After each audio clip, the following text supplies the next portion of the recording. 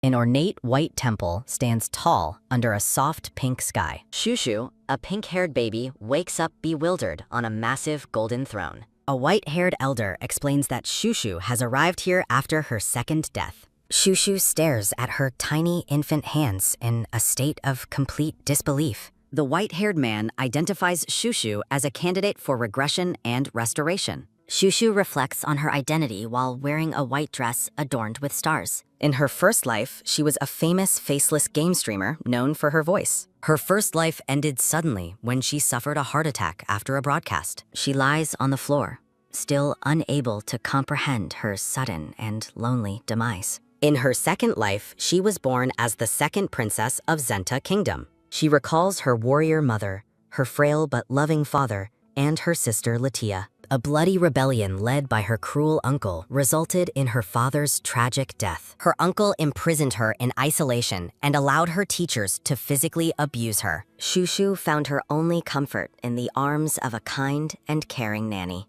When Shushu reached 16, her uncle finally passed away from a lingering illness. Treacherous subjects tied her to the throne and used her as a puppet ruler. After being killed by rebels, Shushu wakes up held by the white-haired man.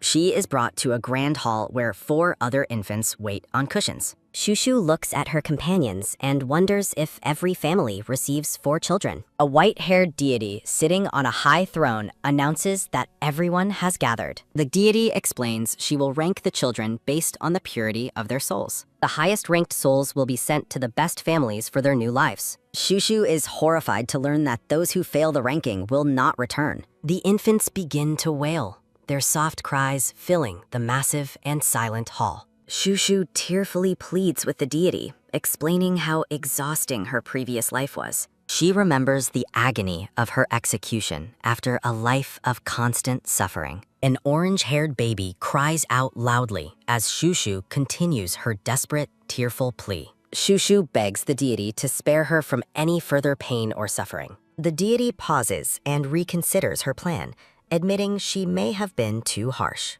Shushu notices that she is the only one who remembers her past lives. She volunteers to go first and bids her fellow infants a final, tearful farewell. Impressed by Shushu's selflessness, the deity decides to grant her a special ability. 3 mysterious bags appear before Shushu, and she notices a sweet, familiar aroma. Shushu sniffs the air, following the scent of what she hopes is candy. Believing she has found a snack, Shushu points to the brown and orange bag. The bag erupts in a brilliant flash of light as Shushu makes her choice. To the deity's utter astonishment, a radiant golden crown emerges from the bag. Shushu stares blankly at the crown, clearly not expecting a royal artifact instead of candy. The deity promises Shushu a good family as the pink-haired baby cries out. The deity prepares to send Shushu back, telling her to discover her power later. Shushu gives a bright and happy smile, ready for a fresh start at last. The deity notes that Shushu is an otherworldly soul while the other babies sleep.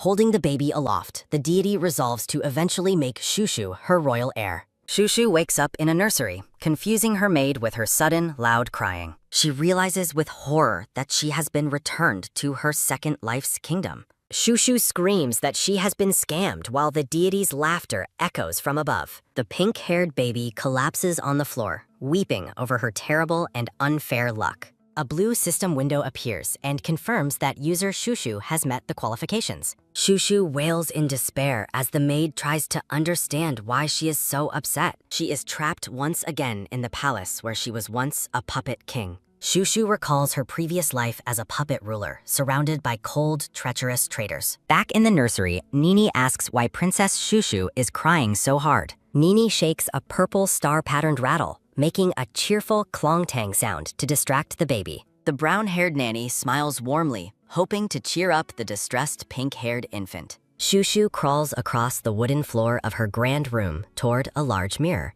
She stares at her reflection, shocked to see her young face once again. Shushu is stunned to see she looks exactly like her sister from her past life. She notes her pink hair and bright green eyes that resemble fresh leaf buds. Shushu realizes her eye color is different from what she remembers of her sister, Latia. She looks at a portrait of Latia, remembering her as the world's most beautiful child. Shushu recalls the deity mentioning regression as the scene shifts to a masked woman. She wonders why she returned to this specific life if she was meant to regress. A sudden, quick suit sound is heard as Shushu realizes her royal name remains unchanged. She remembers her first life as a shy streamer hiding in a crowd with a cap. Another quick syut sound marks Shushu's focus returning to her current infant body. A title card identifies the brown-haired woman as Nini, the princess's caring nanny. Nini asks the princess if she has finished looking at herself in the mirror. Shushu tries to speak, but can only manage a soft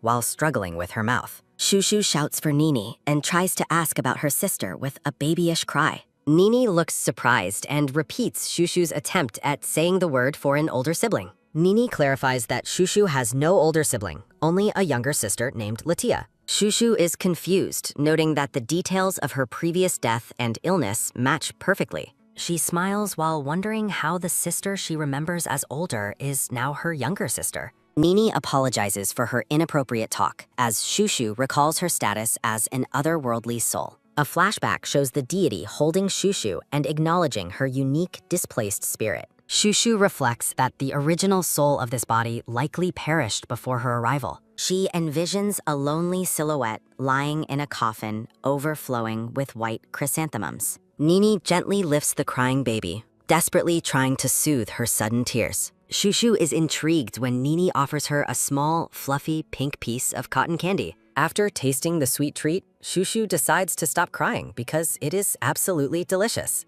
She realizes her adult mind is being influenced by the simple emotions of her child body. A soft pat sound follows as Shushu sucks her thumb, feeling comforted and confused. Nini hugs Shushu and calls her a precious treasure, while a quick suit sound rings out. Shushu stares blankly into the distance, her expression becoming solemn and focused. She remembers the shadowy, smiling faces of the traitors who once manipulated her. Shushu looks up at the smiling Nini, noting the contrast between her and the traitors. Nini carries the princess toward the center of the room, passing large baskets of yarn. Shushu gives a playful wink, hoping her cuteness can be used as a weapon. She notes that acting cute was Latia's old trick, but now she will use it. Nini lets out a loud, shocked jang as she reacts to Shushu's sudden charm. Nini calls for the other palace maids to gather and witness the princess's behavior. 3 maids, Betty, Rana, and Pep, arrive and ask Nini why she is so excited. Nini shows them Shushu's wink, and Rona collapses from the sheer cuteness of the princess. Shushu wonders if her wink worked and considers using even more charms on the staff. She reflects on how she has adopted the outgoing personality her sister once possessed. Shushu sits in her nursery, feeling truly loved by her nanny in this new life.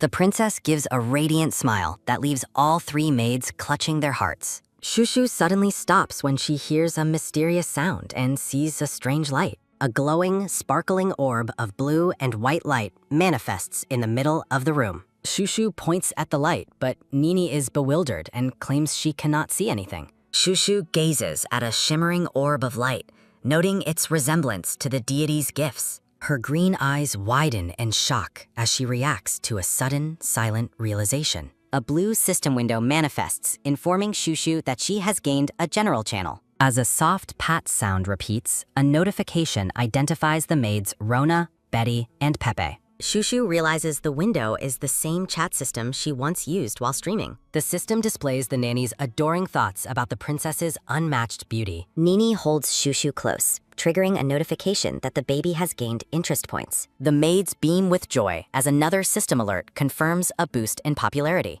Shushu considers the possibility of generating wealth through these newfound system rewards. The baby princess asks for candy, but Nini gently denies the sweet request. Shushu pleads for a treat with a soft, quick set sound as she points. An audible, strained sound escapes Nini as she struggles against Shushu's overwhelming charm. The infant makes a cheerful, soft sound while nodding to further entice her nanny. A sudden, sharp ting sound marks the deity's upgrade to Shushu's unique streamer abilities. Another crisp ting sound accompanies a notification, granting her the high-level SS concept attribute. Shushu stares skeptically at the floating window, questioning the implications of her new power. Her thoughts race as she fears her naive adult mind might be regressing into childhood. A repetitive, airy hosh sound echoes through the grand and empty palace hallway. The heavy doors fly open with a loud brack sound as a maid brings news.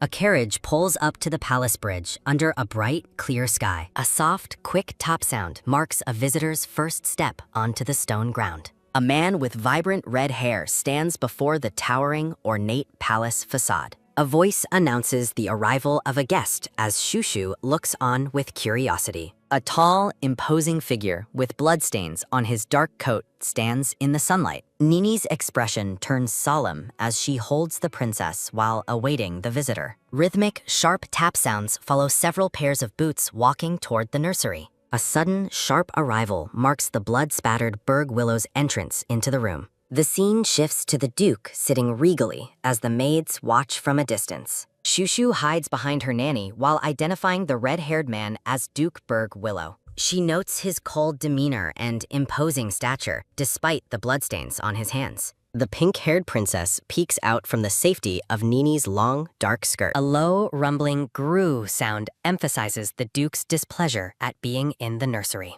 A soft, nervous swallow escapes Shushu as she watches the powerful visitor. Narrative text identifies Berg as her late mother's half-brother and a legendary northern commander. An image reveals the Duke in full armor, standing as a hero of the kingdom. Shushu recalls the Duke's tragic fate after he battled a poisonous dragon in her past. She reflects on how his presence could have prevented the bloody rebellion she once witnessed. Text explains that only the dragon-blooded family can rule the monster-filled northern territory. Shushu envisions the Duke lying bloodied and defeated on a frozen battlefield. She remembers standing before a coffin, mourning the family she was once distant from. In the present, the Duke sits with crossed arms while his aide stands nearby. The silver-haired man clears his throat with an "ehem" and mentions the princess is listening. With a sharp, quick set sound, the Duke brushes his hair while questioning his next move. A piercing, sharp focus marks the intense and cold gaze of the red-haired man. Berg Willow expresses his reluctance to go on a conquest while Shushu watches intently. A terrifying red dragon roars amidst a sea of scorching flames. Shushu realizes the king is orchestrating the Duke's demise through this dangerous mission. A bright ting sound signals the activation of the princess's concept attribute. Shushu flashes a bright, sweet smile, deciding to act like an innocent, hungry child. Her eyes widen in shock as she notices a new system development. Narrator Grant advises the Duke to avoid royal conflict, noting the princess is his own niece.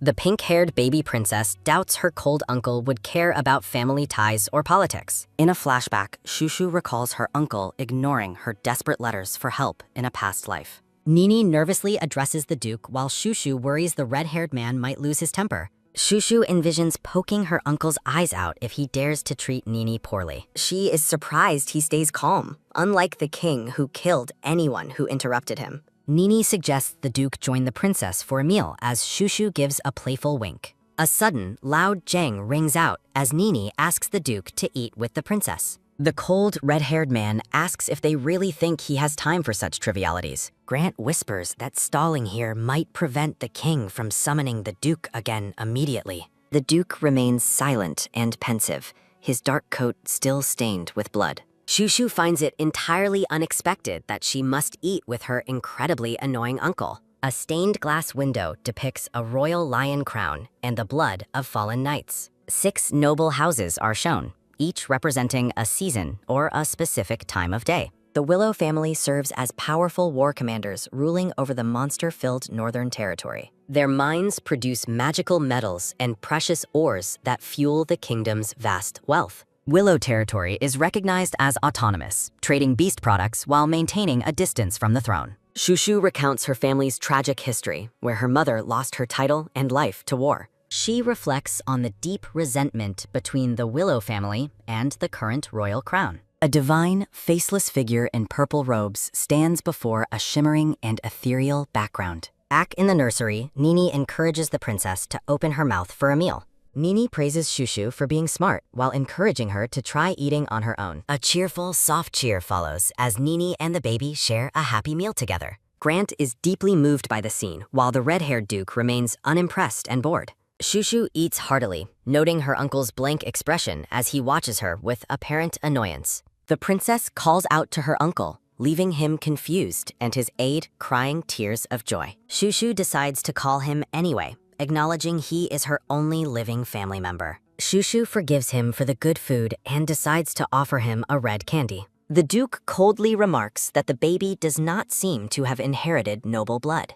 Shushu observes that she and her sister lack the golden hair typical of the royal line. She feels truly loved by Nini, contrasting the anxiety her nanny feels in the Duke's presence. The Duke stares intently, his red hair framing a face hardened by years of battle. Shushu notes he answered quickly and decides he is better than her previous meddling uncle. A soft pat sound marks the princess's focused attention on her red-haired relative. Shushu asks if her uncle hates her while staring up with big green eyes. The Duke is flustered when the princess asks if he actually likes her instead. Grant notes the princess is stubborn and blunt, just like the Duke's late sister. A sudden, bright ting sound signals a new person entering the general chat channel. A message from Grant reveals he finds the princess cute and misses his own daughter. Shushu realizes Grant is the one holding her and notices her uncle is missing from chat. The princess starts to tear up, assuming her uncle has no interest in her at all. A loud "Hugh" echoes through the room as Shushu begins to wail for her uncle's attention.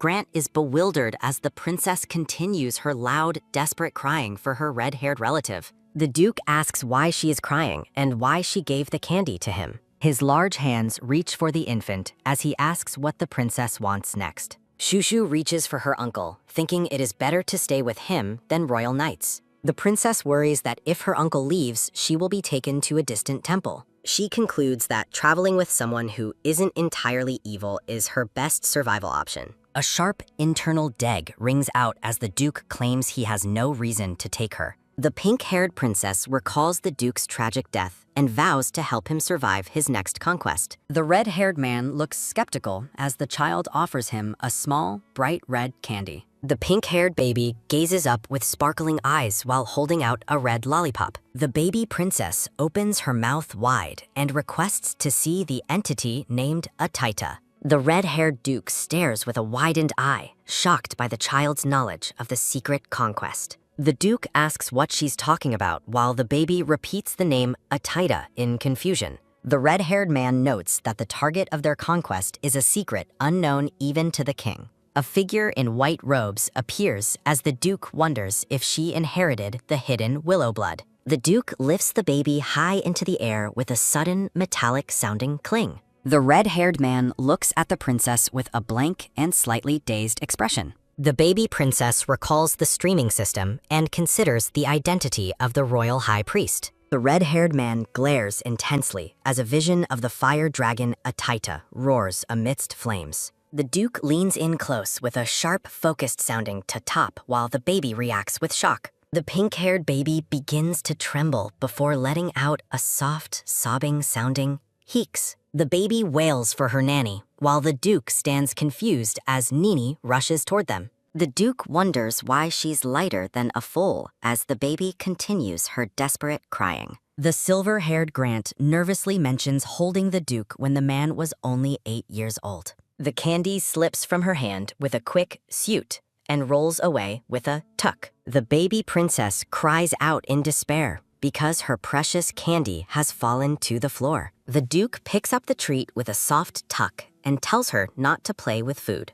The baby princess quickly snatches the candy back with a satisfied, soft-sounding hap. Shushu forgives her uncle while a triumphant, fanfare-like tete-a-tete sounds amidst a floral, blooming background. The Duke asks the child where she heard the secret name of the fire dragon, Ataita. The baby remembers the king's cruel sabotage plan involving a hidden dagger and a dark ritual. The princess claims she heard her uncle caught the dragon with a sudden internal deg sound. The Duke asks who told her, while Shushu questions if he didn't already know the truth. The princess worries about the king's sabotage while her uncle's aides watch the conversation with curiosity. The Duke turns to his green-haired aide and asks how often the king contacts the princess. The green-haired man reports that the king sends messages to the princess about once a month. The red-haired Duke clenches his teeth, suspecting that their secret operation has already been leaked. Grant is horrified by the leak while the Duke questions how a toddler knows such secrets. The red-haired man wonders who the traitor is while remembering the king's cold and distant throne. The Duke's eye narrows with fierce determination as he vows to disturb the king's peaceful life. The red-haired man carries the child away while his aide prepares to contact their northern headquarters. The Duke looks out the window, his red hair catching the light as he remains deeply pensive. The red-haired man tells Grant to prepare for their departure to the temple with a swift suit. The Duke orders Nini to prepare the princess's belongings while the nanny looks on with visible concern. The Duke declares he's taking the child alone, leaving Shushu shocked with a sharp-sounding kaget. A sudden, bright-sounding jang marks the appearance of several colorful lollipops held in the Duke's hand. The pink-haired baby lets out a strained, overwhelmed ugh while staring at the mountain of sweets. Shushu is overjoyed by the candy, clutching them with a soft hap and a tight grip. The Duke holds the candy-laden princess and loudly commands everyone to follow his direct orders immediately. The Duke says he'll wait at the carriage for 2 hours with a soft, mechanical-sounding click. Shushu peers at her uncle while a blue system window hovers near his red-haired head. A system window reveals the Duke's goal to increase the princess's weight during their upcoming journey. The pink-haired baby princess stares skeptically, concluding that her uncle is truly a very strange person. Narrative text marks the passage of 5 days as the scene shifts to lush green mountains.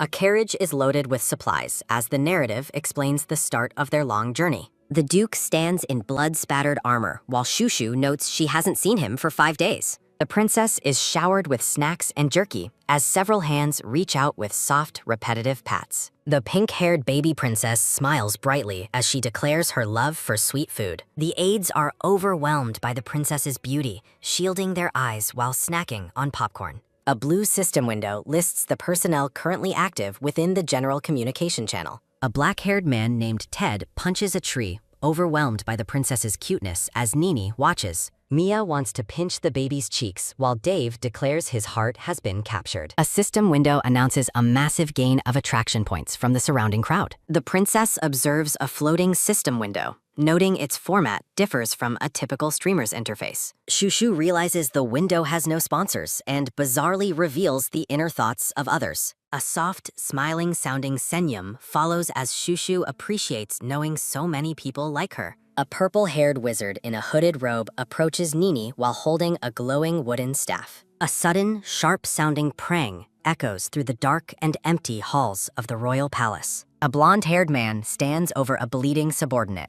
questioning if he just learned of their departure. The blonde-haired man stomps on the subordinate's head, calling the wounded man completely useless. A masked man with long blonde hair coldly orders his subordinates to capture the princess. The purple-haired wizard urges Nini to hurry as they navigate through the dense green forest. The masked blonde-haired man stands amidst a dark aura and repeats his order to capture Shushu. The purple-haired wizard calls out to the princess while clutching a staff topped with a gem. A sudden, high-pitched sounding zing rings out as the green gemstone on the staff begins to glow. A sudden, celebratory sounding jang accompanies the appearance of a delicious-looking slice of strawberry cake. Ivina offers cake to the princess, who reacts with excitement at the sight of the treat. A soft, shimmering-sounding cling highlights a fresh strawberry cake, a famous delicacy from Denvar. The knights complain about the travel time to Denvar until the wizard tells them to be quiet. Shushu asks for a hug, prompting the purple-haired wizard to laugh and welcome her into her arms. A blue system window announces that Ivina, the wizard, has entered the general communication channel. Ivina hugs the baby and tells the dirty people to stay away from the beautiful princess.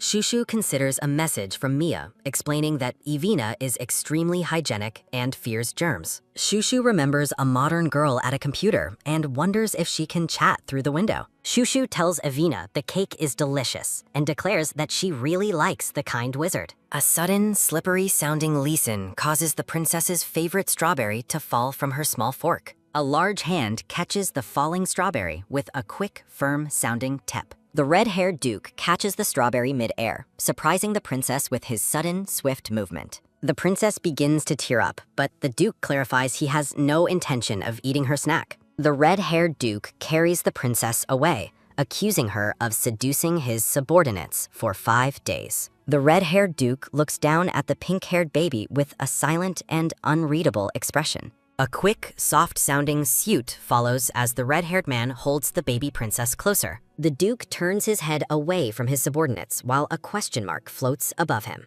The Duke asks what they're doing, and the aides nervously claim they are simply taking a rest. The red-haired Duke glares slightly, thinking that the entire situation and his subordinates are completely ridiculous. A quick-sounding set marks the Duke carefully adjusting the princess's white and red bonnet. A sudden, soft-sounding suit accompanies the Duke handing the princess a large piece of strawberry cake. The Duke tells the princess not to eat in a dusty place, as she happily accepts. Shushu finishes her meal and holds up her arms, asking her red-haired uncle to carry her. The baby princess looks up with large, pleading green eyes while begging to be carried. The aides whisper behind the Duke's back, labeling him a cold-blooded man for ignoring the child's plea. The Duke glares at the fleeing aides while the princess agrees that he is indeed cold-blooded. Shushu watches her uncle and concludes that he is actually a much better person than before. Narrative text explains the Duke ordered spells to prevent motion sickness during their long and comfortable journey.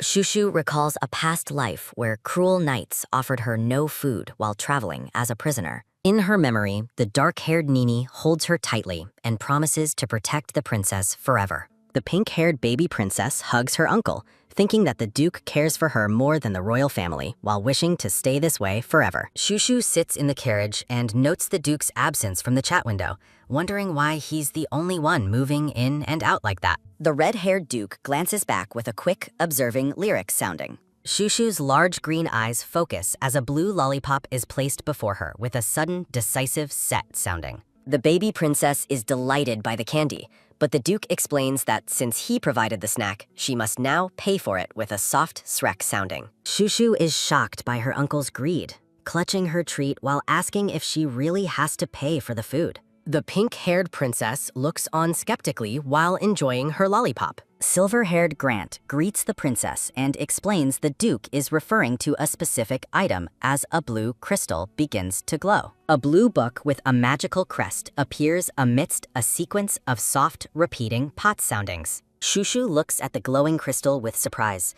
seeing the magical book reflected in her eyes while noting its familiar appearance. A decorative crest sits above a red book adorned with elaborate gold designs. A text box on the red book identifies it as the official list of names. Narrative text explains that the royal biography book details names and talents, made possible by the inherited protection of the sun. A glowing, mystical eye represents the special ability known as the Eye for Talent. Narrative text tells the story of the first king, born under the protection of a radiant, glowing lion. The first king was blessed by Minerva, the goddess of wisdom, whose shimmering blonde hair marked the royal bloodline. Silhouettes of blonde royals illustrate the talent's history, while Shushu notes she lacks both the blonde hair and the special gift. Shushu considers that if she had those eyes, she could see everyone's talent, just as her father and uncle do. Shushu remembers that her purple-haired uncle had very weak talent, but emphasizes that she remembers everything clearly. The red-haired Duke leans in and asks the princess if she has ever seen the special eyes. The Duke looks at the child with a stunned and silent expression.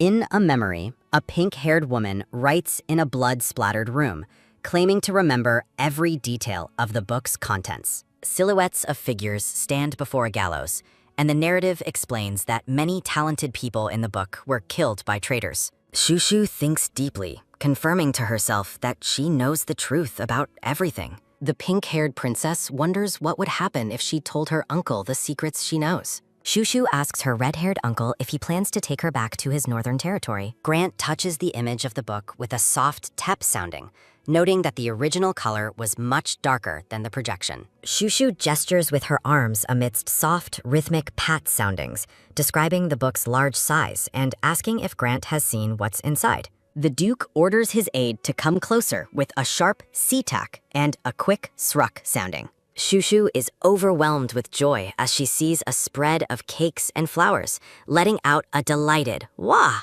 Grant offers a slice of cake, promising her the entire set of sweets if she tells them the story accurately, while a hooded wizard lets out a loud R sounding. The Duke reflects on the need for information after the secret details regarding the subjugation of the dragon Ataida were leaked. The pink-haired baby princess stares in silence with a thoughtful expression. Grant asks the princess to identify anyone she recognizes from the figures he is about to show her. The princess's large green eyes sparkle with visible excitement as she looks at the crystal. The Duke's aides wear 3D glasses and eat popcorn while dazzled by the princess, who decides she wants to live among those who love her. Shushu declares she'll guess up that 100 names, and the Duke agrees despite saying he can't provide that many cakes. The red-haired Duke promises to provide coupons for the missing cakes as Grant stifles a laugh with a soft "oomph" sounding. The Duke continues his explanation while his silver-haired aide watches on nervously. The princess and the Duke shake hands with a firm grep sounding to mark the end of their successful negotiation.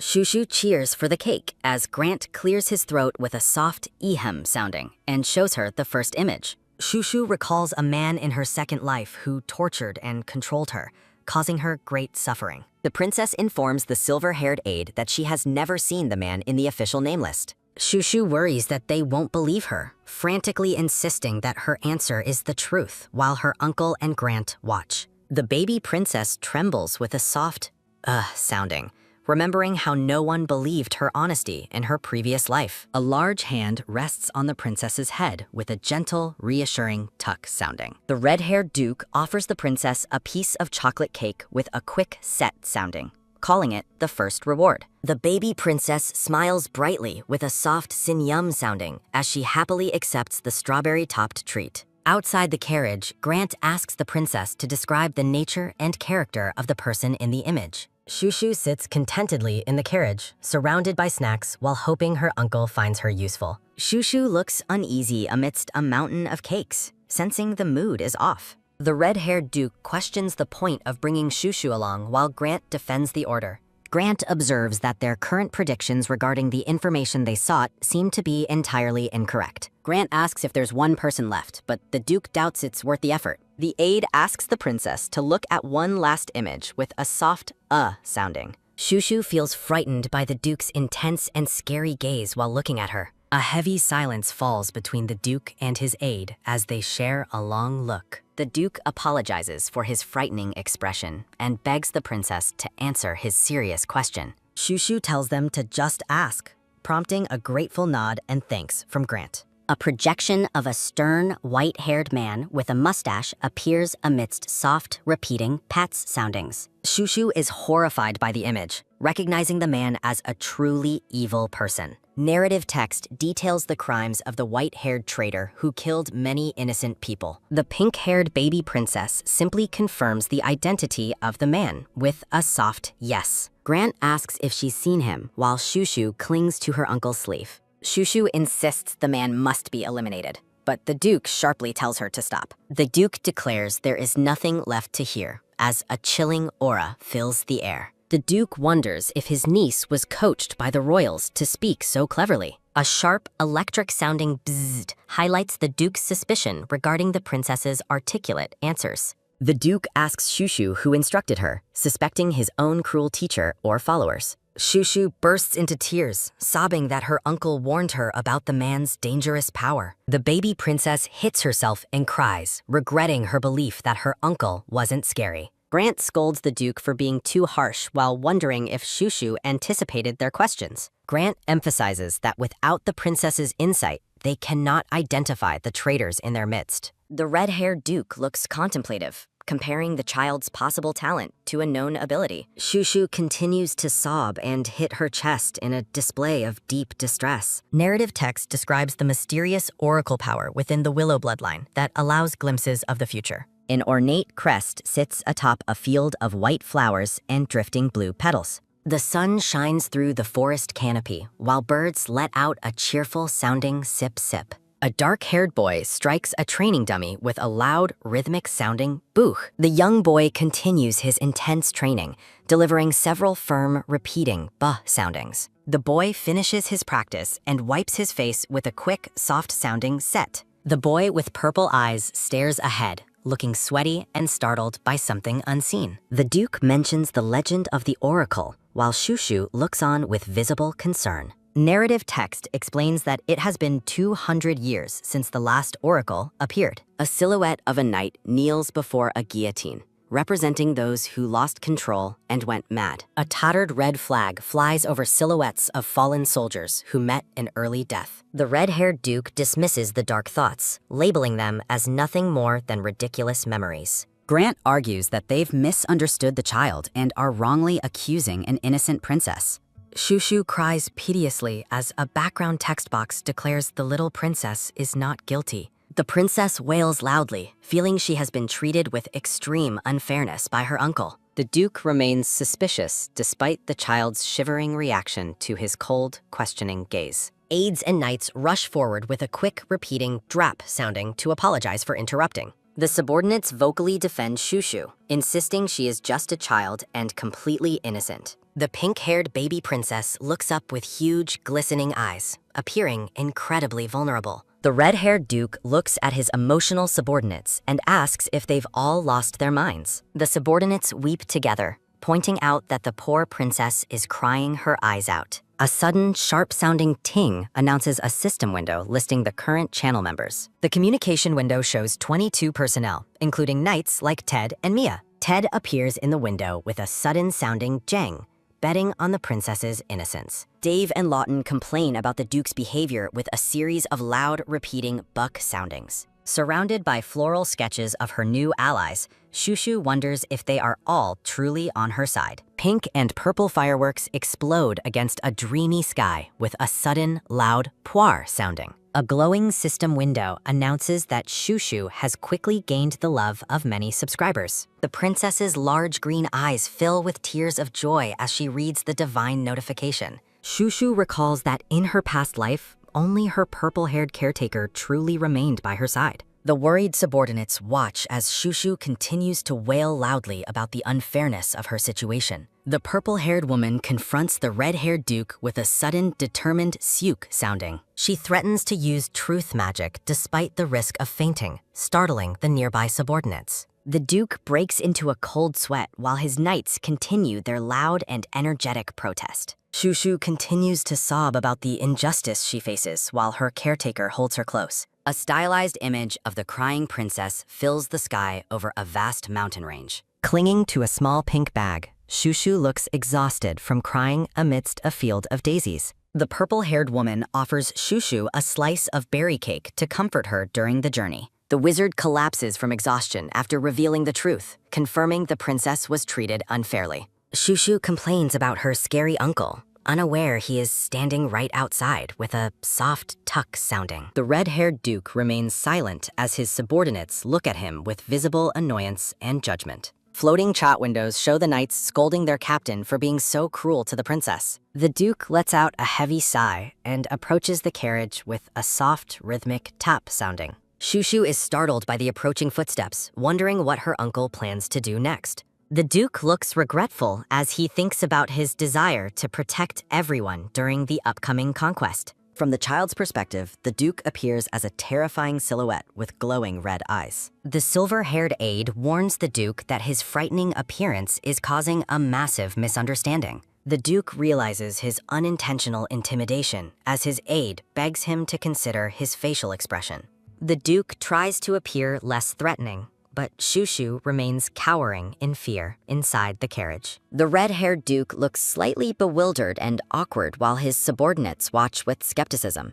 The Duke offers Shushu a green gift box, knowing it contains her favorite fruit. The silver-haired aide explains that the Duke used magic to quickly fetch the treats from town. A flashback shows the wizard using magic for the task while the Duke and aide discussed it. Shushu is tempted by the delicious-looking treat as the Duke promises it isn't poisoned. The princess reaches out her tiny hands and excitedly asks for the cake. A beautiful fig tart is revealed, which Shushu identifies as her favorite food from her past. Shushu decides to forgive her uncle just a little bit because the cake is so delicious. The Duke promises to fill a whole carriage with figs as an apology, delighting the princess. The aide finds the exchange adorable as the Duke realizes how simple the princess's wishes are. Shushu happily asks her uncle to pick her up as her caretaker watches with a smile. The red-haired Duke gives a rare, genuine smile with a soft, warm sineum sounding. The Duke picks up the princess with a quick set sounding, and she looks perfectly content. Shushu snuggles against her uncle's chest,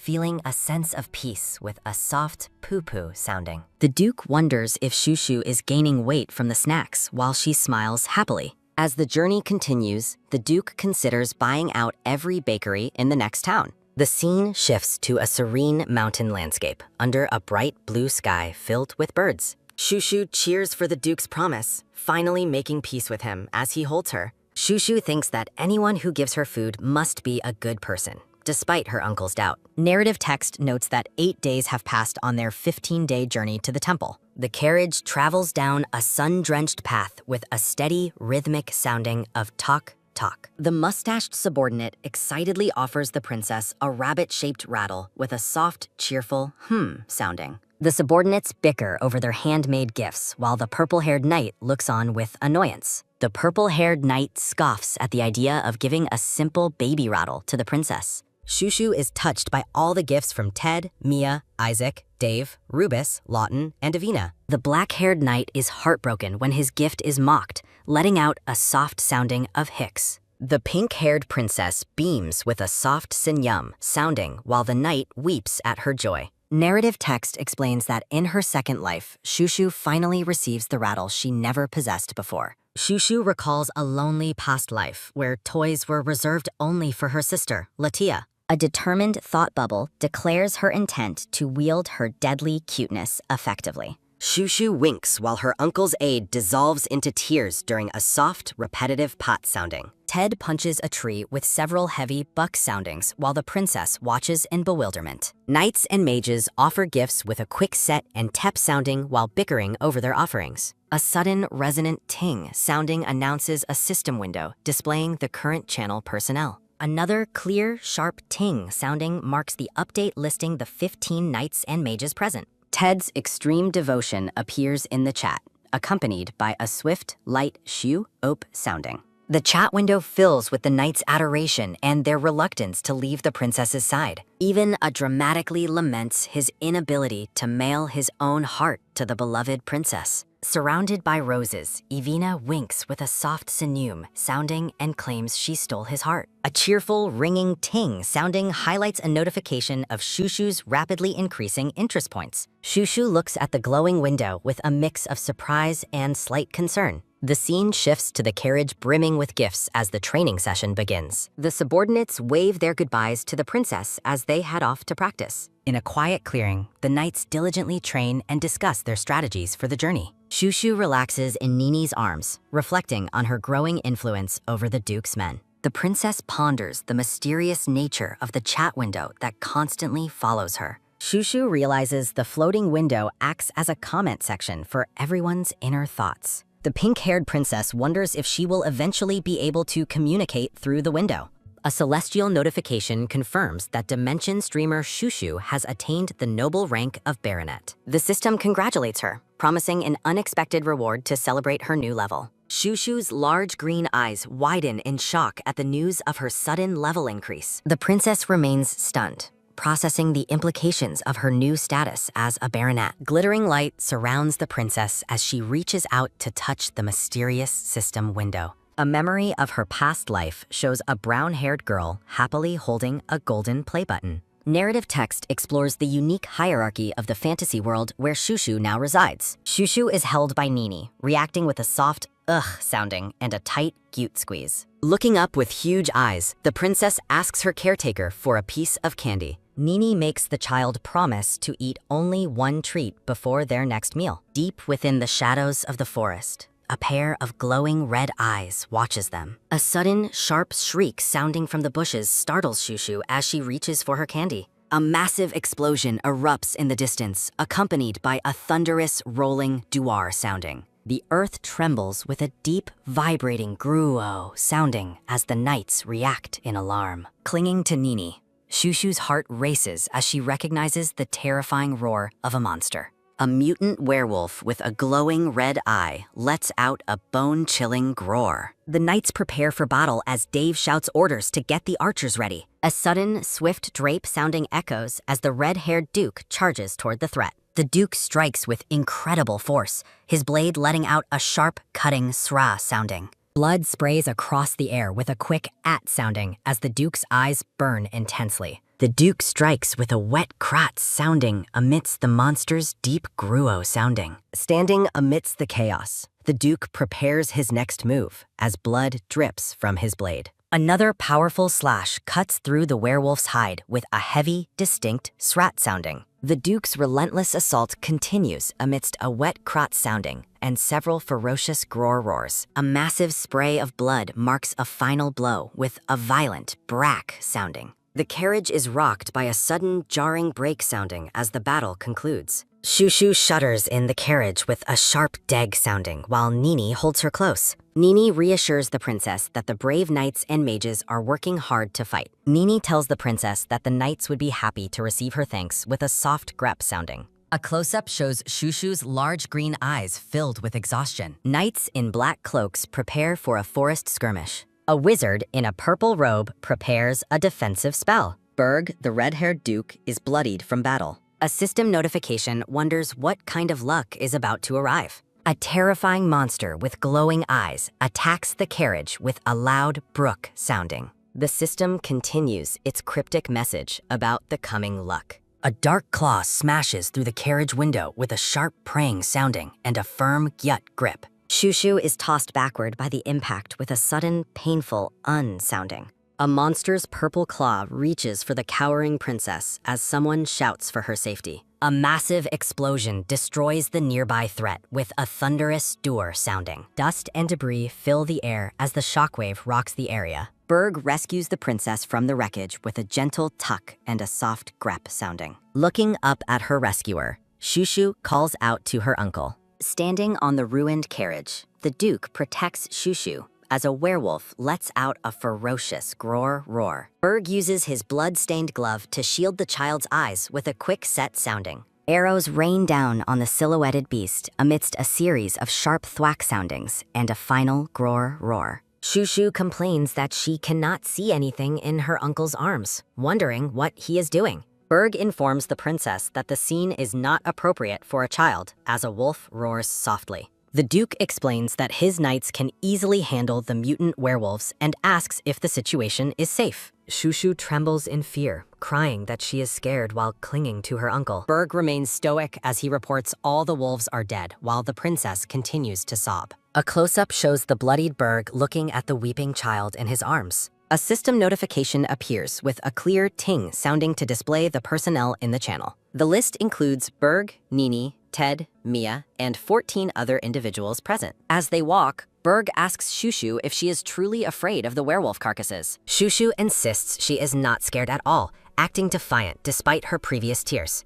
Berg thinks about how different the princess is compared to his own sons. The Duke asks for confirmation on her lack of fear as Shushu makes a pouting face. Shushu is annoyed, wondering if her uncle is still scolding her for a past mistake. The princess pouts and asks Berg if he is trying to threaten her. Shushu lets out a sudden scream of terror with a loud kya sounding while Berg watches her. A thought bubble reveals Shushu's memory of her brother once keeping 5 werewolves as pets. The dark-haired aide reminds the Duke that the late Empress was catching monsters at age 7. Berg smiles slightly as his aide adds that she also caught them when she was 5.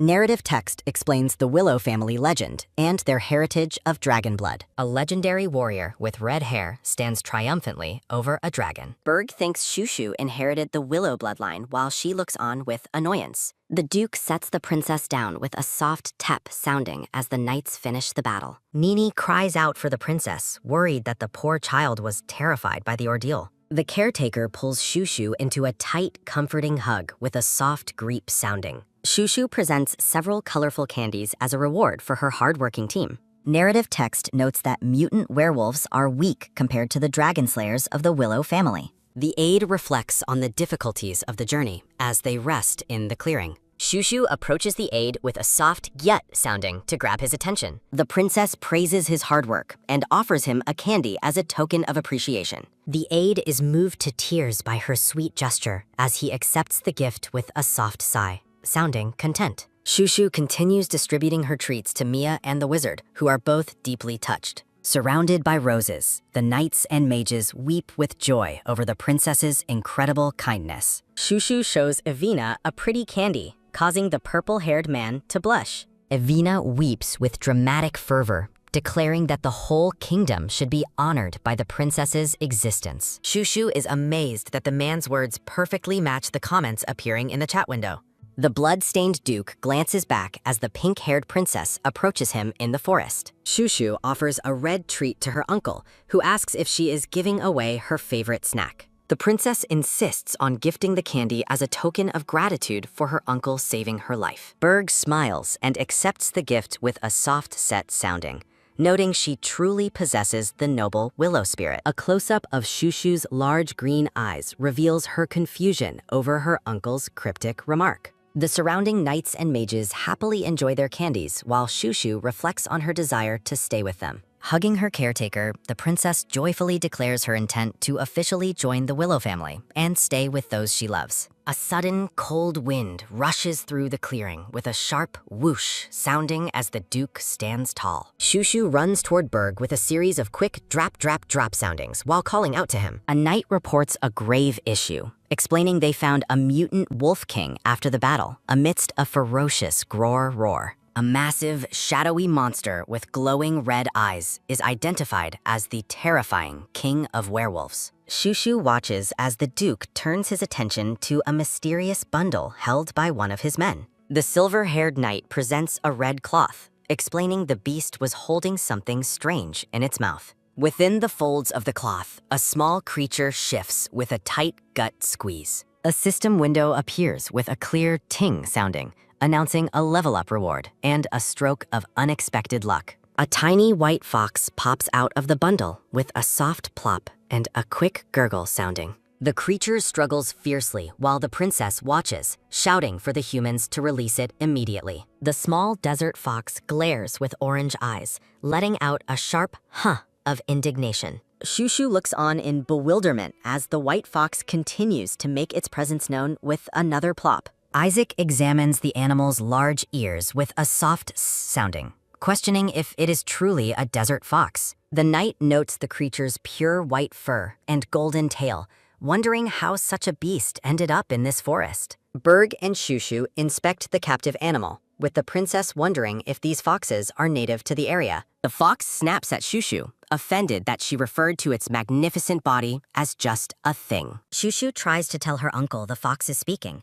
but he only hears a series of guk barks. The princess covers her mouth in shock, realizing that she is the only one who can understand the animal. Berg looks thoughtful as he prepares to make a guess about the creature's mysterious origin. Isaac asks to continue his report, and the Duke gives him the signal to proceed. The knight explains he found the creature wrapped in cloth and hidden inside the dead Wolf King's mouth. He reveals his belief that the animal is a legendary spiritual being, surrounded by a celestial glow. Both Berg and Shushu are stunned by the revelation that they have encountered a true spiritual animal. Isaac recounts how the monster carcasses were purified by the fox's power right before their eyes. Text explains that the creature is a holy animal capable of cleansing contaminated lands and foul monsters. Despite its holy status, the fox growls with a deep grrr sounding, looking far from peaceful. Berg demands confirmation of the animal's identity, and the silver-haired knight affirms his certainty. The Duke turns to Dave for his opinion, who confirms he has witnessed the creature's strange power. Narrative text explains that spiritual animals are nearly extinct and typically only appear in the purest of places. A vision shows a holy figure praying over a white fox, representing the animal's sacred history. The fox continues to bark with a sharp guk sounding, demanding that the humans release it at once. The knights discuss whether to report the find, fearing the Emperor's reaction to such a rare creature. Isaac warns that keeping the fox secret could lead to accusations of theft against the Duke. Berg orders his men to secure the area and prepare to move out in the carriage. The Duke decides they must bring the fox along, despite the creature's loud and angry complaints. A knight explains it took several men and a mage to capture the surprisingly strong little beast. Isaac struggles to hold the fox, which growls with a sharp ha sounding and threatens to escape. The knight suggests that releasing the troublesome spiritual animal might be their best option. A vision of a grown woman with pink hair standing beside a massive white fox appears in a blooming garden. Ancient legends say that a spiritual animal will only ever serve one true master throughout its life. The brown-haired knight questions the situation, asking how they will determine the creature's true master. The white fox glares with its piercing orange eyes as it makes a soft sounding. A sudden cold wind rushes through the area with a sharp whoosh sounding as they stare. The fox's eye widens in surprise with a sudden sharp deg sounding of realization. Shushu tries to ignore the fox, but the creature commands the little human to wait and stop. The white fox continues shouting for her to stop, directing its loud commands at the princess. Shushu is thrilled to understand the animal, while the fox asks what is wrong with her. The creature looks smug with a sudden jang sounding, confirming that Shushu can indeed hear its voice. The pink-haired princess breaks out into a cold sweat, feeling overwhelmed by the fox's direct confrontation. Shushu attempts to walk away with a quick "sute" sounding as the fox shouts its realization. Despite the fox's constant chatter with a soft syuk sounding, Shushu is determined to ignore it. The princess feels annoyed, noting to herself that the small spiritual animal is incredibly noisy and loud. Shushu asks to hold the fox, but the creature demands she carry it with a soft hee-hee sounding. Duke Berg firmly denies her request to hold the animal, much to the princess's disappointment. Shushu is mesmerized by the fox's fluffy tail as it wags with a rhythmic wiggling motion. Shushu begs for a single touch while flapping her arms in a frantic, pleading motion. Shushu sobs with a soft hicks sounding as the fox deflates with a quiet syuk sounding. Isaac reports that the animal has stopped resisting and crying, which catches the Duke's full attention. Looking at the fox, Shushu thinks to herself that it is actually quite handsome and impressive. Shushu squeals with a loud kia sounding over the fox's cuteness while the knights watch her. The princess gently reaches out and touches the fox's head with a soft tep sounding. The knights and mages are struck by a wave of disbelief, their eyes wide in total shock. A knight notes that the beast responds to Shushu's touch, despite its typical hostility toward holy power. Shushu strokes the fox's fur, exclaiming about its softness as the creature reacts with a grimace. The men discuss the legend that spiritual animals only allow their master to touch them. Isaac is frozen in surprise, his mind reeling as he watches the princess bond with the creature. Shushu screams with a loud kia sounding as she pulls the fox into a tight grep hug. The princess lets out a quiet, breathless ha sounding as she gazes at the mysterious white animal. The glowing fox declares that it senses a great and holy divine power emanating from Shushu. Surrounded by a celestial light, the creature continues its proclamation about sensing the power of a god. The knights whisper among themselves with a low blah blah sounding as they watch the scene. Isaac and his companion look on with bafflement, wondering how a child could tame such a creature. Shushu stares blankly, her mind processing the fox's words about her possessing a holy power. The white fox sparkles with joy, its orange eyes shining brightly as it looks at its master. Shushu recalls being chosen by a celestial being during her regression, wondering if that is the source. The princess and the fox share a knowing look with a soft nod and a warm smile. The animal affectionately licks Shushu's cheek as she laughs in delight, her eyes sparkling with happiness. A bright, magical light flashes through the forest with a sudden, sharp-set sounding, illuminating the pair. Shushu and the fox are bathed in a beautiful blue aura while a soft la-la melody plays. A decorative bundle appears with a sudden magical duar sounding, marking a shift in the mystical energy. Flowers bloom in the background as the princess reaches out toward the glowing and mystical new object. A system window appears, granting Shushu the ability to speak with all spiritual animals as a reward. Shushu wonders if the fox can read her mind, and the creature confirms it easily can. A majestic portrait showcases the white fox against a highly detailed circular backdrop. A dark silhouette reveals the true form of Rakshasa, a divine messenger bound by heavy iron chains. The messenger explains that it exists to help humans like Shushu and will eventually ascend to heaven. A gentle hand reaches out from the light with a soft pat sounding to comfort the princess. Shushu closes her eyes and feels the warmth of the divine touch as the magical aura intensifies. The princess is suddenly startled by the fox being so close, her eyes wide with surprise. Isaac declares that he saw everything clearly and confirms that the princess has successfully tamed the animal. She wonders if being able to touch the spiritual animal makes her its master. The Duke watches with a stoic expression while a laugh echoes through the forest. A blue system window appears with a sharp ting sounding, displaying a list of nearby personnel. Shushu is surprised to see 40 people listed in her general system channel. The knights and mages celebrate Shushu's success, overwhelmed by the emotional and cute scene. Avina notes the creature's expression and tries to cheer everyone up with a funny pose. The princess cuddles the white fox as hearts float around them in a joyful moment. The tiny creature shouts excitedly at Shushu, calling her a little human. Both Shushu and the fox become overwhelmed by the crowding knights with a dizzying spin. Shushu begins to sob softly with a quiet hicks sounding while the knights watch her. The group of men huddles together nervously, a collective sweat drop forming over their heads. The fox grunts with a soft sounding, asking Shushu what exactly is going on. The small beast trembles as it asks Shushu about the identity of the powerful duke. Berg issues a terrifying threat of silence, and his men immediately salute in absolute obedience. The duke promises a gruesome fate for anyone who talks as his eyes flash.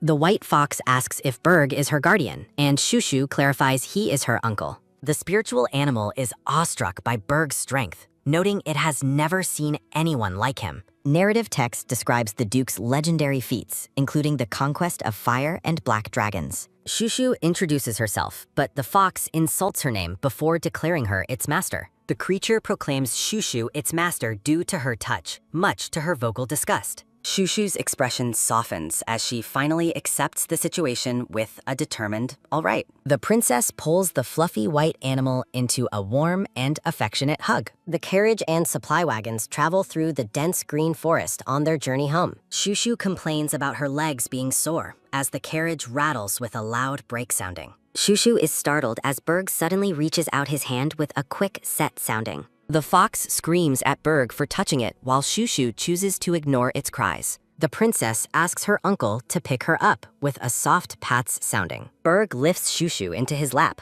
causing her to let out a delighted squeal. Shushu smiles happily while resting comfortably on the duke's lap with a soft tep sounding. The duke looks down at his niece with a rare, gentle expression in his eyes. Shushu gazes back at her uncle with wide, sparkling eyes full of innocent affection. A carriage lies wrecked on its side in the clearing with a sudden brack sounding. A knight informs the princess that she must ride with the duke due to the breakdown. The woman whispers a secret offer to help Shushu if she feels uncomfortable staying.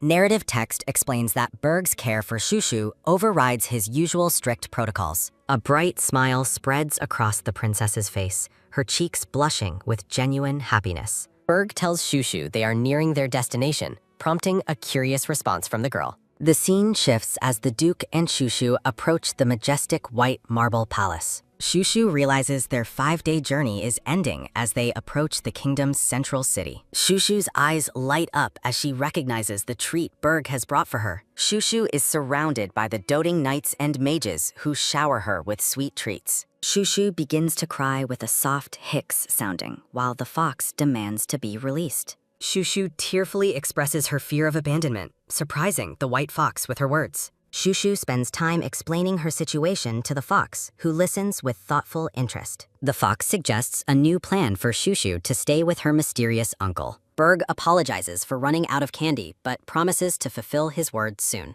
The Duke confirms he will provide as many figs as Shushu can eat upon arrival. Shushu is overcome with excitement at the thought of finally eating her favorite fig desserts. The spiritual animal despairs over its master's simple nature, while Shushu giggles with delight. Berg offers a night in the city, but the fox urges Shushu to act with a loud wah sounding. Shushu pleads with her uncle to join her with a loud ah sounding. Berg offers a walk, but immediately mentions his many responsibilities despite Shushu's enthusiasm. The princess's eyes glow with a sudden jang sounding as she demands he keep his promise. After a long pause, the red-haired Duke reluctantly agrees to a short walk with her. Shushu celebrates by petting the fox with a soft pats sounding amidst a floral background. The Duke watches her, somberly thinking about their inevitable separation in the near future. A dark energy swirls around the princess as she shouts Isaac's name into the void. Shushu screams with a loud arg, sounding about her plan to win over the Duke. The carriage enters the city gates with a rhythmic talk-talk sounding in the afternoon light.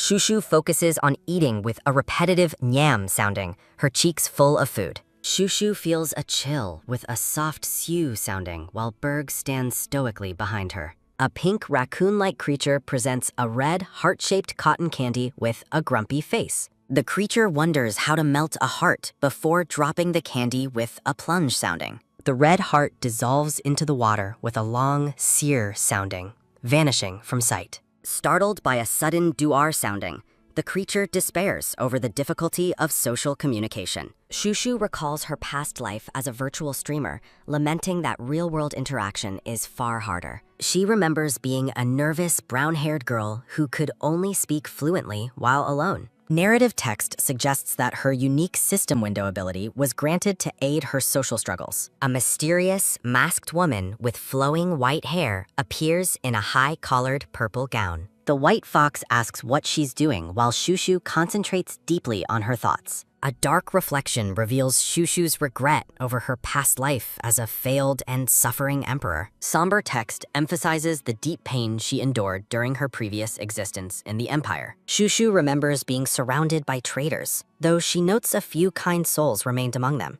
The silhouette of the imperial palace looms behind two figures standing amidst falling white petals. She recalls a young official who supported her even as the chaotic empire fell into rebellion. As a fallen empress, Shushu's gasping breaths with a soft, harsh-sounding echo through her dark confinement. In a flashback, an official fiercely defends the emperor's honor against a group of disrespectful men. The princess gazes into the distance with eyes full of tears and haunting memories of the past. She stares at the back of the loyal official, regretting that she never saw his face.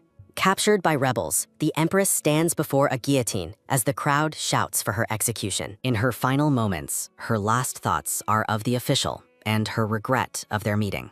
An executioner reaches for the mechanism with a quick tap sounding, sealing the Empress's tragic fate. A violent splash of red accompanies a sharp crash sounding as the scene comes to an end. The carriage and supply wagons continue their journey through a sun-drenched, bustling city square. Shushu resolves to live a different life while secretly hoping to meet the loyal official again. A framed portrait of the mysterious official's back is surrounded by blooming white lilies and petals. The fox asks about her intense focus, and Shushu explains her plan to stay with her uncle. The creature laughs with a loud ha-ha-ha sounding, excited by the prospect of a wealthy lifestyle. Shushu and the fox bump heads with a soft sounding as they think together.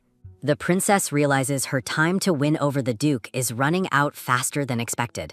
They arrive at a majestic castle with a sudden jang sounding, leaving Shushu in total awe. Isaac spots the carriage and greets the princess with an enthusiastic wave from the courtyard. Carrying Shushu through the rose garden, Isaac points out a local toy store to her delight. A charming, decorated building stands under the bright blue sky, signaled by a sudden jang sounding. Shushu's heart races with a rhythmic deg-deg sounding as she sees toys for the first time. Berg is confused by the concept of toys, prompting Shushu to lecture him on their importance. The Duke strokes his chin with a thoughtful sounding, contemplating his niece's strange interests. A blue system window appears with a sharp ting sounding, updating the list of nearby personnel. Shushu reads a notification that she has gained interest points because of Berg's private observations. The princess pouts as she realizes her uncle was criticizing her in his own mind. Rubus asks if the princess wants a walk, and Shushu excitedly repeats his question. The brown-haired knight smiles, telling her she can explore the city whenever she likes. He mentions his men will guard her as 3 knights look intensely determined behind him. Shushu is confused as Rubus holds her during a competitive rock-paper-scissors game. The group argues about using magic in the game and demands an immediate rematch. A sudden, loud crash sounding startles the princess as the knights continue their chaotic bickering. Rubus laughs, telling Shushu they will soon decide which of them will be her guard. Shushu spots Isaac holding the white fox and happily shouts the name Nini. Shushu calls Nini a toy, and the fox is deeply offended by the human's insult. A buzzing sounding fills the air as Shushu declares she is hungry while Nini growls. Shushu stares in disbelief as she processes the fox's words for the very first time. Berg suggests they eat and rest nearby before continuing their long journey toward home. A soft tapping sounding follows the group as the princess blinks with a blinking sounding. Nini laughs triumphantly at Shushu's visible defeat, noting that the powerful human realized something. The knights celebrate their victory, shouting a loud hooray, sounding while agreeing that food is important. Shushu cries with a soft hicks sounding about being hungry while her caregiver realizes her plight. Berg is skeptical of her hunger, given how many snacks the girl has already consumed. A swishing sounding accompanies the red-haired duke as he leads them toward a local establishment. Shushu blinks with a soft blinking sounding, looking dazed and tired as they arrive. A ringing sounding welcomes them as the restaurant staff greets the duke and his party. A quick tapping sound echoes as Berg indicates where Shushu and Nini should sit. Shushu glances sideways with a glancing sounding while sitting quietly with her white fox. Narrative text notes that the duke's knights and mages appear to be very relaxed people. A purple-haired mage and a silver-haired knight joke around while waiting for the meal. Ivina smiles warmly, encouraging Shushu to eat while the girl contrasts them with past traitors. Shushu's vision becomes blurry as she happily holds a fork next to the cheerful fox. The princess wonders why she feels so sleepy and exhausted while being carried. Nini worries about falling, while Shushu considers asking the fox for a piece of candy. A thumping sounding occurs as the white fox suddenly falls onto the hard floor. Berg and the dark-haired knight react with total shock to the sudden noise at the table. Avina notes that the princess is unusually sleepy for this time of the day. Shushu falls into a deep sleep amidst flowers as the knights watch her with adoration. Avina murmurs that Shushu is so exhausted she is even sweating in her sleep. Berg is startled, demanding to know what Ivina just said about the princess's condition. The duke looks intensely concerned as he asks Avina to clarify her observation. Avina explains that children often sweat while sleeping due to their high body temperatures. Berg's expression turns terrifyingly dark, frightening Ivina and the sleeping Shushu with his intensity. Berg reasons that Shushu was overwhelmed by the schedule and the sudden werewolf encounter. Berg shouts for Rubis, startling the knight who was busy eating a piece of chicken. Rubis stands up instantly with a standing sounding, saluting the duke in absolute readiness. The red-haired duke orders his man to go and fetch a doctor immediately. Rubis is completely bewildered, questioning the extreme order for something as simple as a nap. Avina tries to explain that this is normal, but Berg remains focused on the princess. Shushu's sleepy breathing sounding continues while Avina wonders about the duke's intense reaction. Berg sits alone in the shadows, appearing deeply troubled and contemplative about his niece. Narrative text describes the duke's cold and distant attitude toward the duchess who has returned. Berg repeats his urgent command for a doctor with a quick tapping sounding. A running sounding echoes as Rubis dashes off, leaving Shushu sleeping quietly on her chair. Rubis shouts in alarm as he races through the building to obey his duke's order. Berg rests his chin on his hand, looking somber as he watches over the sleeping Shushu. The knights whisper amongst themselves at the table about the duke's urgent order to fetch a doctor. The silver-haired knight and purple-haired mage exchange worried glances as a heavy silence falls over the group. Rubis bursts through the door with a loud brack sounding, announcing that he has successfully brought a doctor. The brown-haired knight introduces the trembling physician, while the old man wonders what exactly is going on. A dramatic jang sounding accompanies a memory of the doctor sitting sternly at his private desk. The doctor dismisses the request with a sharp huh sounding, stating he does not practice outside his office. Rubis stares intensely at the stubborn official, telling him it would be best to follow him immediately. A soft syut sounding follows a heavy bag of coins as Rubis tries a more lucrative form of persuasion. The bag spills open with a loud kring sounding, revealing a mountain of glittering gold coins. Mesmerized by the wealth, the doctor declares they must depart for the patient's location at once. The old man falls to his knees before the glowing pavement while Rubis watches him with a flat expression. At the restaurant, the doctor trembles with a soft burr sounding, terrified by the duke's monstrous aura. The red-haired duke looks intensely noble and frightening, leaving the doctor certain he is dealing with a high-ranking aristocrat. The duke orders the doctor to heal her immediately, startling Rubis and the confused physician. Shushu sleeps soundly with a rhythmic HH sounding while her pink hair spills over the dark chair. The doctor gently takes the girl's hand with a soft set sounding to begin his medical examination. Overwhelmed by the knight's dark stares, the doctor begins to cry, wishing he could just go home. The doctor reports his findings, but Berg glares fiercely and tells him to address the patient as a princess. Avina supports the doctor's assessment, assuring the Duke that his niece is simply exhausted and in a deep sleep. Startled by a loud groar and arg sounding, the group panics over the princess's breathing while a bear-like aura looms. The doctor weeps with a soft hicks, sounding frustrated that they brought him if they refused to believe his diagnosis. Avina tries to reason with the group while the Duke stands silently with his back to the table. The red-haired Duke remains skeptical, noting that his own sons were never this fragile or sleepy. Rubus explains that a nearby transit town exists, though stopping there would severely disrupt their travel schedule. The Duke glares until Rubus panics, quickly agreeing they must leave for the city and prepare immediately. Shushu remains asleep as the brown-haired knight marvels at the Duke's sudden willingness to prioritize her over his schedule. Avina watches the Duke, suspecting that the man has not yet realized how much he truly cares for the girl. Isaac enthusiastically offers to use teleportation magic to bring more doctors to the princess's side. The red-haired Duke stares forward with a stoic and unreadable expression on his face. He asks the blue-haired mage why he is still standing there with a quick set sounding. Startled by a soft clang sounding, Isaac realizes he has been given the green light to proceed. Dashing away with a rhythmic drop-drop sounding, Isaac drags another mage along to help with the spell. Determined to help the sick princess, Isaac strikes the floor with his staff with a loud duck sounding.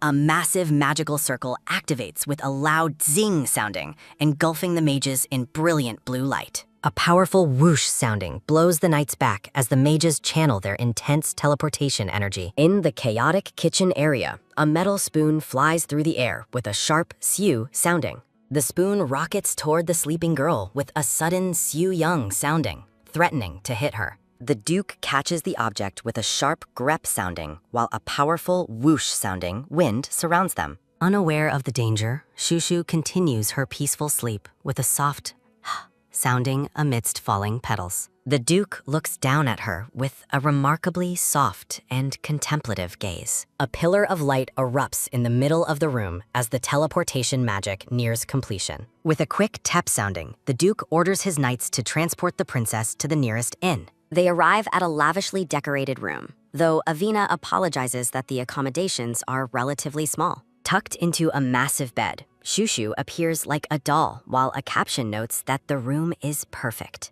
The Duke worries about the girl's cold sweat, but Rubus explains that excessive magic could harm a young child. A heavy, dinging sounding fills the room as the Duke and his knight watch over the sleeping girl. The red-haired Duke demands to know why the room temperature hasn't been raised yet with a sharp bzzzt sounding. Rubus and Avina gasp with a soft ha sounding, explaining that the cold northern winds are hindering the mages. Nini pets the girl with a soft tep sounding, wondering why the humans are making such a big scene. The white fox watches as the ornate double doors are left slightly ajar in the silent, bright hallway. Outside the room, knights discuss the doctor's report confirming the princess is simply exhausted and fine. Avina stands with the knights in the lavish room. Shushu groans softly in her sleep, her face flushed as she tosses and turns under the blankets. A soft burr-burr sounding follows the sleeping girl as she huddles deeply into her white nightgown. The red-haired Duke watches over his niece with a stoic yet deeply focused expression. A bright memory of Berg and a blonde man smiling together flashes through his mind. Berg rests his hand near the sleeping girl, his large fingers emphasizing how small she truly is. A soft set sounding accompanies the Duke's gentle movements as he watches the girl's peaceful face. Shushu appears slightly feverish in her sleep, her breathing heavy as her caregiver remains close by. Berg lifts the small girl into his arms, holding her with surprising care and attention. A rhythmic burr-burr and low gurt sounding echo as the Duke gazes down at her with intense concern. Beautiful pink and white flowers bloom in the corner, shifting the atmosphere of the room. The renowned doctor brought by Avina confirms to the Duke that the princess is merely sleeping deeply. Shushu's face is calm and relaxed as she remains tucked into the large, comfortable bed. The doctor explains that children shouldn't travel such long distances because it completely drains their limited energy. Narrative text explains that while Shushu has suffered worse in past lives, her current family remains unaware. Berg reflects on the doctor's words while the knights celebrate the news with a loud wah sounding. A soft cluck sounding accompanies the doctor as he gathers his bag and prepares to depart. The knights cheer with a joyous yuck sounding, relieved to know their young princess is not ill. A loud brook sounding startles Avina as her fellow maids praise her for her hard work. A soft lega sounding follows a collapsed mage as Isaac's teammates ask for help moving him. A rhythmic drop-drop sounding follows the brown-haired knight as he approaches Berg to deliver a report. Peace settles over the group as they rest for the night, depicted in a series of quiet scenes. A soft tap sounding marks the start of a meeting to adjust the travel schedule for Shushu. The knights celebrate the unexpected day of rest, crediting the sleeping princess for their good fortune. A soft set sounding accompanies a knight's raised hand as he prepares to deliver an emergency update. The knight reports an incident involving Aiden, leading Berg to ask if his disciple is causing trouble. Aiden is formally introduced as a dark-haired youth and the current sole disciple of the Duke. A loud break sounding accompanies Aiden as he stands before a massive hole blasted through a wall. Aiden looks on with a cool expression as his companions debate the nature of the recent explosion. Berg dismisses the report with a soft sounding, deciding to handle his disciple upon his return. A character card introduces Morglay Willow, the Duke's first son, shown as a silhouette with a sword. With a soft cluck sounding, the knight finishes his report and steps back into the shadows. Berg sits in silence, appearing deeply burdened by the various responsibilities of his high-ranking position. The Duke orders everyone to use the time to rest and recover their stamina for the journey. A loud drap sounding follows the knights as they excitedly discuss their newfound luck and the princess. A soft hic sounding follows a knight's dramatic display of grief over their captain's unusual mercy. Two knights exchange whispers, noting that the topic they are about to discuss is quite sensitive. A character card for Scarlet Willow appears, framed by falling white feathers and a blue background. Narrative text identifies Scarlet Willow as Berg's sister, the former Duchess, and Shushu's late biological mother.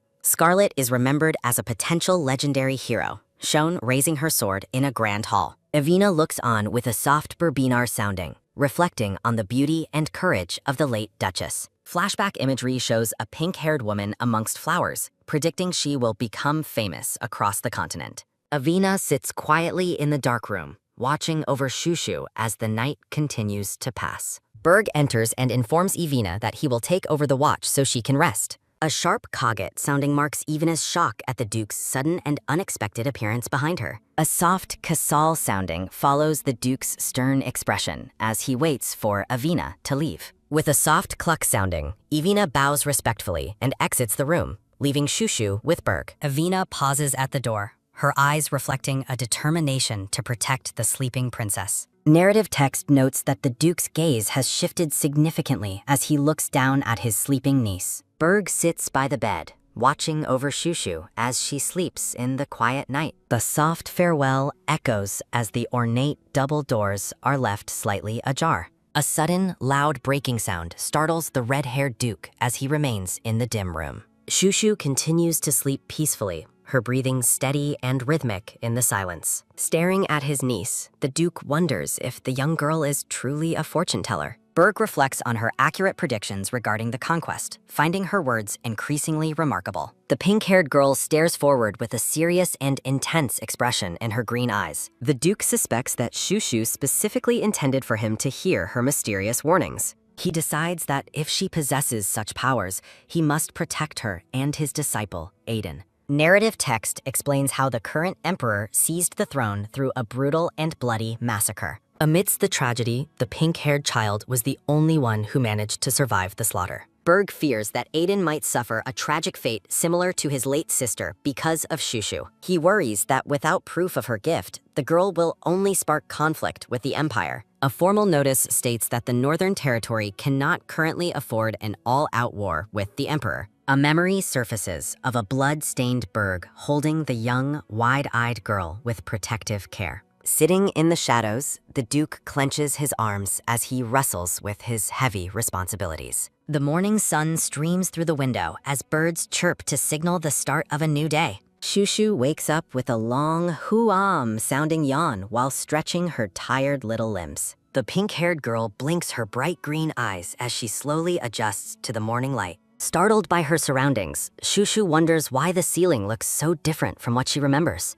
A wave of panic hits her as she fears she might have been reincarnated yet again. The small girl looks around the massive, lavishly decorated bedroom with a sense of awe. Shushu sits up quickly in the large bed, her expression full of confusion and concern. Overwhelmed by exhaustion, she falls back onto the soft pillows with a sudden brook sounding. Avina enters the room with a soft cluck sounding, checking if the young princess is finally awake. The pink-haired girl asks about her location as the smiling maid approaches the bedside. Avina explains that the Duke prepared this inn after Shushu fell into a deep sleep yesterday. Shushu is baffled, recalling the Duke's firm plan to leave immediately after finishing their meal. Narrative text notes the Duke's urgent need to reach the temple for the conquest of Ataida. Avina emphasizes that the Duke personally found this comfortable place just for Shushu's rest. The pink-haired girl is stunned, realizing her stern uncle prioritized her comfort over his strict schedule. Avina mentions the fox was waiting,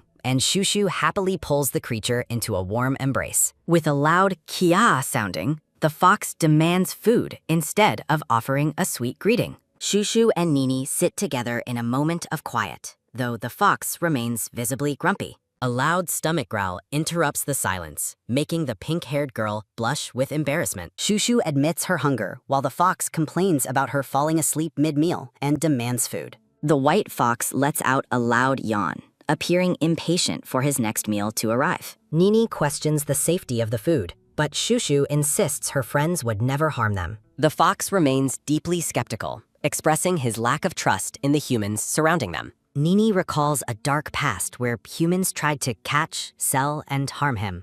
Shadowy hands reach for the fox as he vows to only trust food from his master. Shushu looks at her pet with a soft and sympathetic expression, sensing his deep-seated fear. She realizes that the little fox has been emotionally wounded for a long time, just like her. Smiling gently at her companion, Shushu decides it is finally time for them to go eat. The scene shifts to the exterior of the bustling inn where the traveling party is staying. A group of knights is suddenly startled, their attention snapping toward the doorway in surprise. The knights cheer as Avina carries the pink-haired princess into the room, relieved she is awake. Moving with a quick set sounding, the knights crowd Shushu with candies and freshly baked treats. Avina observes as Shushu asks in disbelief if all the delicious snacks are really for her. Surrounded by beautiful blooming flowers, Shushu beams with joy and thanks everyone for their incredible kindness. The knights hold a grand awakening ceremony for Shushu, praising her divine cuteness, while the pink-haired girl begs them to stop. A soft top sounding follows Berg as he enters the room, noting the knights have been making a ruckus since early morning. Shushu beams with an adorable, wide-eyed smile, her green eyes sparkling with pure joy and excitement. A rhythmic top sounding marks the Duke's approach as he walks forward, looking stoic while his niece calls out to him. Shushu is baffled as a soft suit sounding follows Berg, who seemingly walks right past her without a word. Feeling dejected with a soft gyet sounding, the pink-haired girl wonders if her stern uncle is purposely trying to avoid her. Berg informs his stunned knights that he will be eating breakfast in his room alone with the young princess. A soft hic sounding follows a devastated knight as he laments the fact that Shushu chose to eat with the Duke instead. The knights laugh joyfully, noting that everyone is still adapting to the presence of the charming young princess. A soft senyum sounding accompanies a rare, subtle smile on Berg's face as he reflects on his niece. Berg orders a brown-haired knight named Rubis to pack all the knight's gifts for Shushu into the carriage. A loud brack sounding echoes through the hallway as the heavy wooden doors are shut tight. A soft puck sounding follows the teal-haired knight as he comforts a comrade who is weeping over the Duke's strictness. Berg walks alone across the sunlit courtyard, his mind occupied by the weight of his royal duties. Entering the room, the Duke tells Shushu to eat quickly because she must be hungry after her long sleep. Shushu is amazed by the lavish breakfast spread, finding the sausages, eggs, and pastries absolutely delicious. A soft set sounding follows Nini as the white fox tries to sneak a bite of the princess's meal. Berg suggests taking a walk through the city once they finish eating, catching Shushu completely by surprise. Shushu's eyes sparkle with excitement as her uncle promises to take her to the toy store they missed yesterday. A soft nyam nyam sounding follows Shushu and the fox as they eat with incredible speed to finish their breakfast. Watching his niece eat with such enthusiasm, a soft senyum sounding accompanies Berg's genuine and warm smile. The red-haired Duke lets out a soft sounding while lost in deep thought during their quiet morning meal. As they walk through the bustling city, Shushu is surprised to find that this isn't just a simple stroll. Shushu admires a flower shop while wondering why so many armed guards are following their small group. A knight wears silly octopus toys on his head to entertain the princess, making her giggle with delight. A soft f sounding follows a dark-haired youth as he blows bubbles to entertain the smiling pink-haired princess. Shushu watches the shimmering bubbles float through the air with a look of pure wonder on her face. A soft tap sounding accompanies Shushu as she points toward a shop window and asks her uncle to buy something. A brilliant white war helmet with red accents sits on display, emitting a strange and powerful energy. The ornate helmet stands alone on its pedestal, catching the light as if waiting for a worthy owner. A soft grep sounding follows Shushu as she insists on the helmet, leaving the teal-haired knight in total shock. A grim memory of Shushu's second life surfaces, where a brutal soldier struck her until her head broke. Shushu recalls seeing this exact war helmet displayed in the emperor's office before her tragic death in a past life. A soft glek sounding follows the pink-haired girl as she nervously swallows, feeling the weight of her past trauma. Moving with a quick tap sounding, Shushu approaches the shop window to get a closer look at the helmet. The young princess peers over the wooden counter with a focused expression, her green eyes fixed on the armor. A soft buck sounding follows Nini as the white fox jumps up, demanding to see what caught his master's attention. Nini praises Shushu's taste, but notes that such a high-quality helmet seems out of place in such a small shop. Shushu asks if the helmet is truly strong, her eyes sparkling as the fox confirms its legendary nature. Clutching a stack of bills with a firm grep sounding, Shushu tells Nini that she definitely wants to buy it. A soft suit sounding follows Shushu as she mimics wearing the large helmet on her own tiny head. A black-haired knight laughs and wonders if he should also start wearing his helmet in such a stylish way. A low guo sounding follows Aiden as he glares at the knight for daring to mock the young princess. A loud pzi ike sounding follows a knight being electrocuted by Aiden as Rubus delivers a report to the Duke. Berg reflects on how blood doesn't lie, wondering why Shushu chose the one item that belonged to his late sister. A vision of Scarlet Willow appears amidst flames, wearing the silver dragon helmet that became her legendary symbol. When Berg asks if she truly wants the piece of armor, Shushu responds with an enthusiastic and certain yes. Shushu looks up at her uncle with pleading eyes, asking if he will really buy the helmet for her. A sharp intake of breath sounding marks Shushu's shock as Berg asks her why she specifically chose that particular helmet. Surrounded by blooming flowers, the pink-haired girl offers a bright and innocent smile to hide her secret motives. A look of quiet sorrow crosses Berg's face as he dwells on the past. Pigeons take flight into the blue sky with a sudden trang sounding. A memory of a younger Berg sparring follows a sharp trang and shuck sounding. The boy is knocked down with a bruck and tuck sounding as his training sword falls. Scarlet Willow suggests a short rest as the younger Berg recovers with a tired Fia sounding. A soft whoosh sounding follows Scarlet as she walks through the lush green woods. Scarlet teases the boy, asking if he expects to survive war with such a weak body. The red-haired woman curiously asks why her brother is carrying a heavy war helmet around. Younger Berg hugs the helmet, explaining he begged their father for it, while Scarlet teases him. The boy claims Scarlet is just jealous of his helmet, but she coolly declines his offer. Scarlet smiles warmly at the silver dragon helmet, expressing her genuine love for the legendary piece. Scarlet's face glows with a gentle smile as she looks toward the future. A sharp dag sounding snaps Berg back to reality as Shushu calls out for her uncle. Shushu looks confused while Berg dismisses his wandering thoughts as being absolutely nothing. The scene shifts to a beautiful, bustling town square filled with flowers and clear water. Shushu is amazed by a bakery's display,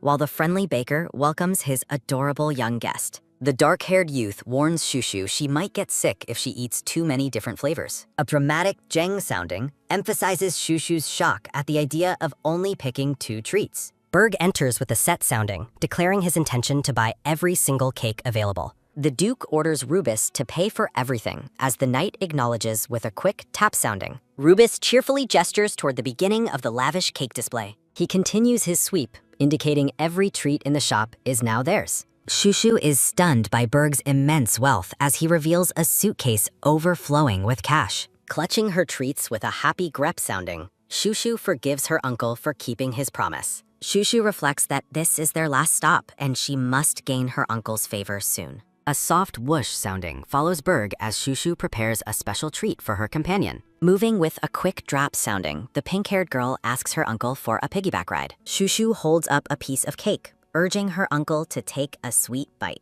The small fox questions if Shushu has a better plan with a soft hicks sounding. Berg stares at the offering, looking momentarily frozen by his niece's unexpected kindness. Shushu cheerfully feeds the cake to her uncle, hoping to share the delicious snack. A sharp dag sounding hits Berg as a sudden painful memory flashes through his mind. A hazy, fragmented image suggests a moment of deep emotional connection from Berg's past. A loud crat sounding echoes as the piece of cake falls and splatters on the ground. The fork hits the cobblestones with a soft tuck sounding, leaving the gift ruined. A dramatic jeng sounding follows the knights as they watch the Duke's shocking reaction. Berg looks deeply shaken and guilty, sweating as he realizes he dropped Shushu's gift. Shushu stares at the fallen cake with a look of pure heartbreak and confusion. The knights are baffled, noting the Duke's clumsy movement was unlike anything they've seen. Tears well up in Shushu's green eyes as she struggles to process her uncle's rejection.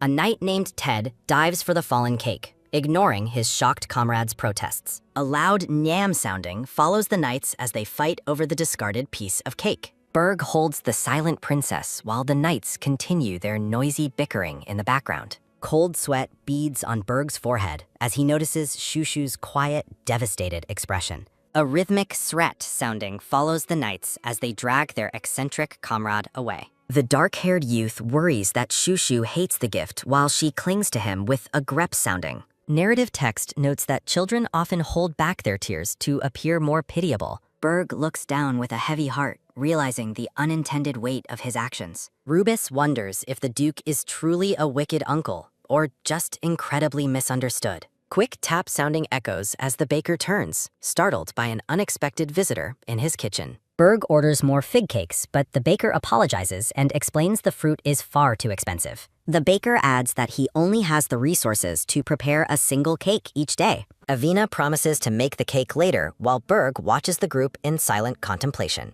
Rubis and his companion wonder exactly where the purple-haired youth has disappeared to this time. Carrying her staff, Ivina walks alone while thinking about the preparations for tomorrow's departure. A heavy bag of coins lands on the wooden counter with a loud ringing sound. Disguised in a suit and hat, Ivina tells the baker she has a very difficult request. Ivina requests a fig cake and asks if the baker can make it if she provides figs. A brilliant blue light fills the bakery window with a sudden and intense magical flash. Fresh, ripe figs appear on the counter before the baker's wide and shocked eyes. Smiling confidently, Avina tells the baker to finish the cake for her as quickly as possible. Berg watches from the shadows as the baker gathers the magically produced gift of fruit. Berg looks away, thinking to himself that he very nearly ran into Avina in the shop. Walking through the quiet night, Berg claims he only wanted to enjoy the pleasant evening air. Ivina holds the pink-haired princess close as the group prepares for their early morning journey.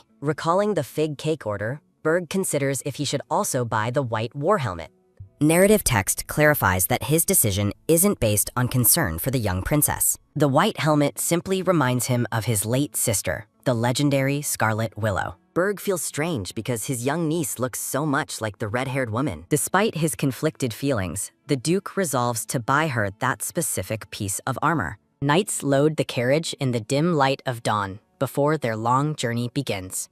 Ivina holds the small girl and asks if she is looking for her white fox. Shushu watches the knights work as the carriage is prepared for their early departure. The sound of horses whinnying fills the air as the group gathers their supplies. A dark vision of a blonde woman in blood causes Shushu's heart to race in shock. Shushu recalls the trauma of being forcibly taken by soldiers in a past life. Shushu reflects on how her fox was captured while helping her escape her previous captors. The pink-haired girl weeps as the weight of her tragic memories becomes too much to bear. Avina comforts the crying child as she clings to the youth with a firm grip. Shushu asks if they are escaping, her voice trembling with a deep and lingering fear. Ivina reassures her that the Duke is guarding them and there is no need to run. The knights wave goodbye, having left early to ensure the princess could sleep undisturbed. Shushu rests her head on her companion's shoulder, feeling safe in the early morning light. The purple-haired youth looks toward the horizon as the carriage begins its slow move. Avina promises never to leave the beautiful princess alone, offering a gentle and reassuring smile. Shushu holds on tightly, determined never to lose her precious companion ever again. A knight opens the carriage door, inviting the guests inside to begin the day's travel. Shushu's green eyes widen in pure astonishment at the sight waiting for her inside. Narrative text asks what this mysterious and beautifully wrapped gift could possibly be. A stunning fig cake sits inside a clear box, decorated with fresh slices of fruit. Shushu reaches for the delicious treat, her eyes filled with pure excitement and joy. Inside the carriage, a magical light glows before the delighted and curious pink-haired princess. Ivina brags that she is a genius made for producing the figs so easily. The youth admits that using growth magic was exhausting and nearly drained all her strength. Shushu laughs with delight, thrilled by the wonderful surprise her companion has provided for her. Shushu asks about Nini, while Rubus offers to call for the purple-haired youth. Berg walks toward the carriage as the princess waves a small hand from the window. Shushu is confused as her uncle suddenly turns away and avoids her eye contact. Clutching her cake, Shushu wonders why the Duke is acting so strangely toward her today. Shushu stares ahead with resolve, wishing she could have reconciled with her uncle. A quick drap sounding follows Rubus and his comrade as they approach the young princess. The scene focuses on Shushu and Nini sharing a quiet moment of mutual contemplation. A sudden, sharp sounding catches Shushu off guard as a startling revelation hits her. Shushu asks what happened to the Duke as Rubus moves with a quick set sounding. The knight explains that schedule delays forced the Duke to leave for the Ataida conquest immediately, sparking the princess's anger as she realizes her uncle left without saying goodbye. Shushu looks down with a heavy heart, wondering if her uncle truly avoided her. The young girl fears that Berg simply didn't want to see her face again today. Recalling the cake incident, Shushu hopes to reconcile if her uncle's anger was the cause. A faint memory of Berg's stoic profile lingers in the pink-haired princess's troubled mind. Shushu weeps softly, lamenting the loss of her chance to persuade her distant uncle. The brown-haired knight reassures the princess that elite guards and mages will protect her journey. Shushu questions if her uncle truly cares as the knight confirms Berg's focus on her safety. Shushu watches the horizon, feeling deeply unsettled by the sudden separation from her stern guardian. Shushu wonders if Berg is abandoning her to avoid conflict as the knight shouts, "Depart." To a rhythmic Klotak sounding, Shushu reflects on her failed plan to stay by the Duke's side. A tragic vision of a bloodied Berg flashes before Shushu as she remembers her past efforts. Shushu recalls warning Berg about the Emperor's knowledge regarding the upcoming conquest and various strategies. The pink-haired girl remembers providing serious answers about a list of names for a mysterious book. A soft Klotak sounding follows Nini as she tells Shushu to forget her worries, while the princess reflects on her past life and her lingering hatred for the imperial people. Shushu realizes she must replan her future after receiving the blessing from the Great Temple. Sitting with her fox, Shushu admits her deep fear of meeting the intimidating emperor again. Her attention is taken by a sudden, quick tap sounding as the fox vows protection. Shushu's green eyes widened in surprise at the little creature's sudden and fierce declaration. A look of quiet relief washes over the princess's face as she hears those words. Moving with a quick grep sounding, the girl pulls her fluffy white companion into a hug. Shushu places a gentle kiss on her fox's head with a soft cup sounding. Narrative text notes the profound difficulty of being left behind by someone you truly care for. Standing on a high ridge, Berg watches the princess's carriage depart into the distant valley. Rubus asks if the captain is secretly worried about the young princess's well-being on the road. The knight wonders if the duke feels the same desire to see the princess longer. Berg asks if he looks like someone who lets personal emotions interfere with a military conquest. A loud, high sounding follows Rubus as he laughs nervously while questioning the duke's intense glare. A soft puck sounding follows the other knights as they comfort their trembling and tearful comrade. Moving with a quick siat sounding, Berg reaches into his pocket and reveals a single treat. A vision of the happy princess holding a piece of candy fills the duke's thoughts. Berg looks down in silence, the weight of his unexpressed feelings visible in his eyes. Rubus apologizes for his behavior, noting that the duke's expression has become incredibly serious and tense. A sharp deg sounding hits Berg as the knight asks if separation caused his sudden tension. Rubus looks confused as the red-haired man silently walks away from the group of knights. Moving with a firm grip sounding, Berg clutches his hand while the knight reflects on his captain's unprecedented display of concern for another person. Shushu laughs with delight over her fig cake while several knights weep over losing the draw. Rubus lowers his head and acknowledges his captain's orders with a quiet and respectful response. Rubus thinks to himself that the captain seems particularly sensitive and irritable on this morning. A rhythmic claw-tack sounding follows the long line of carriages traveling along the narrow cliffside road. Moving with a quick set sounding, Nini tells the princess that this is her very last treat. Shushu surprises her companion by feeding her a piece of candy with a soft hap sounding. To a soft psh sounding,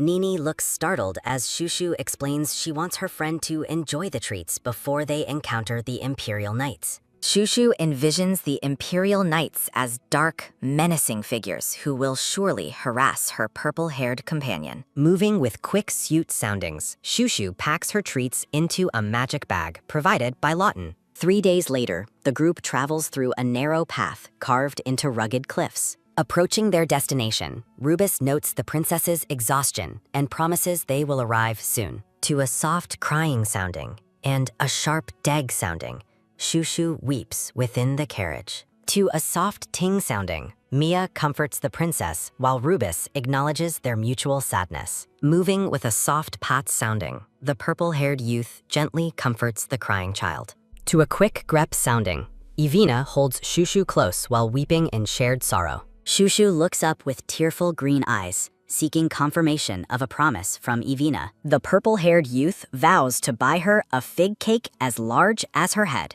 Raising her staff, Ivina asks the young princess to make a sacred promise. Shushu clings to her companion, her face filled with deep sorrow and lingering uncertainty.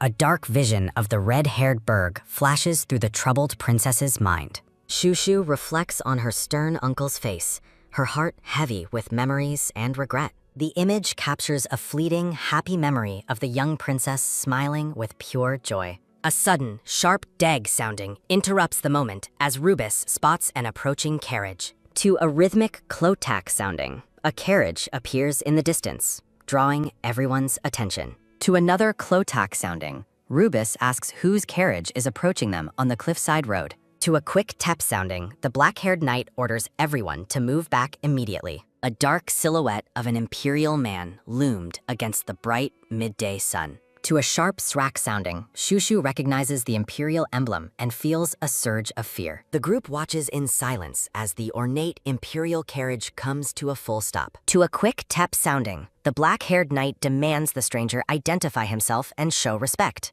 To a soft talk sounding, a man named Albrian introduces himself as the imperial leader. To a sudden tep sounding, Rubus asserts his responsibility to guard the princess for the duke. Albrian smiles and declares that he will be the one escorting the princess from now on.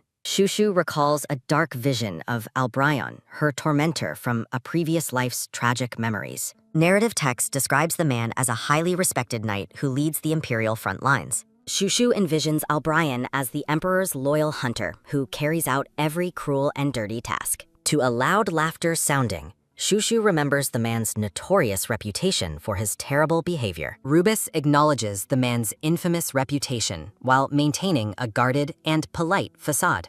Albryon demands that they hand over the princess, claiming total responsibility for her journey. Rubis refuses the demand, stating his master's orders are to see the princess into the temple. Albryon looks toward the carriage and asks for understanding as he prepares to take charge. To a loud laughter sounding, Rubis's anger flares as his subordinates watch in mounting fear. To a soft smile sounding, Albryon asks if the Duke's orders can possibly block the Emperor. To a soft brr sounding, Shushu trembles as she realizes her past suffering is returning sooner. To a soft clack sounding, the light-haired man asks how long they intend to remain stubborn. To a soft smirk sounding, Albryon asks if they intend to spark a war with the Empire. To a sharp deg sounding, Albryon warns that continued resistance will be treated as an act of rebellion. To a quick set sounding, Rubis yields but insists the princess remain in their magical carriage. Narrative text emphasizes the importance of providing the best possible carriage for the young girl. Rubis resolves to accept any punishment if it ensures the princess's comfort during the journey.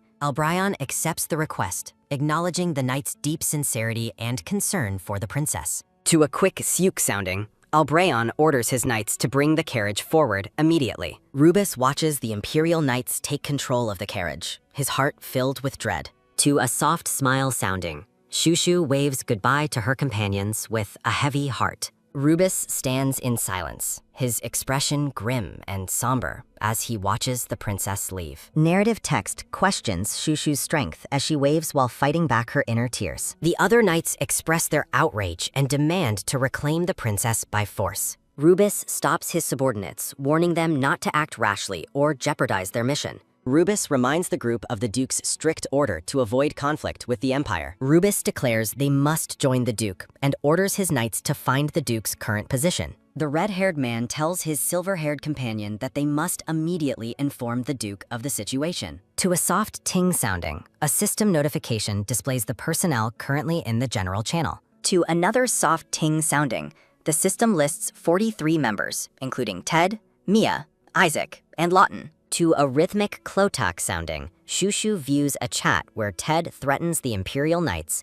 Isaac promises fruit, Mia criticizes the captain, and Ivina vows to meet her again. A happy vision of her companions offering a strawberry cake fills the princess's mind. Shushu sits in the carriage with tearful green eyes as she reflects on her friends. Shushu recalls her warm friends, including the rude Ted, the promise-keeping Isaac, the complimentary Mia, and the grandfatherly Lawton. Shushu reflects on the promises they all made and wonders if they will ever meet again. The pink-haired princess sits in the corner of the large carriage, looking lonely and small. To a soft ting sounding, the system notification shows the personnel count has dropped to 40. To multiple ting soundings, the personnel count rapidly decreases from 35 to 11 as the carriage travels. Rubis sends a final message apologizing for his failure to protect her and promising to persuade the Duke. To a quick grep sounding, the purple-haired Avina is moved aside while Shushu looks on with a distressed expression. To a rhythmic Klotak sounding, the ornate carriage travels along a dusty mountain path. To a soft gagging sounding and another Klodak sounding, Shushu covers her mouth as she feels motion sick. To a sharp screeching sounding, the carriage suddenly comes to a jarring and abrupt halt. To a loud slamming sounding and a sharp heartbeat sounding, Albryon kicks open the door, shocking everyone inside. To a soft gagging sounding, Albryon mocks Shushu's weakness and questions her worthiness as an imperial princess. Ivina protests that the princess is only 4 years old, but Albryon tells the servant to stay out of imperial business. To a loud laughter sounding, Albryon threatens to cut out the servant's tongue if they do not remain silent. To a quick grep sounding, Albryon apologizes for his rudeness while roughly grabbing the princess and pulling her away. To several soft gagging soundings and a shaking sounding, Albryon suggests Shushu ride a horse while she struggles for breath. To a soft pattering, the distressed princess feels a hand touching her as she gasps for air. To a low growling sounding, a dark vision of massive hands reaching for the princess reflects her growing trauma. Narrative text notes that this terrifying incident feels exactly like the events of her second life. Shushu fears for her future and begs the unseen forces not to hurt her or her fox again. Shushu cries out for help as a bright, blinding light begins to fill her vision. A sudden, powerful movement follows a quick syut sounding as a shadow falls over the scene. To a sharp, bone-cracking sounding, a black shoe crushes Albrian's head into the dirt while the knight looks on in terror. To a soft whoosh sounding, Berg appears in a dark aura while cradling the unconscious princess in his arm. Shushu opens her eyes and looks up at her rescuer with a look of pure, tearful shock. The red-haired duke looks down at the girl and offers a quiet apology for arriving a bit late. To a rhythmic galloping sounding, the black-haired Ted and purple-haired Mia arrive on horseback shouting for the princess. Shushu looks at her uncle with watery eyes, her expression one of immense relief and disbelief. Ted and Mia charge forward with intense expressions, their faces filled with worry and rage. Shushu leans her head against Berg's shoulder, seeking comfort as her tears continue to fall. To several gagging soundings, Albrian asks what the Duke is doing, and Berg asks the same question in return. Berg looks down with cold eyes and asks how lowly people dared to treat the princess this way. To a loud shouting sounding, Albrian asks if Berg intends to interfere and consider this an official declaration of war. To a soft laughter sounding, Berg smirks and suggests it is time to teach some manners to the Empire's servants. To a quick set sounding, Rubus and the other knights take their positions behind the Duke. To several low growling soundings and a sharp grinding sounding, Berg declares that the Imperial leader is his and warns others not to touch him. Albrian realizes with mounting dread that he is facing the elite knights and mages of the Willow clan. To a soft trembling sounding, Albrian threatens to report every detail of this incident to the Emperor. To a soft smiling sounding, the red-haired Duke dismisses the threat with a cold and casual response. To a sharp smirking sounding and a soft shivering sounding, Albrian announces their retreat, but promises a very swift reunion. To a loud laughter sounding, Albrian tells the Duke to take good care of the princess as he turns to leave. To a sharp heartbeat sounding, Albrian looks back over his shoulder with a calculating and narrow gaze. To a low, growling sounding, Berg warns the man to avoid using the word ours when referring to the princess. To a quick suit sounding, the Imperial Knights retreat while promising to remember this day's humiliation. To a rhythmic drap sounding, the black-haired Ted mocks the fleeing knights, as Berg remains silent. Shushu asks her uncle if he is planning to abandon her again as he watches her. To a soft suit sounding, the red-haired Duke pulls the small princess close to his side. Shushu looks up at her uncle with watery eyes, seeking some sign of comfort or stability. A thought bubble notes that Shushu is in pain while a warm, golden light begins glowing. Berg looks down at the girl with a calm and silent gaze against the shimmering background. To a quick set sounding, the red-haired Duke lifts the tiny girl up to his eye level. To another quick set sounding, Berg gently checks Shushu's face as she looks back in surprise.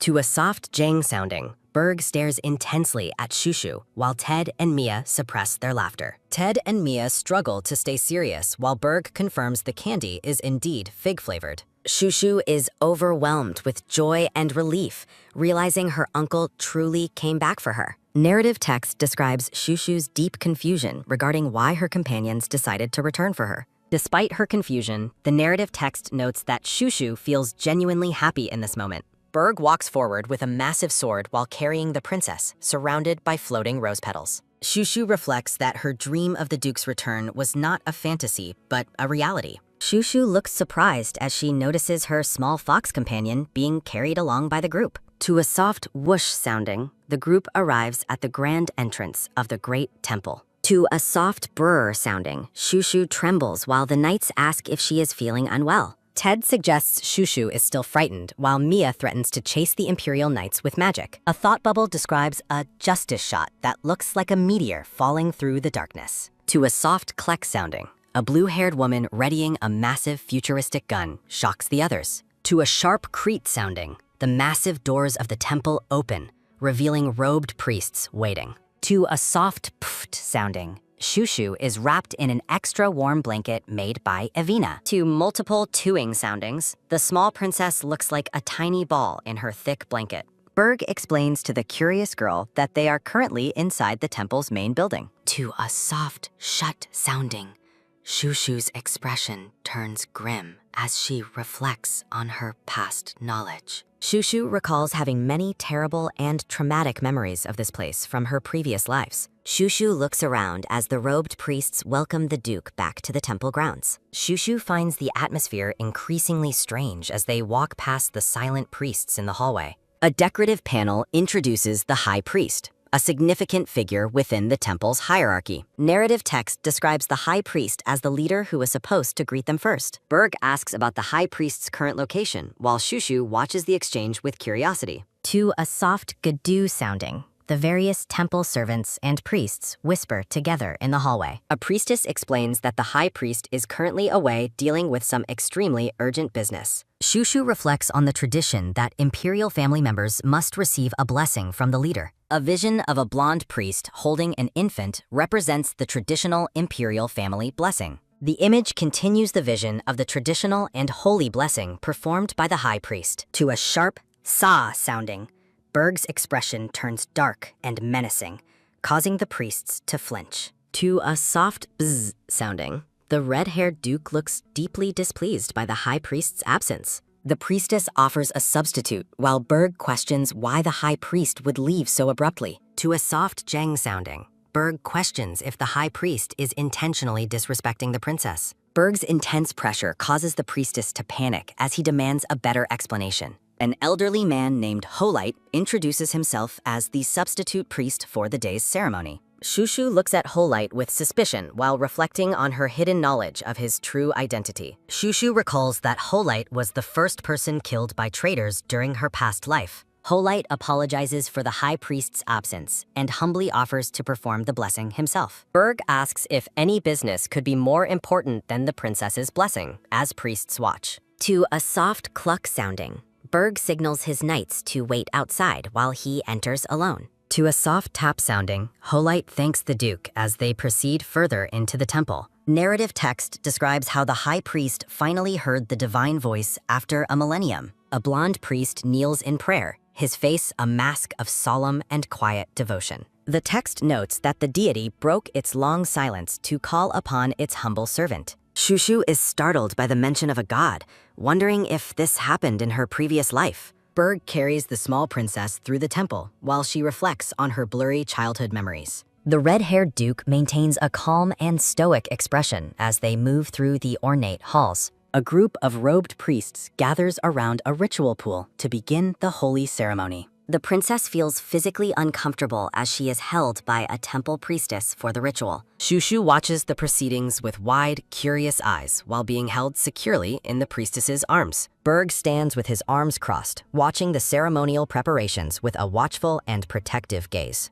The elderly priest Holite dips his hand into the shimmering, holy water of the ritual basin. Holite prepares to perform the blessing as the priestess presents the pink-haired princess to him. A soft glow emanates from Holite's hand as he reaches out to touch Shushu's forehead. The holy ceremony begins as Shushu feels a gentle, quick tap sounding on her forehead. Brilliant golden light and white lilies surround Shushu as the powerful divine blessing takes hold. Glowing petals drift through the air while Holite and the priestess complete the sacred ritual. Shushu reacts with a soft, awe-filled wah sounding as she witnesses the magical display of light.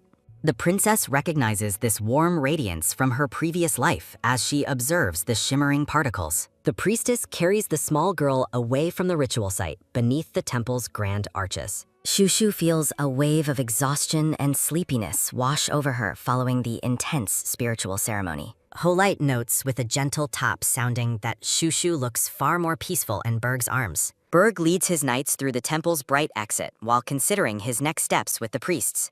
The red-haired Duke looks ahead with a determined profile as they leave the sacred grounds behind. Shushu looks up at her uncle, her expression filled with a mix of wonder and uncertainty. The princess is deeply confused by Berg's recent statements as they walk through the temple gardens. Shushu gazes at a grand statue of a goddess, identifying her as the being who granted reincarnation. The small fox is completely shocked, frantically asking if its master is actually a king of gods. Shushu offers a sweet smile while her fox companion continues to shower her with enthusiastic praise. Narrative text reflects Shushu's expectation that the time has come for her to return to the palace. The princess silently questions her uncle's intentions regarding her future as they continue their journey. Berg notices the change in her tone and asks why she has started using formal titles. Shushu resolves to guard her heart, fearing the pain of being abandoned by those she loves. The princess stares ahead with wide, lime-green eyes, lost in her own complicated and fearful thoughts. A sudden, sharp heartbeat sounding jolts Shushu out of her reverie as a new realization hits her. Berg stuns the girl by declaring that she is going to his home instead of the palace.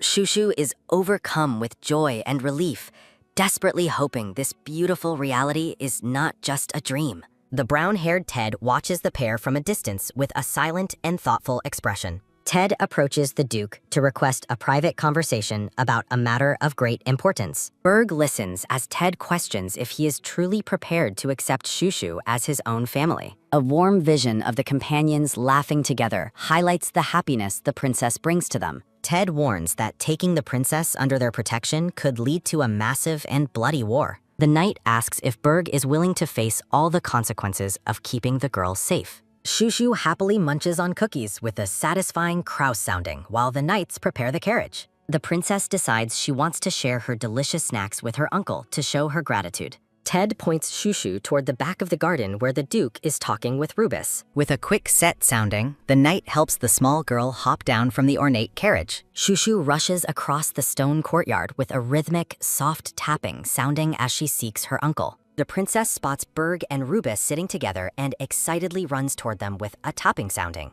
The white fox companion excitedly suggests they try out a clever new plan to surprise the Duke. Shushu tumbles playfully through the air with a quick twing sounding as she launches her surprise attack. The small fox explains that their presence remains hidden, granting the girl a brief 15-second window of invisibility. Shushu reacts with pure excitement and wonder as she prepares to test her temporary magical stealth. The pink-haired girl hums a playful tune as she creeps stealthily across the grass toward her uncle. Shushu focuses intently on her target, her lime-green eyes wide with concentration as she nears the Duke. Berg stands with his back turned while listening to a knight's concerns about the risks of protecting the princess. The red-haired Duke offers a simple confirmation of his resolve, unaware that the small girl is watching him closely. Berg outlines his future plans for the princess's companions while Shushu listens to his every word with surprise. To a sudden, loud break sounding, Shushu's stealth mission fails miserably as she trips and falls face first. The white fox panics as Shushu tumbles, realizing that the girl's sudden movement has revealed her presence to everyone. Berg and Ted are both startled by the sudden noise, turning around in shock to find the princess on the ground. Shushu groans while lying face down in the grass, her failed surprise attempt leaving the knights momentarily speechless. The red-haired Duke looks down at the fallen girl with a troubled expression, his concern clearly visible on his face. To a soft suit sounding, Berg picks up the trembling girl while she clutches her rabbit-shaped cookie with tearful eyes. Shushu tries to hold back her tears while reflecting on her uncle's cold observation about her crying.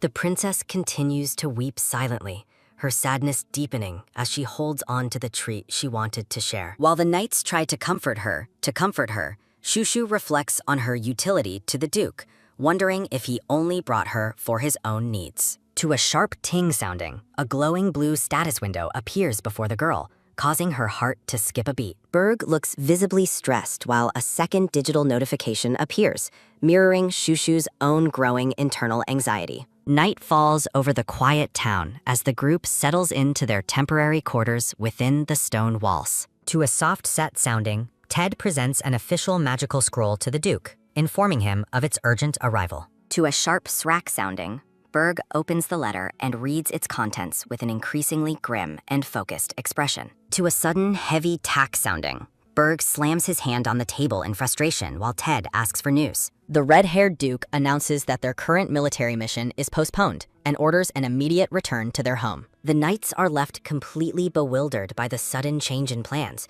questioning if a family emergency has occurred. Narrative text reveals that the Empire has dispatched fresh pursuit forces, casting an ominous shadow over the group's departure. The knights exchange worried glances, realizing the gravity of the situation as they prepare for a potential confrontation. Avina holds the exhausted princess, while Berg explains that the imperial pursuit makes their current conquest impossible to maintain. Berg stands before his men and issues the final order to pack up and head back to the north. The red-haired Duke gazes at the sleepy princess with a stoic expression, his true thoughts hidden behind a calm mask. Shushu is startled into alertness as her uncle confirms that they are finally going back to his northern territory. The pink-haired girl is overwhelmed with joy, her face lighting up at the prospect of leaving the Empire behind. Delicate flowers bloom in the background as the narrative focuses on Shushu's sudden burst of pure, unadulterated happiness. Shushu reflects on her initial disappointment in her uncle, but resolves to wait for his genuine affection in the future. The princess focuses all her energy on the journey ahead, ignoring her uncle's confused look as she prepares to leave. Shushu joyfully bids farewell to the oppressive empire in her heart while being carried toward the waiting carriage. To a rhythmic klotak sounding, the ornate white carriage begins its long journey through the lush green forest. The knights ride alongside the carriage with high spirits, loudly chanting the princess's name in a display of joyful camaraderie. Avina sings a sweet lullaby to the sleeping princess, claiming that her beautiful smile could make even monsters fly. To a soft gute sounding, Berg sits with his arms crossed, his stoic demeanor challenged by the knight's relentless singing. Berg grumbles about this strange song while Ted laughs, noting that everyone's spirits are incredibly high during the trip. The red-haired Duke watches the princess with a quiet curiosity, wondering how she can sleep through such a loud commotion. Shushu remains in a deep and peaceful slumber, her charming appearance drawing a rare, softened look from her uncle. To a sudden see-at sounding, Shushu wakes up in a panic as her uncle's large hand reaches toward her face. A dark vision of a cowering person being grabbed triggers a sharp deg sounding in the princess's racing heart. Shushu tightly shuts her eyes and silently begs for the imagined violence to stop as she braces for impact. To a soft set sounding, Shushu is shocked to feel her uncle's hand gently tucking a strand of hair behind her ear. To a heavy fla sounding, the princess exhales in massive relief, realizing she has misinterpreted his kind gesture as a threat. Shushu giggles with relief and playfully grabs her uncle's finger, her fear replaced by a sudden warmth. Berg observes her reaction with a pensive look, a realization dawning on him regarding her strange and fearful behavior. Narrative text explains that her defensive reaction stems from a deep-seated fear of violence caused by a history of abuse. Berg looks downward with a heavy gaze, contemplating those capable of such cruel actions. Inside the dark hall, silhouetted figures note that the princess will be arriving there shortly. A shadowed man with a chilling smile asks if they have forgotten the Emperor's direct command. Two white doves soar gracefully through the bright blue sky above the traveling party. The ornate carriage travels past a grand, snow-capped mountain range toward the northern territories. Ted informs the princess that nature's northern wonders will begin once they cross into Willow territory. To a joyful wah sounding, Shushu marvels at the northern phenomena of constant snow and cold. To a shivering brrr sounding, the princess's face flushes as she laughs at the biting cold. Shushu sneezes loudly while sitting on her uncle's lap as they continue their carriage ride. To a sudden puff sounding, the princess reacts with a startled gasp as magic swirls around. To a soft set sounding, Shushu is overcome with emotion at the sight of the hooded Avina. Shushu feels a wave of warmth and compares her uncle's lap to a heated mattress. The pink-haired princess casts a curious glance upward, her lime green eyes wide with innocent wonder. Narrative text notes that her uncle remains silent while Shushu observes his stoic and quiet demeanor. A painful memory of being beaten at the palace resurfaces, making Shushu feel small and vulnerable. Berg gently pats her head while Shushu worries that showing fear might make her seem useless. Shushu resolves to act like a normal child to ensure she remains someone her uncle needs. The silhouetted figures of the travel party stand together under a soft, shimmering light. Berg teases that she looks like a caterpillar, prompting a shocked and indignant shout from Shushu. The carriage and a line of supply wagons move slowly through the frozen northern mountain pass. To a rhythmic tap sounding, Shushu takes her first steps onto the cold and barren ground. The princess shivers violently, exclaiming about the extreme cold of the new and snowy environment. To a quick ah sounding, Ivina smiles warmly and assures the princess that she is doing fine. Ivina explains her northern heritage through her grandmother, leaving the small princess stunned by the revelation. Shushu sneezes again, causing the nearby knights to cry out in alarm for the young princess. Bundled in a thick cloak and scarf, Shushu sighs as she truly resembles a small caterpillar. Ivina gushes over how adorable the princess is, while Shushu struggles to speak through her scarf. To a soft hua sounding, Ted loosens the heavy scarf to help the princess breathe more easily. Berg tells her to endure it and avoid being a nuisance to others because of a cold. Shushu resolves to suppress her discomfort so that she can continue to be loved by everyone. The white fox laughs at the bundled princess while Shushu looks on with a cross expression. Shushu tells the fox to be quiet, insisting that this heavy outfit was not her own choice. Ted happily tells the princess that they are the very first members of the group to arrive. The brown-haired knight smiles brightly, his spirits lifted as they finally reach their northern destination. Berg and Ted sit together in the carriage as the princess looks out at the northern landscape. Shushu realizes with a start that they have finally reached the heart of the Northern Territory. High above the streets, the carriage is seen entering the town square, surrounded by a cheering crowd. To a sudden shouting sounding, the townspeople celebrate the return of the Duke to his home territory. Berg watches the celebration from the carriage while Shushu and her fox companion look out in wonder. The red-haired Duke remains calm and stoic as the people cheer for his return and health. Amid a shouting sounding, the narrative describes the dynamic northern lands and the cheering crowds below. To a soft wah sounding, Shushu wonders if she resembles her father as she thinks of her parents. The grand stone castle of the Duke stands as a massive fortress against the bright sky. Two silhouetted figures watch the carriage from a distance and whisper that the party has finally arrived. A knight scoffs and asks why the Duke would bring such a useless and annoying nuisance home. The knight continues to grumble that the princess will be of no use to the Northern Territory. To a rhythmic set sounding, Berg prepares to leave the carriage and address his gathered northern subjects. Ted explains that they will stay at the residence before visiting the capital after a few days. To a soft set sounding, the princess prepares herself to step out and face her new home. Shushu stares intently at the massive fortress ahead, her lime green eyes filled with a quiet determination. The pink-haired girl watches from the window as two cloaked men whisper together in the distance. To a sudden gyut sounding and a quick sruk sounding, the white fox looks startled and asks what is happening, while suggesting the people outside are talking about the princess. To a sudden shut sounding, the pink-haired girl stares forward with a blank and wide-eyed expression of realization. Shushu looks down while sitting in the carriage and claims that she didn't hear anything they said. To a soft tuck sounding, the white fox's paw gently pats the pink-haired princess's head in a comforting gesture. Shushu closes her eyes as a swirling light and magical sparkles surround her head. Two silhouetted men whisper to each other, wondering if the princess was killed after losing her throne.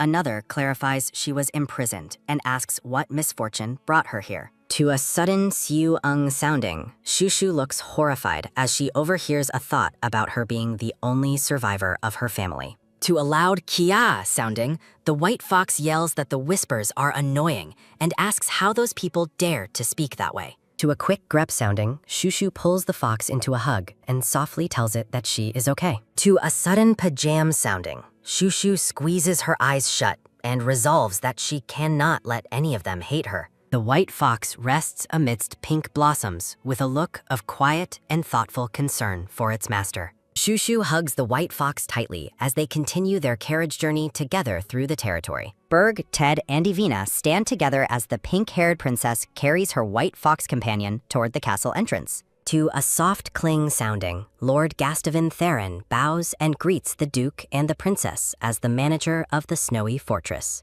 To a loud cruck sounding, Shushu's stomach growls intensely as she is carried by her uncle, shocking the nearby knights and maids. To a soft, Lord Gastavin stares at the princess with a stunned and silent expression as he takes in her appearance. The red-haired Duke looks back at his manager and states that they should eat first. Shushu gasps in wonder at that massive feast, while her white fox companion demands the largest piece of meat for itself. To a rhythmic nyam sounding, Shushu eats her meal with great enthusiasm and joy. To a soft nyam sounding, Shushu continues eating while a digital window announces that new personnel have entered the general channel. To multiple ting soundings, Shushu looks frustrated by the constant notifications and asks herself if there is a way to turn the function off temporarily. To a sharp ting sounding, a system window appears and asks Shushu if she would like to turn off the notifications for a while. To a quick pat sounding, a system message confirms the notifications are off for 30 minutes, as Shushu cheers with joy. To a sudden jeng sounding, the scene shifts amidst a background of blooming flowers and soft light. Ted marvels at a grand raspberry cake presented to them while Shushu looks on with a shocked expression. To a sudden ting sounding, the pink-haired girl shouts to her uncle that the raspberries on the cake are incredibly large. To a heavy deg sounding, the Duke orders that all the cake be given to the princess, shocking the gathered maids. Gastavin hesitantly explains that the special cake was prepared specifically for the Duke as a welcoming gift. To a sudden bzzzt sounding, Berg glares coldly and repeats his command that the cake be given to the princess. Narrative text notes that this special cake was meant only for the Duke and carries great symbolism, being something other nobles wait years to taste. Shushu stares at the glistening berries on top of the cake with wide-eyed fascination and longing. To a quick set sounding, a maid politely offers to cut a slice of the cake for the young princess. To a soft tack sounding, a large slice of the raspberry cake is placed directly in front of the hungry Shushu. To a joyful Surya sounding, Shushu takes a bite and exclaims that the cake is absolutely delicious. To a sudden deg sounding, Gastavin and the maids are completely smitten by the princess's adorable reaction, with the manager feeling an arrow to his heart. To a sharp deg sounding, Berg tells the princess she should have told him she was so hungry, while Shushu worries if she seemed too greedy. Shushu wipes her mouth and asks her uncle not to hate her, promising she only ate a little. The red-haired Duke looks down with a softened gaze and tells her she is not hated, advising her to just eat slowly. Shushu looks up at her uncle during their meal with a look of quiet and hopeful wonder. The grand dome of the stone castle stands under a bright sun framed by vibrant, blooming roses. To a soft umpuk sounding and a rhythmic guling sounding, Shushu jumps on the incredibly soft bed and rolls around in pure joy. To a soft nyaman sounding, the pink-haired girl snuggles deeply into the white blankets with a look of total contentment. A montage shows Ted riding his horse, Avina comforting a crying Shushu, and Berg carrying the princess through the castle halls. Shushu sleeps peacefully as narrative text reveals her wish for time to stop and for her life to be in a world filled only with good people. Berg sits in a meeting and asks why they are gathered when he has nothing he wants to say. Gastavin explains that the Great Temple is worried and that the nobles are anxious because the Duke abandoned his military mission to return home. The red-haired Duke sits silently in the grand hall with his arms crossed while Ted stands stoically behind him. Berg remembers the whispers of those calling the princess a useless nuisance and questioning why he brought her to the north. Berg looks on as a sudden wind-like whistling sounding fills the room. Held in her uncle's arms, the young princess mentions hearing that he captured the traitorous Ataita. Berg realizes there is a traitor among his main vassals while observing several silhouetted figures. He concludes that it is highly unlikely there is only one traitor within the group. To a sudden rising sounding, the nobles argue about the mission and Shushu's importance to the empire. Amid a sudden noisy sounding, Berg shocks the nobles by suggesting the princess is a fortune teller. Narrated text explains that the North recognizes the great power held by true fortune tellers. The nobles whisper among themselves, wondering if she is a goddess or a danger that should be returned. To a heavy thud sounding, Berg slams his fist onto the table in a display of power. To a quick crack sounding, the Duke reminds everyone she is a descendant of the hero Scarlet Willow. Berg glares intensely and challenges the nobles to give him a reason not to protect her. Narrative text describes the Duke as the continent's strongest swordsman, once feared as a bloodthirsty mad dog. Berg warns the nobles that any insult toward his niece is a direct insult toward him personally. Shushu sleeps soundly amidst a bed of blue flowers, her pink hair spread across the pillows. The pink-haired princess wakes up in a dreamlike void and wonders where she has been taken. To a soft swish sounding, Shushu's eyes widen as massive fig fruit cakes float through the air. To a quick swish sounding, the little girl chases after the delicious treats in her whimsical dream. Shushu stops in her tracks when she spots a boy with dark hair holding a cake. The princess stares at the boy's face and asks herself who this mysterious person could be. Shushu is surprised to find another small child in this strange place as she watches him. The pink-haired girl continues to observe the dark-haired boy as he holds onto a fig cake. To a soft shadow sounding, Shushu feels uneasy. Shushu feels uneasy as the boy's face remains hidden in the gloom.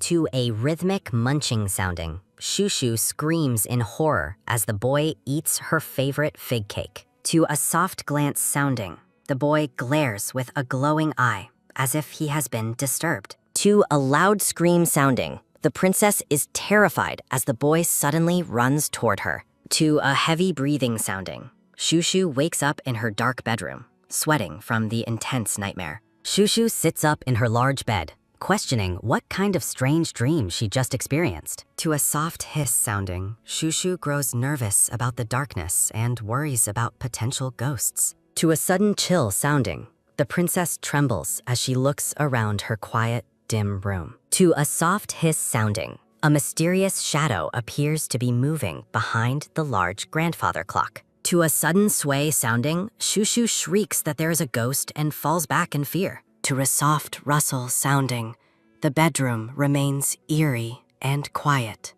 as the princess hides under her blankets. To a soft chirp sounding, a purple-haired maid named Nini enters the room to offer morning greetings. To a sudden sting sounding, the groggy princess looks completely exhausted after her long night of terror. To a soft sobbing sounding, Shushu tells Nini that a ghost was in her room last night. Ted enters with a gift while Berg follows, suggesting that the princess merely had a bad dream. To a soft shake sounding, Shushu asks Rikshasa, the white fox, if he saw the intruder too. To a soft, clear sounding, the fox dismisses her claims and insists that nothing was there. To a soft sob sounding, Nini tries to comfort the frightened princess by promising to stay close. To a quick grab sounding, Berg asks what ghosts she is talking about as Nini makes promises. Shushu cries out to her uncle, insisting that she really saw a ghost despite what others say.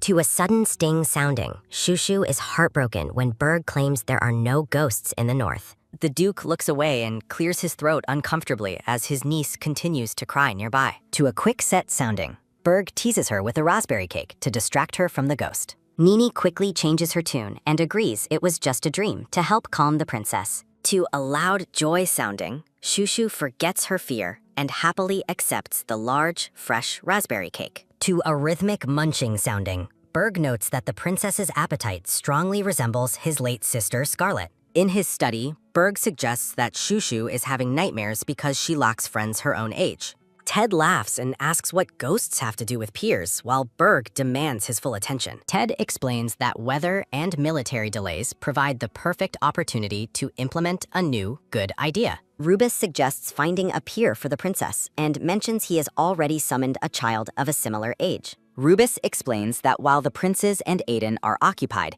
he has called upon the child of a loyal vassal. Berg agrees that Shushu needs companions and leaves the arrangements to Rubus, asking which family the child represents. Rubus identifies the boy as being from the Notbeck family, as a light brown-haired child stands politely in the hall. Berg praises Rubus for selecting a reputable family, as the brown-haired man looks on with a surprised expression. Rubus beams with immense joy and blushes after receiving a rare compliment from the Duke. To a sudden, sharp creak sounding, Rubus opens the door to the princess's room as she sits on the floor. Shushu is shown happily coloring and drawing on the floor while surrounded by a frame of strawberries and flowers. To a soft cluck sounding, Rubus greets Shushu, while Nini looks surprised by the sudden visit from the Duke's assistant. To a soft tap sounding, Rubus encourages Terran to step forward and offer a formal greeting to the princess. Terran Notbeck steps forward with a polite smile and introduces himself to the young princess. To a soft gyut sounding, Rubus explains that the Duke arranged for a playmate so the princess would not be lonely. To a soft senyum sounding, Terran continues to grin kindly at the princess as Rubus observes their interaction. Nini is delighted for Shushu, but the princess's thoughts reveal her preference for getting closer to the princess instead. To a sudden, quick set sounding, Rubus bids them farewell and leaves the children alone to get acquainted. To a soft sinyum sounding, Terran compliments Shushu's appearance and tells her that she is truly beautiful. To a soft merinding sounding, Shushu feels a sudden chill as she finds the boy's face hauntingly and uncomfortably familiar. Nini excitedly announces she will fetch treats for the children and asks them to wait together for a moment. To a sudden, sharp jetter sounding, a bolt of realization strikes Shushu as she finally remembers where she knows him from. To multiple heavy drap soundings, Nini rushes out while Shushu reaches out desperately, begging the maid not to leave her alone. Shushu's inner thoughts reveal her shock at recognizing Terran despite having previously forgotten his face from her past life. A vision reveals that the Notbecks are traitors who contributed to her uncle's death in Shushu's previous existence. To multiple rhythmic ha soundings, a memory shows an adult Terran mockingly laughing at a powerless and despairing Shushu. Shushu trembles with trauma and sweat as the White Fox companion asks her why she remains so silent. Narrative text notes that 30 minutes have passed as Rubus notes the Duke should be returning very soon. To a sudden, heavy break sounding, a panicked maid bursts in and warns Rubus that something terrible has happened. Rubus runs through the castle in a frenzy, fearing for the princess's safety while his master is away. To a sudden, loud brack sounding, Rubus kicks open the doors as the gathered maids watch on with concern. To a sudden, sharp karak sounding, Rubus freezes in utter disbelief as white feathers fly everywhere within the princess's room. Rubus stares with a wide-eyed and shocked expression at the chaotic scene unfolding before his very eyes. To a long, loud hoo-wee sounding, Rubus asks what is happening as Shushu attacks Taran while he weeps in pain. To a sudden, low grrr sounding, Shushu is shown fiercely biting Taran's hand as Rubus watches the assault in horror. A flashback shows Taran demanding Shushu praise him to the Duke while the fox asks why she is silent. In the past, Taran insulted Shushu as a symbol of bad luck and claimed the Duke only pitied her. To a soft top sounding, Taran is remembered patronizingly patting Shushu's head while remarking on her beauty. Shushu's past self was too frightened to avoid the boy despite finding his arrogant behavior absolutely disgusting. To a sudden, sharp jang sounding, the fox berates the past Shushu for her cowardice after having eaten so much. To a sudden, heavy plaque sounding, the flashback shows Shushu striking the boy's hand away in a fit of rage. Shushu resolves that she is no longer the weak person she used to be and decides to take action. To a sudden, sharp jang sounding, the princess snaps at Taran and orders him to remove his filthy hands from her. Taran is stunned that Shushu spoke to him as the princess questions how his parents could have raised him. To multiple heavy drape soundings and a quick hiat sounding, Shushu charges at Taran despite her difficulty speaking clearly. To a sudden, heavy lompat sounding, Shushu springs into the air and launches herself directly at the surprised boy. To a sudden, sharp seung sounding and a loud ah sounding, Shushu tackles Taran with the spirit of a warrior. To a sudden, heavy duduk sounding, Shushu lands forcefully on top of the pinned and terrified boy. To a sudden, heavy brook sounding, Shushu headbutts Taran with such force that blood begins to stream from his nose. Taran cries out in absolute terror and pain as blood drips from his nose following the princess's violent headbutt. To a sudden, sharp-set sounding and a heavy jeter sounding, Shushu shouts insults and makes a rude hand gesture. To multiple, heavy drape soundings, Taran flees the room in a state of utter panic while crying that she's insane. Shushu turns to her white fox companion with a look of confused innocence and wonders what just happened. To a long, loud ow sounding and a series of sharp guk soundings, The white fox companion howls and barks at the sky. The pink-haired princess looks on with wide eyes and a startled expression as the chaotic scene unfolds. To a soft ting sounding, a system notification reveals that the princess has been granted a divine gift to communicate with both animals and spiritual beings. To a sudden, heavy brack sounding, the princess's inner thoughts reveal that she's successfully summoned every bird in the vicinity. To a soft sounding, Shushu clenches her fists with a look of intense determination and frustration. To a sudden, sharp kepok sounding, Shushu points her finger and commands the swarm of white doves to launch an attack. To a series of sudden, sharp seung and loud arg soundings, the brown-haired boy is swarmed by white birds as he screams in pain. The young boy is overwhelmed by the pecking birds while the white fox watches the assault with a fierce glare. A wave of relief washes over Shushu as she reflects on the satisfying outcome of her sudden retaliation. The princess's thoughts reveal her regret for not fighting back in her past life instead of suffering in silence. A faint vision shows a regal woman in a long cape standing amidst falling white feathers, representing a shift in Shushu's destiny. To a soft anguk sounding, the white fox demands that Shushu stop staring and continue her assault on the trembling boy. To a soft banar sounding, the fox encourages Shushu to teach the boy's hand a painful lesson as a red target reticle appears over his fingers. To a sudden heavy krauk sounding, the princess lunges forward and forcefully bites the boy's hand. To a sudden heavy krauk sounding, Shushu bites down hard while Terran screams in agony that his finger is being destroyed. To a soft ha sounding, the princess looks down at her hands in momentary shock after realizing the intensity of her own violent outburst. Rubis enters the room with a confused expression as the sound of crying fills the air. To a series of soft hicks soundings, Terran sits on the floor weeping with a bloody nose while Shushu watches from the shadows. To a sudden sharp deg sounding, the princess begins to speak while pointing toward the boy as if to deliver an accusation. To a series of soft ha soundings, a dark memory surfaces of Terran mocking Shushu and promising to make her his personal puppet. Shushu's inner thoughts reveal her mounting panic about the consequences of attacking a child from a family the Duke supposedly favors. To a sudden, sharp deg sounding, Shushu worries that her uncle will abandon her and recalls how the boy's family always used their power to cover up his past crimes. The princess continues to struggle with her decision, wondering if she should have restrained herself to avoid the influence of the Notbeck family. To multiple sharp kepak soundings, the boy's father demands a doctor immediately,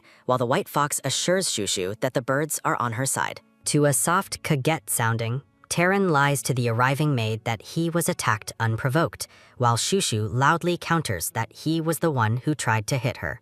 To multiple heavy drop and soft top soundings, Shushu clings to Nini and cries that she is terrified because Terran threatened to hit her. To a sudden sharp deg sounding, Rubis looks down at the cowering boy and sternly asks if the princess's accusations are actually true. To a series of soft Mara and HH soundings, Rauda Notbeck enters the room with a look of extreme anger. To a sudden, heavy plaque sounding, Rauda slaps the air in fury and screams at Rubis for trying to offer greetings while his son is bleeding. To a soft hey sounding, Rubis attempts to explain that the princess was being threatened, but the older man cuts him off with an arrogant glare. Rauta gestures toward his weeping son and boasts about the boy's supposed military accolades for the North as justification for his outrage. To a soft saw sounding, the older man insults Shushu as a bringer of bad luck and expresses disgust toward Rubis for protecting her. Rubis stands his ground, firmly stating that his orders from the Duke are to prioritize the princess's well-being and wishes above all else. Shushu looks at her protector with a glimmer of hope as he continues to defend her against the older man's insults. To a soft senyum sounding, Rauta wears a sinister grin as he thinks this confrontation is the perfect opportunity to eliminate Rubis. To a series of soft Mara soundings, the older man demands to see the Duke immediately, as Rubis notes his master should be in the study. To a soft tap sounding, Duke Berg arrives on the scene, looking down at the gathered group with a cold and piercing gaze. Rauda immediately calls out to the Duke and offers a formal, though frantic, greeting as the red-haired man approaches. To a sudden, sharp set sounding, Rauda hysterically claims that the princess bit his son and that the boy's finger might need to be amputated. To a soft cha and sharp deg sounding, the Duke looms over Shushu and asks if it is true that she was the one who attacked the boy. To a sudden, sharp grep sounding, the princess trembles and clutches her skirt while admitting that she was indeed the one responsible. Shushu stands small before her towering uncle, preparing herself for the potential fallout of her honest confession. The Duke leans in closer and notes with surprising calm that the princess didn't actually bite the boy's hand. To a sudden, sharp kaget sounding, Berg turns his cold attention toward Terran and demands that he tell the truth about what really happened. To a sudden, sharp jang sounding, the Duke points out a red mark on Shushu's forehead and notes that the father is only concerned with his own child. To a soft sounding, Rauta tries to protest by mentioning his family's service, but the Duke remains unmoved. To a soft sounding, the Duke tells the older man to be quiet as a dark aura begins to surround him. The Duke's eyes glow with a cold blue light as he states with absolute finality that his niece is the one who has been hurt. To a soft sounding, the Duke dismisses the father's noise as the tension in the room reaches a breaking point. With a terrifyingly calm expression, the red-haired Duke declares that the only thing that matters is that Shushu has been injured. Duke Berg dismisses those who prioritize the boy's injury over his niece's well-being and honor. To multiple heavy drape soundings and a soft top sounding, a doctor arrives to treat the boy. The red-haired Duke stops the doctor and commands that the princess be treated first instead. Shushu looks up at her uncle with wide eyes after he acknowledges her as his family. To a series of sharp suit and seung soundings, the characters are whisked away during a scene transition. To a soft hick sounding, the boy weeps in his father's arms while the maids whisper nearby. To a soft anguk sounding, Rubus and his knight companions observe the scene with very serious expressions. Duke Berg holds the young princess on his lap and asks if she is feeling okay. Shushu points to the bandage on her forehead and whimpers about the pain she feels there. Shushu's inner panic leads her to quickly deny any pain to avoid her uncle's potential wrath. The red-haired Duke looks down at his niece with a silent and strangely contemplative expression. To a soft pat sounding,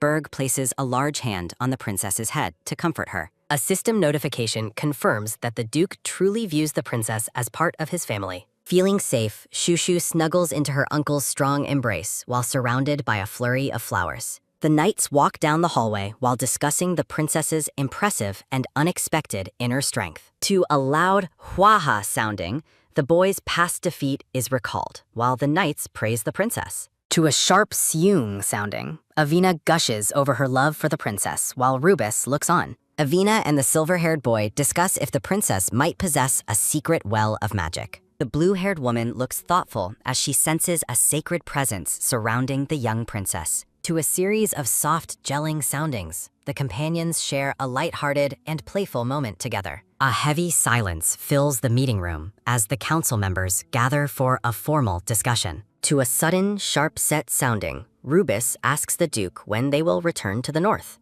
The brown-haired knight suggests holding a traditional northern gift-giving ceremony for the young princess. Duke Berg considers the proposal for a traditional event with a very serious and focused expression. The younger retainers cheer excitedly at the prospect of holding a grand celebration for their princess. To a sudden, heavy krauk sounding, Shushu's past bravery is remembered as the Duke's followers offer support. The Duke approves of the suggestion and schedules the ceremonial event for the following weekend. To a sudden, sharp senyum sounding, Rubus beams with joy after his proposal is officially accepted. 1 week later, the morning sun rises over the grand and fortified gates of the estate. Shushu holds her bunny plush while questioning the nature of the upcoming gift-offering ceremony. A maid excitedly explains the northern tradition, while the princess wonders what to expect next. Shushu worries that northern traditions might involve something scary or dangerous for a small girl. To multiple, sharp seung soundings and a soft tap sounding, Shushu cowers in a moment of anxiety. To a sudden, sharp-set sounding, a maid presents a beautiful new dress for the upcoming celebration. To a long, loud sialala sounding, Shushu dazzles the entire household in her frilly new outfit. To a soft tap sounding, Duke Berg and Rubus arrive to see the princess in her finery. To multiple heavy drape soundings, the princess runs happily toward her uncle with a bright smile. The red-haired Duke looks down at his niece with a gaze of softened and genuine affection. Berg reviews a book of luxury fabric swatches with the family's silver-haired exclusive clothing designer. The designer is shocked as the Duke asks if he can create custom hair ribbons. To a series of soft hicks soundings, the designer is moved to tears by the Duke's kindness. The Duke continues to meticulously study the fashion booklet while the silver-haired designer watches him. To a sudden, sharp srack sounding, the Duke selects every single color present in the entire book. To a sudden, sharp jang sounding, the Duke demands 2 ribbons of every color by Friday. Berg specifies that only the absolute best and most expensive materials are to be used. Shushu appears covered in ribbons while the designer claims he has done his very best work. To a sudden, sharp siat and set sounding, the Duke asks Rubus for writing supplies immediately. To a series of sharp sret soundings, the red-haired Duke scribbles a list into a notebook. To a sudden, sharp set sounding, the Duke hands a mysterious and important note to Rubus. To a series of loud ha soundings, Rubus is horrified to find an order for 100 corsages. The morning sun rises over the white stone walls of the grand and festive estate. Melodic music notes float through the air as noble guests gather in the sunny garden. Evina and a black-haired companion enjoy a light-hearted conversation during the outdoor party. To a sudden, sharp tap sounding, Duke Berg carries the elegantly dressed princess into the celebration. A heavy silence falls over the gathering as the Duke makes his grand and imposing entrance. Shushu wonders if observing a moment of silence is part of the northern tradition. To a sudden, loud duar sounding, the crowd erupts into cheers as flower petals fill the air. The young princess looks around in wonder as pink petals rain down upon the joyous guests. A system notification appears over the garden to announce a list of current party participants. To a sudden, sharp ting sounding, the system window counts the rapidly increasing number of attendees. The system warns that the chat channel has exceeded its capacity and will undergo a transformation. To a sudden, sharp ting sounding, a notification confirms that Shushu's interest level has increased. A system alert announces that Shushu has officially reached the Baron rank as a streamer. The system promises an unexpected piece of luck as a reward for her latest level increase. To a sudden, sharp ting sounding, a large pile of colorful gifts is presented to the princess. Shushu waves to her supporters while held safely in her tall uncle's strong arms. The guests scream with absolute delight as the young princess waves her hand at the crowd. To a sudden, sharp kaget sounding, Rubus looks startled by the overwhelming excitement of the guests. A purple-haired maid apologizes to Rubus for forgetting to explain the tradition earlier that day. To a soft ehem sounding, Rubus clears his throat while feeling slightly flustered by the maid's words. The narration explains that the northern region has historically been a remote and barren place. Travelers are welcomed with great warmth after enduring long and dangerous journeys through the snow. Northern teams prepare specialized gifts to express their gratitude and hospitality to their honored guests. A gift box is showcased as the traditional practice of gift selection is officially introduced. A white ribbon dances in the breeze, symbolizing the connection between the North and its visitors. Guests realize Shushu is much sweeter than rumors suggested and express their heartfelt regret.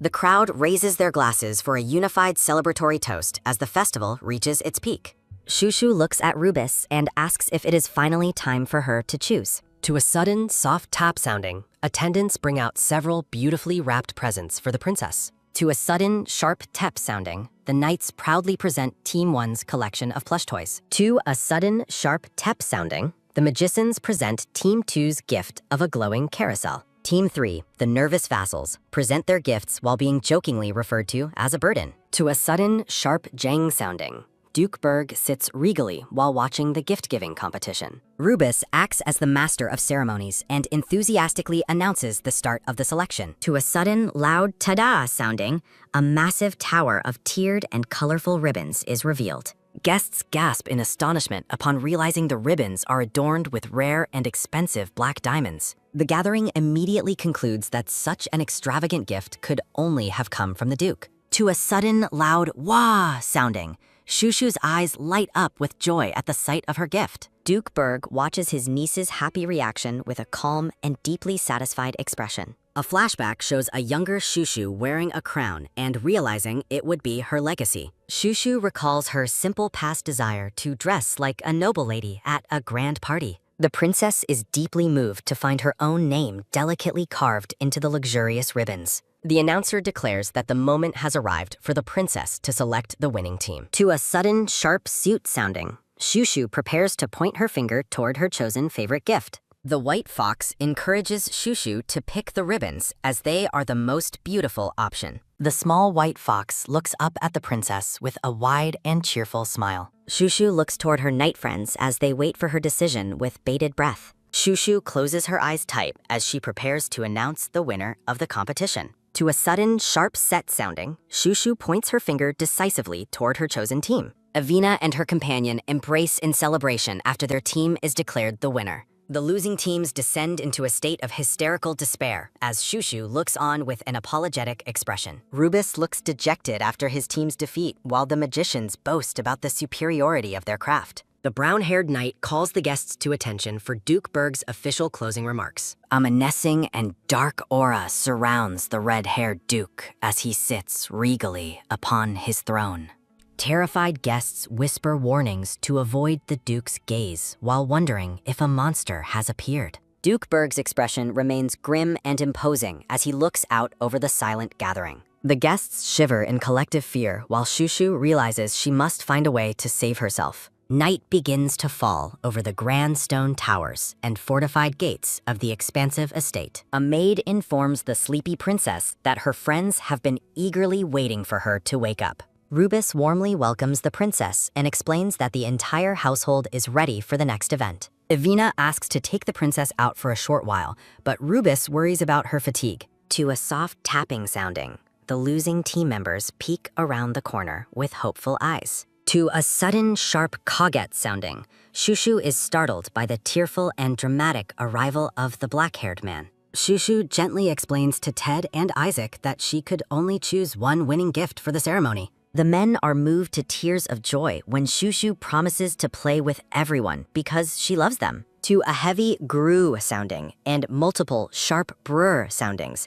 the Duke's terrifying presence silences the group. To a sudden, sharp suit sounding, Berg orders the magicians to stay with the princess while the others attend a meeting. The red-haired Duke watches the interactions with a suspicious and calculating side-eye. To multiple, sharp threat soundings, Lawton is dragged away while complaining about being discriminated against for his age. Evina and her companion wave a cheerful goodbye to the commander while he cries about their lack of gratitude. Shushu looks down with a quiet and pensive expression as she processes the day's intense events. The young princess worries that her uncle might be angry because she didn't choose his extravagant gift. Evina glows with happiness as she finds herself surrounded by a lush field of purple flowers. Rubus reminds the group to return on time, while the others confidently assure him of their reliability. To a sudden, sharp katak sounding, a magician snaps her fingers to activate a powerful transformation spell. A bright circle of magical energy surrounds the princess as the magicians prepare for their journey. Shushu is amazed by the sudden disappearance of her friends, while Rubus explains the nature of teleportation magic. Evina adjusts a flower in her hair while the other magicians engage in a chaotic and watery celebration. The silver-haired woman smiles warmly at the happy princess who is now surrounded by beautiful white blossoms. A blonde man sits upon a grand throne while receiving a report from his loyal knights. The emperor hears a rumor that Duke Berg kidnapped the princess and finds his sudden interest quite suspicious. To a sudden, sharp suit sounding and a soft he sounding, a flashback recalls the Duke expelling the imperial knights. The emperor views the young princess as a mere plaything and refuses to let her leave the empire's control. Angry nobles condemn the northerners as uncivilized rebels who are using the princess to challenge the emperor. The narration notes that the public believes Duke Berg is using Shushu to defy the imperial family's authority. Berg's past confrontation with the emperor is recalled as he demanded the truth about his sister Scarlet's death. The memory of Scarlet's final rest among white flowers remains a central point of the Duke's motivation. The emperor orders his elite knights to the north to assert his power and humble the arrogant northerners. A sinister smirk crosses the emperor's face as he realizes this conflict presents a perfect opportunity for him. The blonde emperor stares forward with a cold and calculating gaze that promises future trouble for the north. A system notification announces that the emperor has issued a harsh reprimand to the northern temple. Shushu runs toward a swarm of dark, grasping hands while a chilling voice declares that hunting is fun. A young Shushu sits beside a bloodied and fallen blonde figure as the haunting voice continues its praise. To multiple loud screaming soundings and a sharp kaget sounding,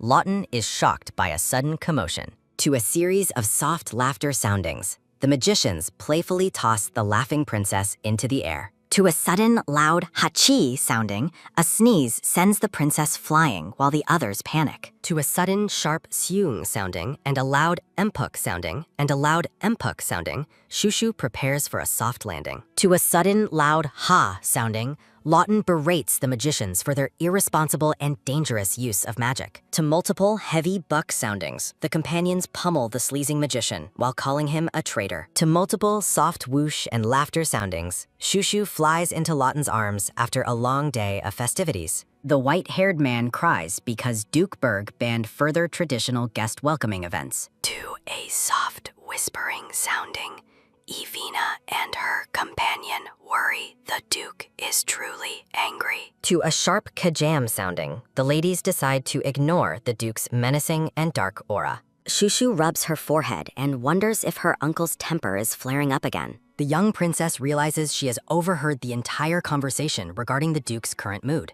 Shushu recalls a shadowy memory of Berg and wonders if this is his true nature. To a soft sounding, Rikshasa observes the princess as she ponders her next move. To multiple, sharp gyut soundings, Shushu feels guilty for not choosing her uncle's extravagant gift. The princess asks the small fox if a dance might soothe her uncle's unhappy spirit. Rikshasa detects the scent of precious raplia flowers nearby, while Shushu considers her uncle's preferences. To sharp bzz, zzz, and burr soundings, Shushu imagines her terrifying uncle holding delicate blue flowers. To a soft croak sounding, Rikshasa teases the princess for her lack of knowledge about local flora. The small fox begins to explain the incredible secrets and rarity of the mysterious blue blossoms. Sunlight streams through the large windows of the beautifully decorated and silent manor hall. To multiple, sharp cling soundings, Shushu is dazzled by news of the flower's immense market value. To a sudden, loud vang sounding,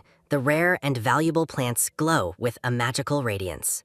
Shushu imagines piles of gold as Rikshasa explains the flowers possess powerful and holy energy. To a sudden, sharp grep sounding, a small hand pulls back the heavy pink fabric. Evina is surprised when the princess suddenly approaches her with a bright and wide smile. The crescent moon hangs high over a lush forest filled with glowing white and green foliage. To multiple, sharp cling soundings, Shushu and Rikshasa search the woods for the expensive flowers. Shushu doubts Evina's claim about the barren training ground while the knights follow her trail. To a soft seek sounding, Evina tells the confused knight they should spend time together. To multiple soft twinkling soundings, Ted looks on with a slightly flustered and curious expression. To a sudden loud wah sounding, Shushu's eyes sparkle with wonder at the forest's nighttime beauty. To a sudden sharp whoosh sounding, a swarm of glowing fireflies illuminates the dark night. Ted and Evina admire the fireflies, known as the lucky symbols of the northern region. The group's peaceful moment is interrupted by the arrival of the Duke's elite gate guards. A veteran commander with 30 years of experience stands regally before the gathered guests. The silver-haired knight is haunted by a vision of the late Lady Scarlet Willow. To a sudden, loud wah sounding, Shushu laughs joyfully while chasing the dancing fireflies. To a soft sinong sounding, the companions compare the sweet princess to a heavenly angel. To sudden terharu and kaget soundings, the knight is moved by Shushu's resemblance to Scarlet. The princess smiles brightly while holding a glowing spark of light in her tiny hands. Ted predicts Shushu's future beauty while everyone assumes she is simply playing in the field. The narrator reveals that Shushu is actually busy hunting for the incredibly valuable flowers. To a sudden, loud golly sounding, Shushu begins digging into the earth to find her treasure. To a soft kadip sounding, a blue spirit appears while Shushu wonders about underground blooms. Rikshasa insists that flowers blooming in the dirt is a defiance of natural laws. To a soft ehem and suit sounding, Rikshasa claims the anomaly makes the flower more precious. To multiple sharp shrak and hosh soundings, Shushu digs frantically to avoid being seen. To a sudden loud ah sounding, the princess's face lights up as she finds success. To a sudden loud ta-da sounding, Shushu unearths a cluster of the rare blue blossoms. To a soft tap sounding, the princess proudly presents her floral discovery to the fox. To sharp top, amble, and suit soundings, Ted announces it is finally time to return home. A thought bubble expresses shock that a small child could dig such a massive hole. Ted smiles warmly at Shushu as they prepare to head back toward the estate. To multiple sharp cling soundings, Ted offers the princess a warm hug to ward off the cold. To a sudden loud hachi sounding, a cold Shushu sneezes and happily requests a hug. The scene shifts back to the elegant and silent marble hallways of the Duke's palace. While surrounded by her companions, Shushu hears rumors that the Duke is obsessed with her. Lawton confirms the rumor, noting the Duke's unusually cold behavior toward the other princess. Shushu looks exhausted while the narrator explains the Duke ignores the princes due to their similar temperaments. Shushu recalls her previous life and wonders what her mysterious cousins are actually like. Isaac complains of a headache while Lawton questions the source of his sudden distress. A memory shows a young boy training intensely with a sword in a desolate field.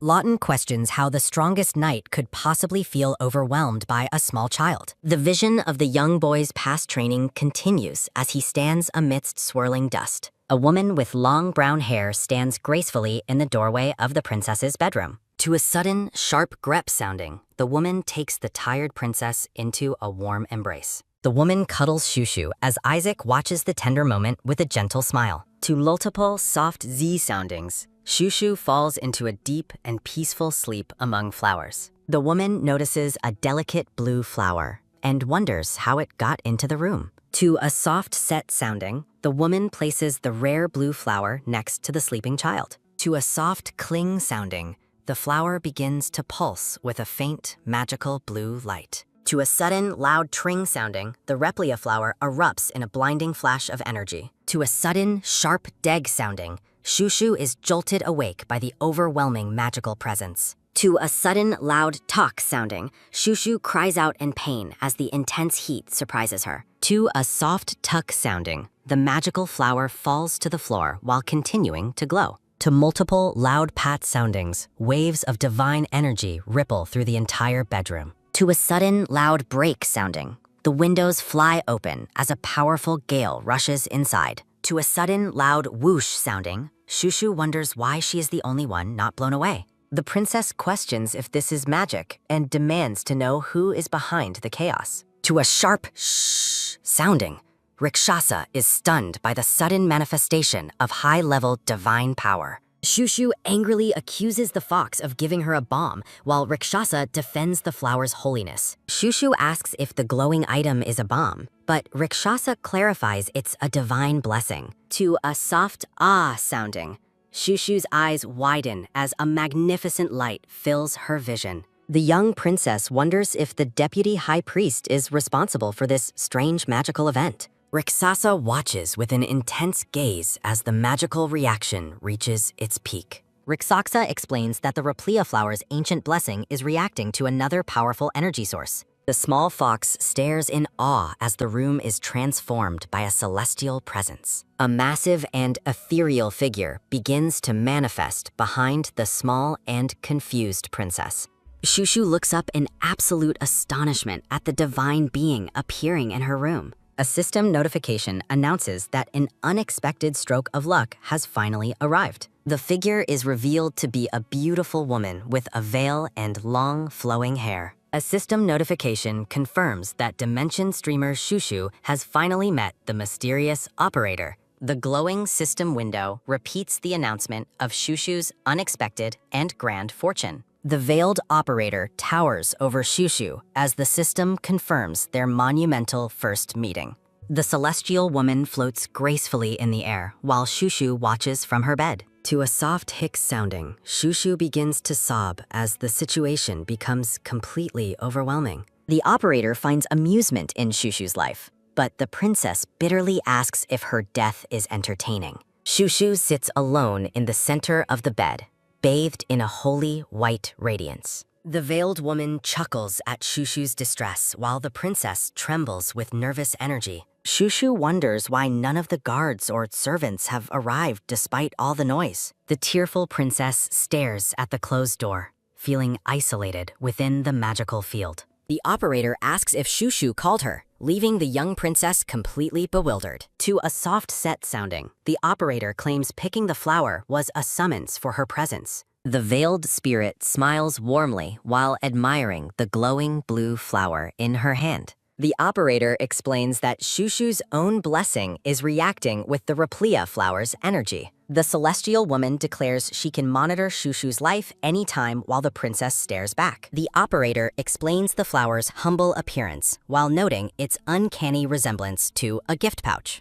The celestial woman offers a final, parting word of encouragement, urging the young princess to work hard. The operator questions if life is harder than expected while gently stroking Shushu's soft pink hair. To a sudden loud boite sounding, a brilliant flash of light signals the end of the divine visitation.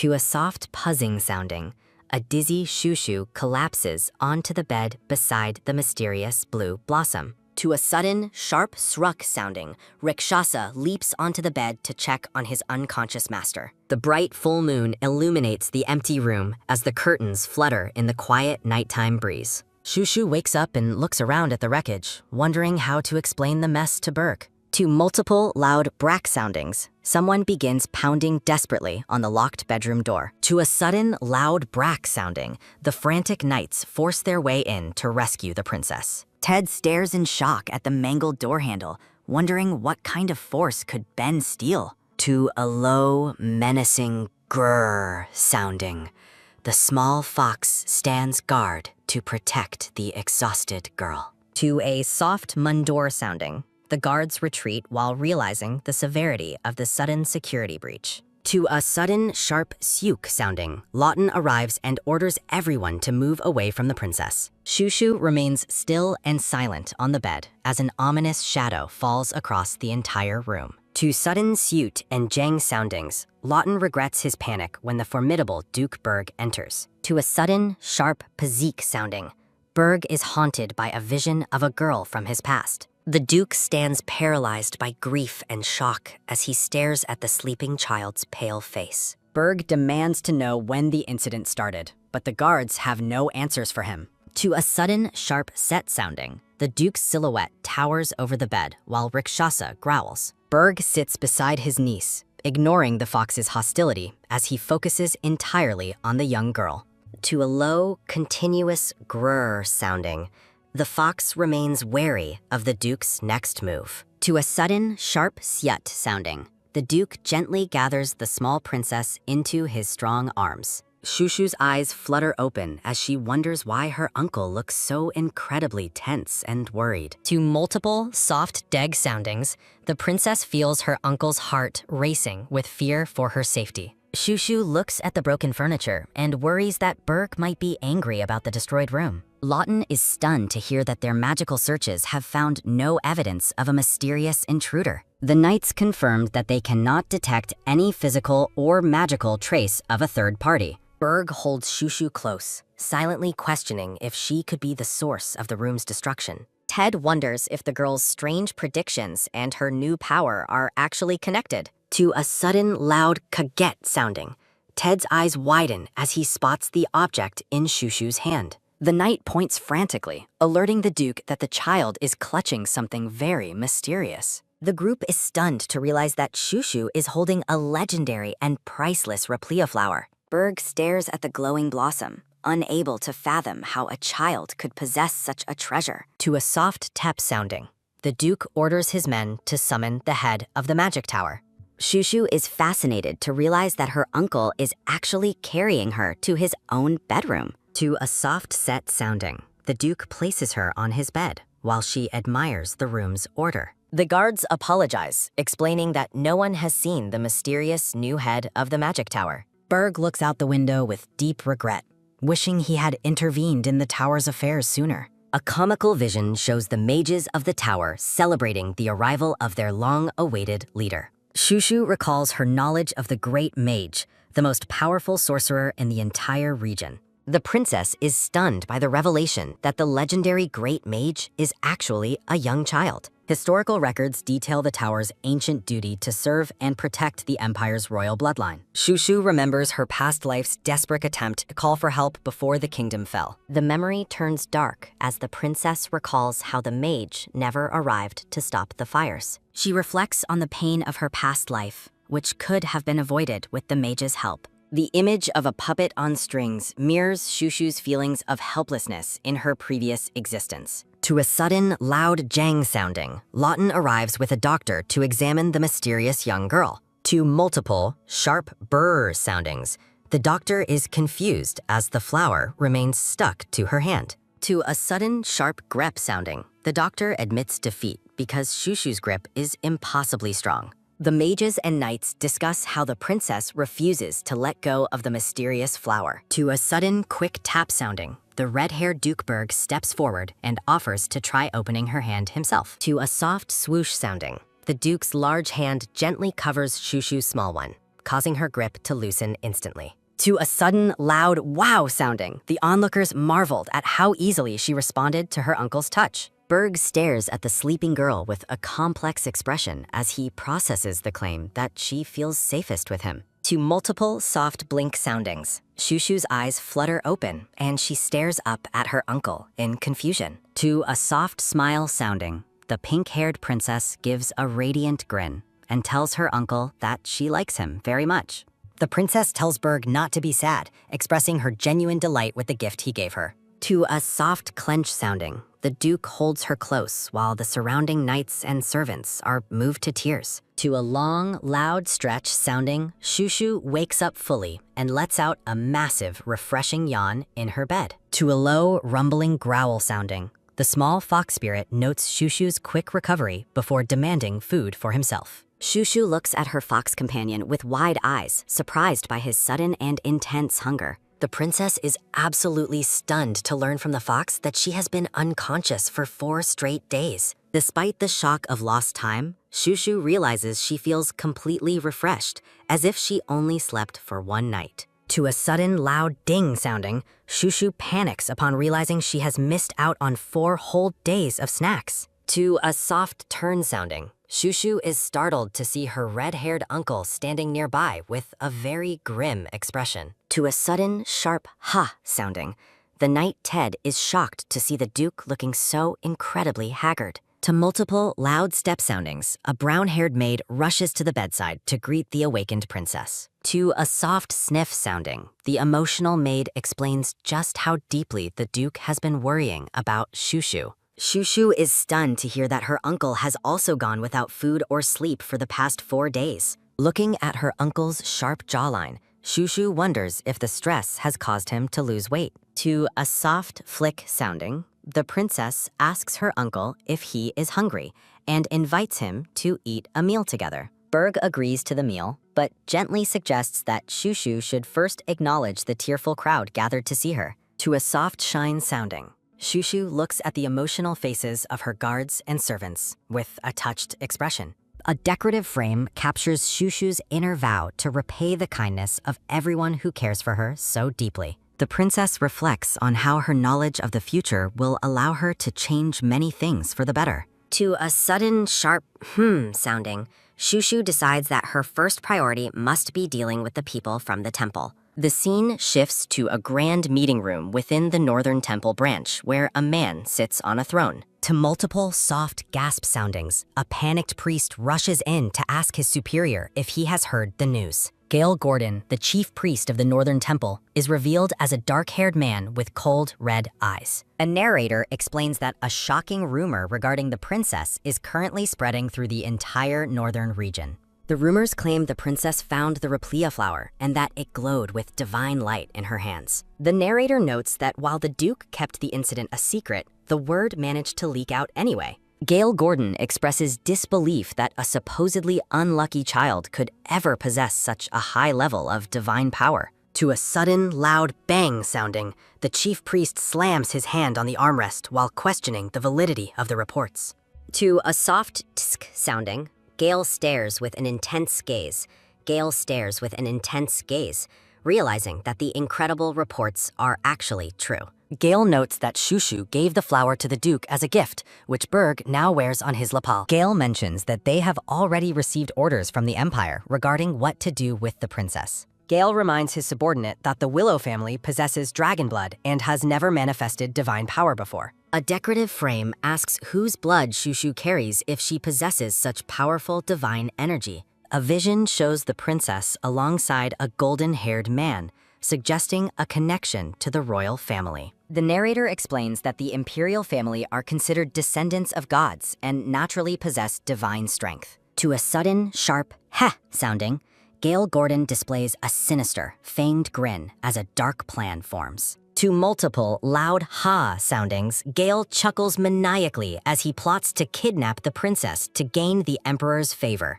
To a sudden, loud thud sounding, Gale drops his scroll in excitement while Shushu is seen happily opening a mountain of gifts. To multiple, loud ha-ha soundings, the chief priest tells his subordinate to prepare a secret item for their upcoming mission. Shushu smiles brightly as she hugs a large, white plush rabbit, unaware of the danger brewing at the temple. The temple priests discuss their duty to report Shushu's power to the Empire immediately. To a soft swoosh sounding, the priests plan to provide proof of Shushu's power so the Emperor can take her back. To a soft cling sounding, Gale's hand clenches around a jagged, glowing brown stone, intended for his dark scheme. To a sudden, sharp kaget sounding, the gray-haired priest is overwhelmed by the stone's intense holy power. To a soft, sinister senyum sounding, Gale Gordon notes that Count Notbeck has provided an excellent gift. The mysterious brown stone begins to pulse with a blinding and powerful divine light within Gale's hand. Shushu looks out the window at the peaceful morning,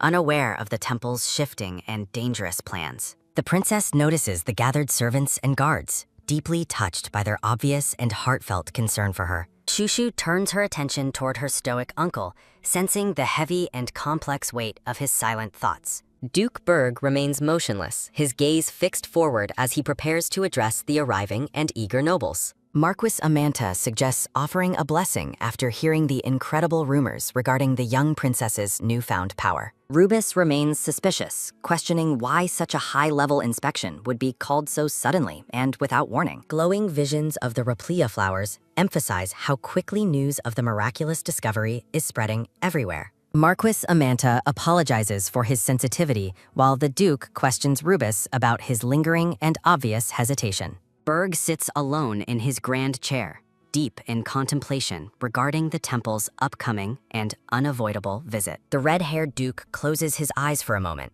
appearing exhausted by the constant and heavy political pressure. Berg suddenly orders Rubis to gather the nobles exactly as the Marquess suggested, catching his knight by surprise. Rubis scratches his head while guessing that his master has a very specific and hidden motive for this. The knight realizes that the Duke simply wants another grand opportunity to show off his adorable niece.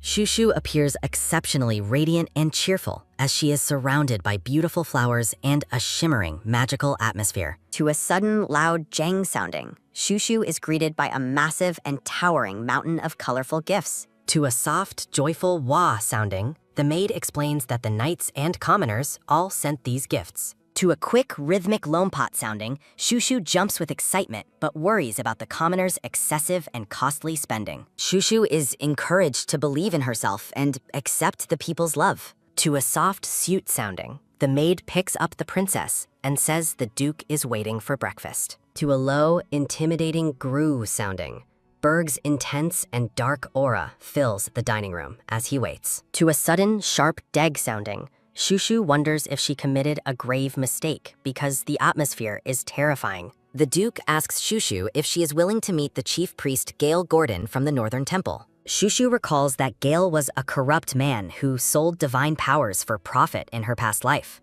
A dark vision reveals how Gale collaborated with Terran Notbeck to destroy the North after the Duke's death. To a sudden, sharp grep sounding, Shushu clenches her dress, unable to reveal her dark knowledge of the future. To a soft, reassuring Deg sounding, Berg tells Shushu she doesn't have to meet anyone if she doesn't want. Shushu smiles and decides that this time things will be different, determined to change her fate once and for all. Berg and Rubis watch the princess closely, noticing a new and surprising spark of resolve in her young eyes. Shushu laughs as she compares her uncle's weird toy gifts to her own past and more normal childhood experiences. To a soft tep sounding, Berg immediately orders Rubis to buy every weird toy from every craftsman in the region. To a loud, comical hoo-ah sounding, Shushu cries that she only wanted a simple, small rubber ball for play. The scene shifts to the day of the public gathering as crowds arrive to see the legendary young princess. People in the grand hall complain about the incredibly long line while waiting to catch a glimpse of Shushu.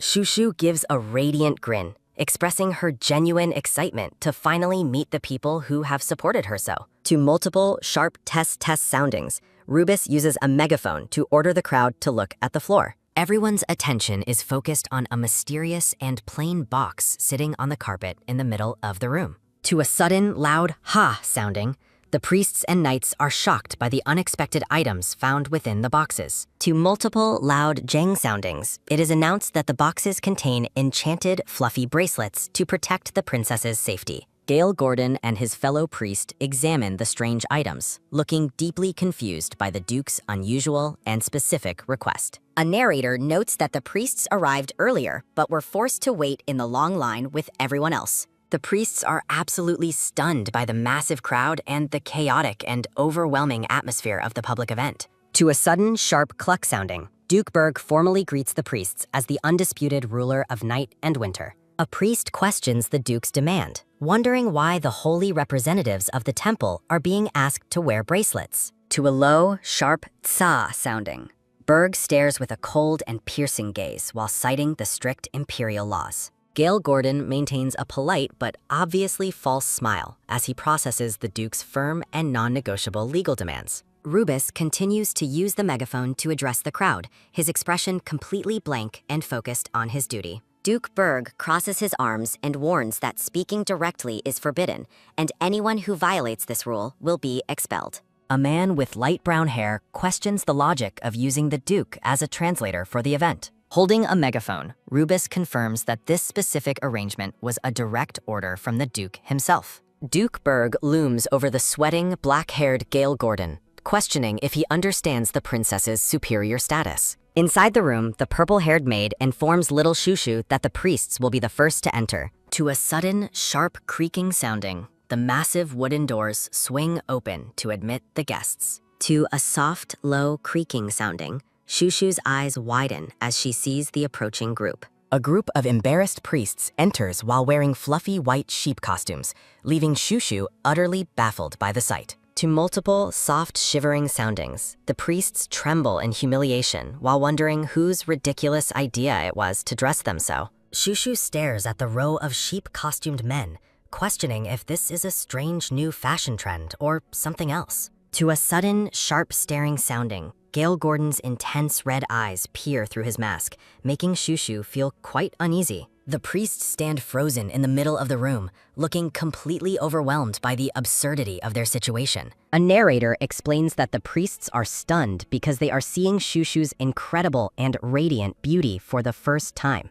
To a sudden, sharp sighing sounding, Gale Gordon is captivated by Shushu's appearance, convinced he is looking at a literal angel. To a soft, rhythmic gulping sounding, Gale Gordon lowers his head to show his formal respect to the young princess. To a sudden, sharp heart thump sounding, Shushu gives a joyful smile that sends a wave of adoration through the costumed priests. Shushu reflects on the handsome appearance of the late emperor, while a vision of the golden-haired man appears beside Berg. To a soft whooshing sounding, Gale Gordon reaches out a finger, plotting to use his hidden stone to test the princess's power. To a sudden, sharp grabbing sounding, a powerful hand firmly grips Gale's wrist before he can reach the girl. To a low, intimidating, growling sounding, Duke Berg warns Gale not to cross the line if he wishes to keep his hand. Gale looks down in a cold sweat, realizing that his foot has already crossed over a thin yellow line on the floor. To a soft, sad whimpering sounding, Shushu imagines the priests as animals in a zoo who are too dangerous to touch. To multiple soft giggling soundings, Rubus and the maid watch the scene with delighted and proud expressions. Shushu waves goodbye as the line of priests is ushered out, acknowledging the effort they took to visit her.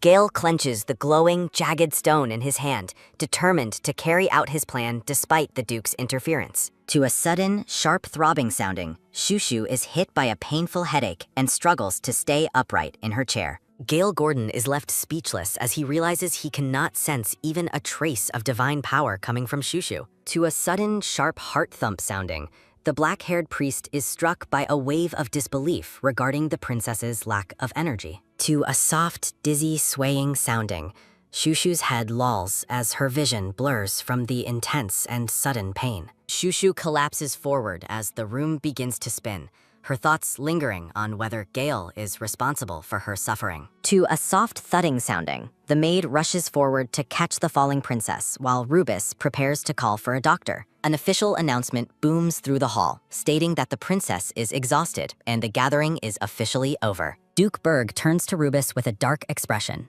ordering him to clear the room and finish the proceedings immediately. To a sudden, sharp sliding sounding, the knights begin to escort the confused and handcuffed priests out of the grand chamber. Gale Gordon glares at Rubus, vowing that he will never forget this humiliation, but the knight remains completely unmoved. As he is led away, Gale continues to obsess over why Shushu appeared to possess no holy strength at all. The maid holds the unconscious Shushu close, while Rubus reports that medical help has already been summoned for her. To a sudden, sharp gasp sounding, Rubus yells for everyone to clear the room because the princess is unwell. Rubus apologizes to the disappointed crowd, many of whom had traveled for days just to catch a glimpse of Shushu. To multiple rhythmic tapping soundings, the priests walk down the hallway in a tense silence. The older priest whispers that Count Notbeck is also eager for revenge against the Duke and his family. To multiple loud laughing soundings, the priest with the mustache plots his next dark move.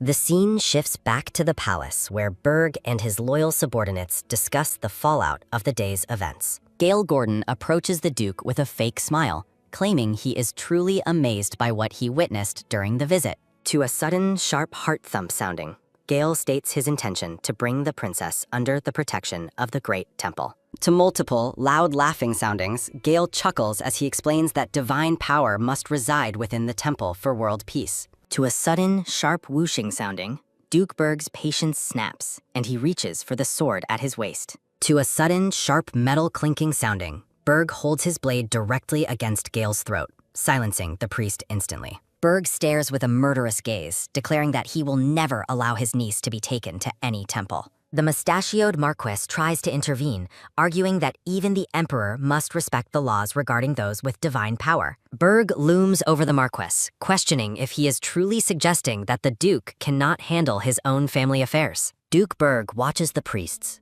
internally deciding that he must dispose of a specific body. The silver-haired Marquis and Gale Gordon laugh nervously while apologizing for the chaos they caused. A dark narration warns that opposing the northern ruler's opinion will lead to certain death. To multiple, soft, shivering soundings, Gale maintains a sweat-slicked smile while asking Berg for a single favor. Gale requests to inspect the room where the princess performed her recent miracle tomorrow morning. To a sudden, sharp cluck sounding, Gale cites their exhausting journey as a reason for a day's rest. Berg asks if his compliance is sufficient while accepting a sword from his brown-haired subordinate. To a sudden, sharp shring sounding, Duke Berg unsheaths the cold, gleaming blade with terrifying intent. Gale believes the Duke understands his request, despite the man's overwhelming and frightening aura. To a sudden, sharp hi sounding, the silver-haired man begs for mercy as a blade descends. To a sudden, sharp ohak sounding, blood sprays across the room as Gale watches in horror. To a sudden, heavy brook sounding, the silver-haired man collapses dead onto the carpeted floor.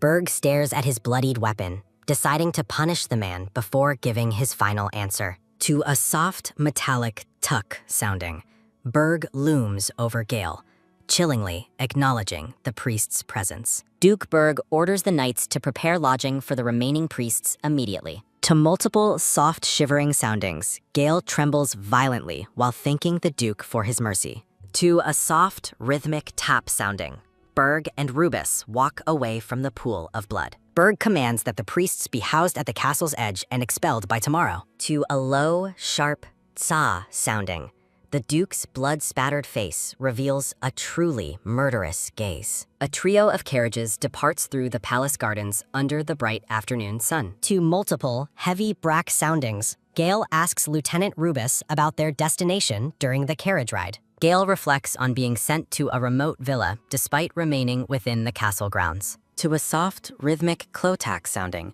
the carriage stops before a large, elegant white mansion. To multiple rhythmic drop soundings, an older priest questions why Gale surrendered their mission so easily. Gale explains that Berg's gaze was more vicious than ever, especially after slaying Marquis Amanta. A vision reveals the Duke's history of executing those suspected of killing his predecessor. To a soft, rhythmic glek sounding, the priests nervously recount the Duke's bloody and ruthless reputation. Gale hands over a scroll, ordering his subordinate to summon a specific group tonight. The priest is horrified to see the mark of the region's largest assassin guild. The document also bears the official seal of the Imperial Knights, confirming a dark conspiracy. Gale confidently tells his companion that every part of his plan has been carefully considered. Gale recalls the princess's room, wondering if she is suppressing her immense holy power. To a sudden, sharp grep sounding, Gale clenches his fist, determined to secure his fortune tonight. The palace falls into a deep, silent sleep as the night stars twinkle overhead. To a soft, melodic, doing sounding, Shushu awakens in a garden and wonders if she's dreaming. To a soft, shimmering kring sounding, Shushu is amazed by the massive cakes displayed before her. Shushu spots the dark-haired boy nearby and reacts with a sudden, wide-eyed startle. To a low, intimidating gru sounding, Shushu asks if he is the ghost from before. To a soft, rhythmic tap sounding, Shushu retreats in fear, telling the boy to stay away. To a sudden, sharp sret sounding, the girl's pink shoe slips on the polished floor. To a sudden, sharp grep sounding, the boy catches her as Shushu gasps in shock. The two children stare at each other intensely amidst a shower of falling pink petals. To a soft, airy psh sounding, Shushu notices the boy's shadow and realizes he is alive. Shushu asks for his identity while they stand together under the brilliant night sky. The dark-haired boy looks away and coldly orders the young princess to leave at once. Shushu is left confused by his demand as her hair blows in the night wind. Shushu falls through a starry void while a mysterious voice urges her to wake up. To a sudden, loud bang gun sounding, Shushu bolts upright in bed with a look of terror. To multiple, soft whoosh soundings, Shushu is shocked to see thick smoke filling her dark bedroom. To a sudden, sharp syoot sounding, the small white animal warns her to hold her breath immediately. To multiple, rhythmic tapping soundings, Shushu and Rikshasa flee down the hallway as a strange fire rages nearby. To a soft, shimmering clinking sounding, Shushu rides on the fox's back while a magical aura surrounds them. To a sudden, sharp whooshing sounding, Shushu screams in terror as they leap from a window into the dark night. To a soft, shimmering clinking sounding, Shushu is horrified to find the palace staff unconscious on the ground. Shushu realizes with dread that they are still within the Duke's castle grounds despite the chaos. To multiple rhythmic tapping soundings, Rikshasa grows increasingly anxious while scanning the silent, fallen bodies around them. To multiple rhythmic tapping soundings, a black-haired man in a dark cloak suddenly discovers the princess. To multiple soft panting sound, to a sudden, sharp grabbing sounding, the man lifts Shushu as she notes a foul smell and more fainted people. To a sudden, sharp gasping sounding, Shushu frantically asks the man where her maid has gone. To multiple rhythmic tapping soundings, the man carries Shushu away while she remains deeply unsettled. The man claims the maid was evacuated first, but his expression remains unsettlingly calm. Shushu initially feels a surge of relief, her eyes wide with hope at the man's news. To a sudden, sharp heart thump sounding, Shushu realizes that the man is telling an impossible lie. To a sudden, sharp heart thump sounding, Shushu knows her loyal maid would never leave her behind to save herself. Shushu's expression hardens as she understands the man carrying her is actually a deceptive enemy. Rakshasa watches the man's movements closely, preparing to launch a desperate and sudden attack. To a sudden, sharp crunching sounding, Rakshasa bites the man's leg, forcing a pained scream from him. To a sudden, heavy thudding sounding, the man collapses as Shushu and Rakshasa take the chance to flee. The man curses the fox while Rakshasa warns Shushu that these enemies smell like the priests from earlier. Shushu is struck by a wave of realization that the priests are responsible for the attack. Rakshasa urges Shushu to head toward the forest to escape the thickening toxic smoke. To multiple, soft panting soundings, the pair reaches the safety of the woods and stops to catch their breath. Rakshasa senses an unnatural silence in the woods, heightening the princess's fear and exhaustion. To multiple, soft panting soundings, Shushu vows to survive and remain strong until she can reach her uncle. A vision of Duke Berg gives Shushu the strength to keep moving despite her intense fear. Shushu notices Rakshasa has stopped and asks what has caught the fox's attention in the shadows. To a soft, shimmering clinking sounding, a hooded figure with a glowing staff appears before them in the forest. To a sudden, sharp whooshing sounding, the mysterious figure reaches out and acknowledges Shushu's presence. To a sudden, sharp whooshing sounding, the figure conjures a magical portal amidst the trees. To a sudden, sharp cracking sounding, a massive, ornate doorway manifests in the middle of the forest clearing. The hooded stranger waves Shushu and Rakshasa toward the glowing entrance, offering a silent invitation. To a sudden, sharp whooshing sounding, Shushu is amazed to find herself inside a cozy room filled with books.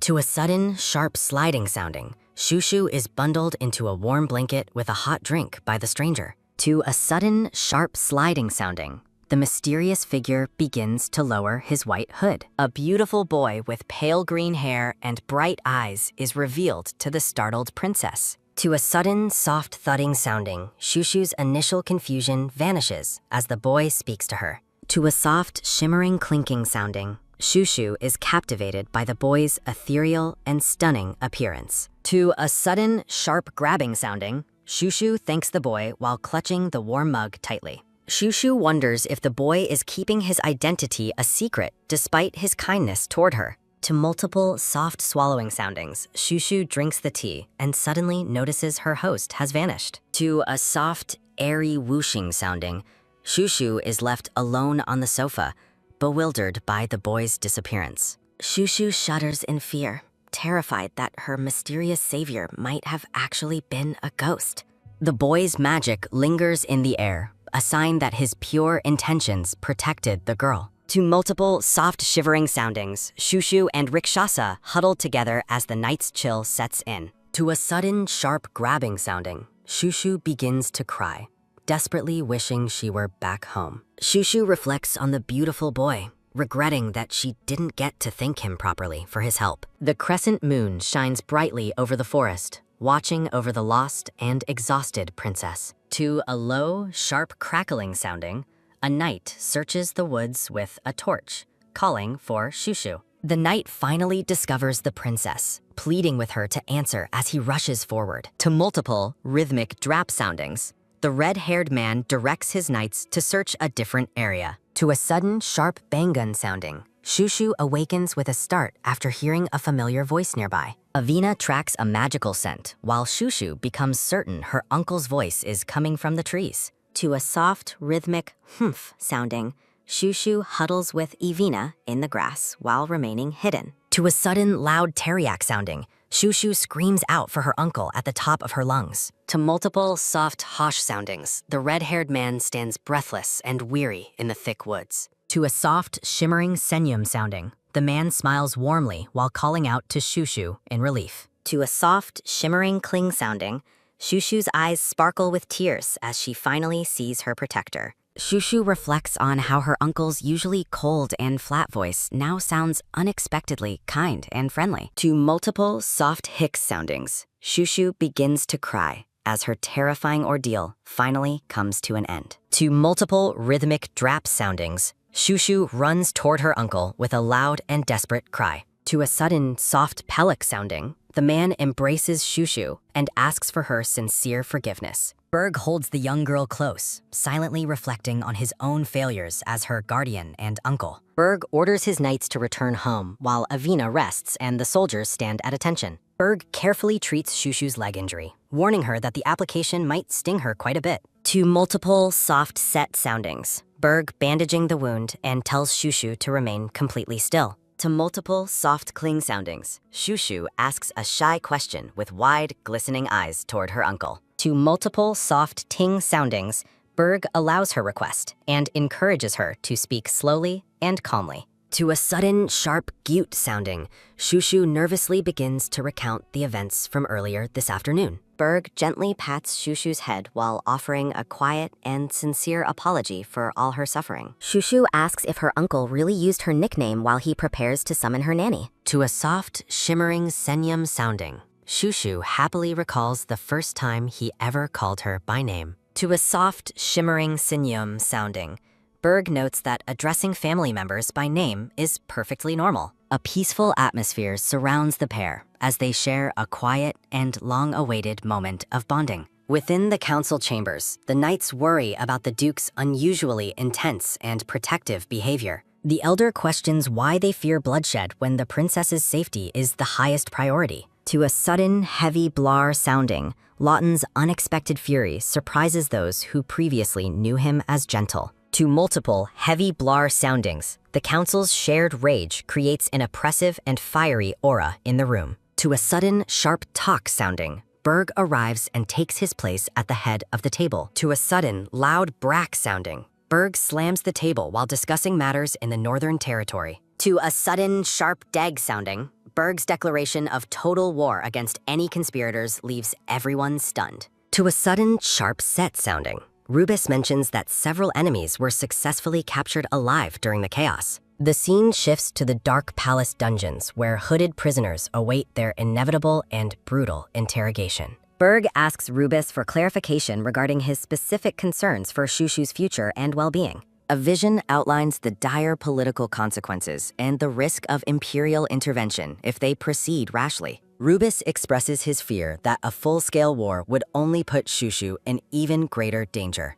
Rubis warns Berg that his ruthless reputation might eventually cause the young princess to fear him. Berg decides to handle the prisoners immediately and heads toward the dark hallways of the dungeons. To a sudden, sharp set sounding, Berg hands a small and mysterious wooden box to Lieutenant Rubis. To a sudden, sharp clank sounding, Rubis is horrified to find blood-stained cotton inside the small box. Berg explains his plan to use the princess's blood as magical evidence for sentencing the culprits. To a sudden, sharp suit sounding, Berg orders a special fig cake to be brought to Shushu immediately. To a sudden melodic doing sounding, Rubis is bewildered by the Duke's terrifyingly vengeful yet protective orders. To a sudden, sharp tep sounding, Rubis recalls the Duke's past displays of madness during military campaigns. To multiple, sharp talk soundings, Rubis accepts the task while Berg departs with cold and focused determination. The scene shifts back to the forest as Berg carries the sleeping princess safely toward the castle.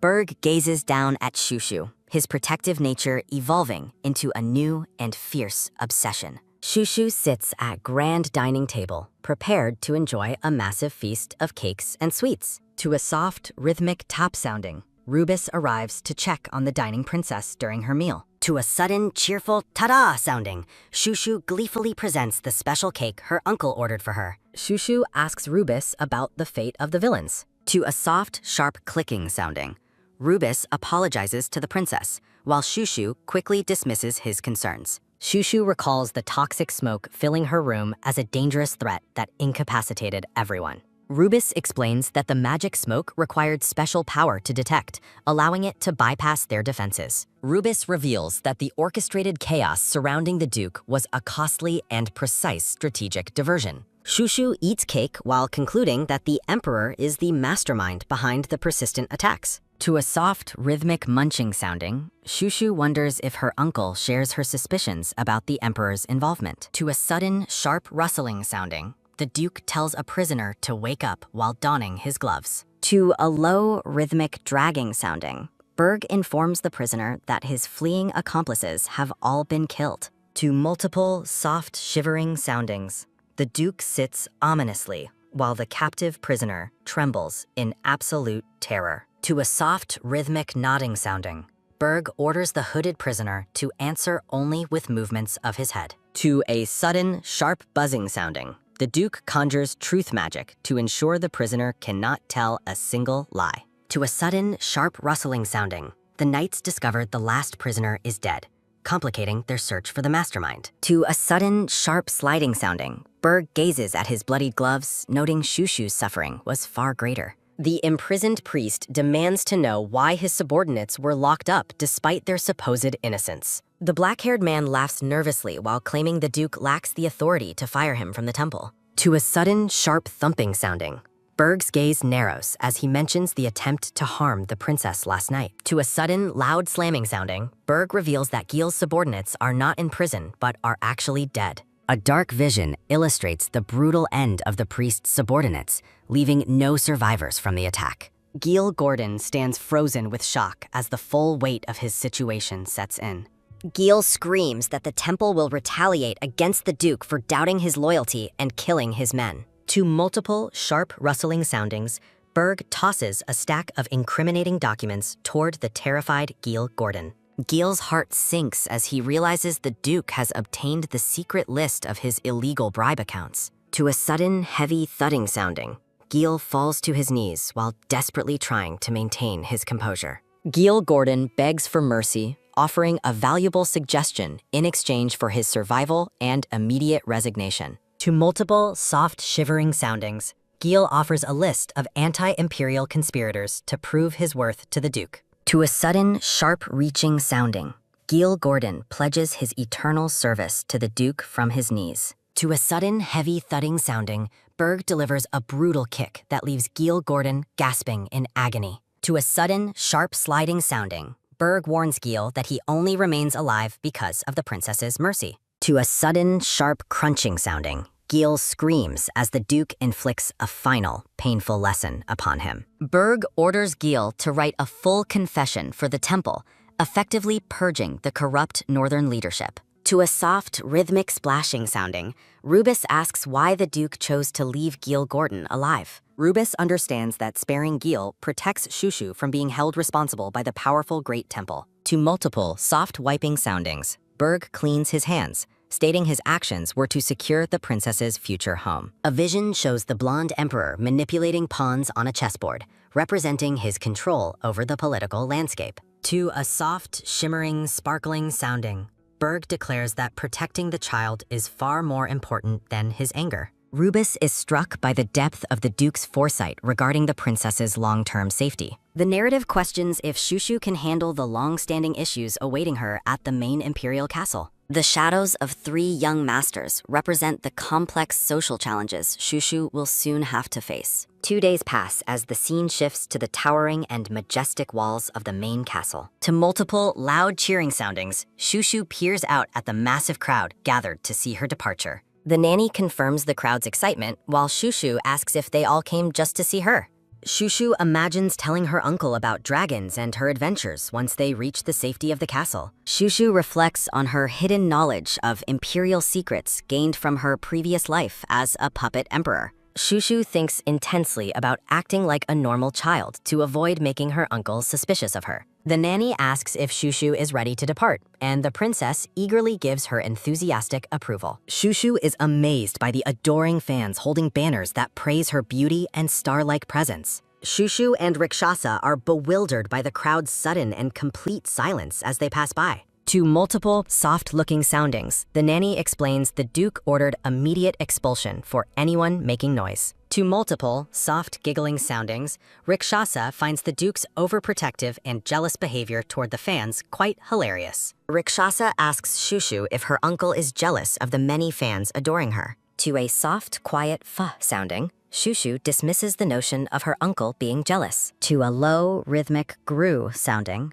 Shushu insists that jealousy does not suit her uncle. To a soft, quiet hinks sounding, the fans ask Shushu when she will visit again. To a sudden, sharp bzzzt sounding, Shushu is fascinated by the glowing magical displays before her. To multiple, soft drop soundings, Rikshasa affectionately addresses Shushu as they prepare for departure. To a sudden melodic jang sounding, the mages stand ready to provide magical assistance. To multiple, soft puff soundings, the attendants magically manifest various cakes to share. To a sudden, shimmering pots sounding, cakes float through the air toward the gathered crowd. To a sudden, sharp tep sounding, the attendants declare the cakes are a blessing from Shushu. Rikshasa tells the people to accept the snacks that Shushu specifically wanted to share. A woman in the crowd looks on with tearful joy as she receives a cake. To a sudden, loud wah sounding, the crowd cheers enthusiastically for their generous princess. Rikshasa smiles while the crowd continues to shout, "Long live the princess." Berg watches the energetic festivities with a stoic expression while Rubis stands beside him. Shushu encourages everyone to take more cake while imagining herself as a winged angel. Shushu looks at her empty box and wonders if there's any cake left. To a sudden, sharp klotak sounding,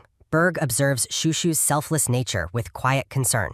To a sudden, sharp klotak sounding, Shushu offers Berg the very last snack in her box. Berg questions why Shushu gives everything away, worrying she might eventually go hungry. To a soft, quiet ha-ha sounding, Berg feels he must protect Shushu's innocence from the world. Berg tells Shushu that her gift of a simple blue flower is incredibly precious. To a low, rhythmic gru sounding, Berg promises to give Shushu anything she wants in return. To a soft, rhythmic hing sounding, Berg considers finding Shushu, a young guardian, for her safety. Several days pass as the scene shifts to the snowy forests of the north. The carriage arrives at the main castle, signaling the end of their long journey. Rubis explains that the nearby forest is the home of the Great Mage's Tower. The crystalline wizard's tower stands tall amidst the snowy trees of the Northern Territory. To a sudden, sharp klotak sounding, the narrative explains how mages maintain their alliance with Berg. Berg gazes up at the sky while reflecting on the importance of the Mage's Tower.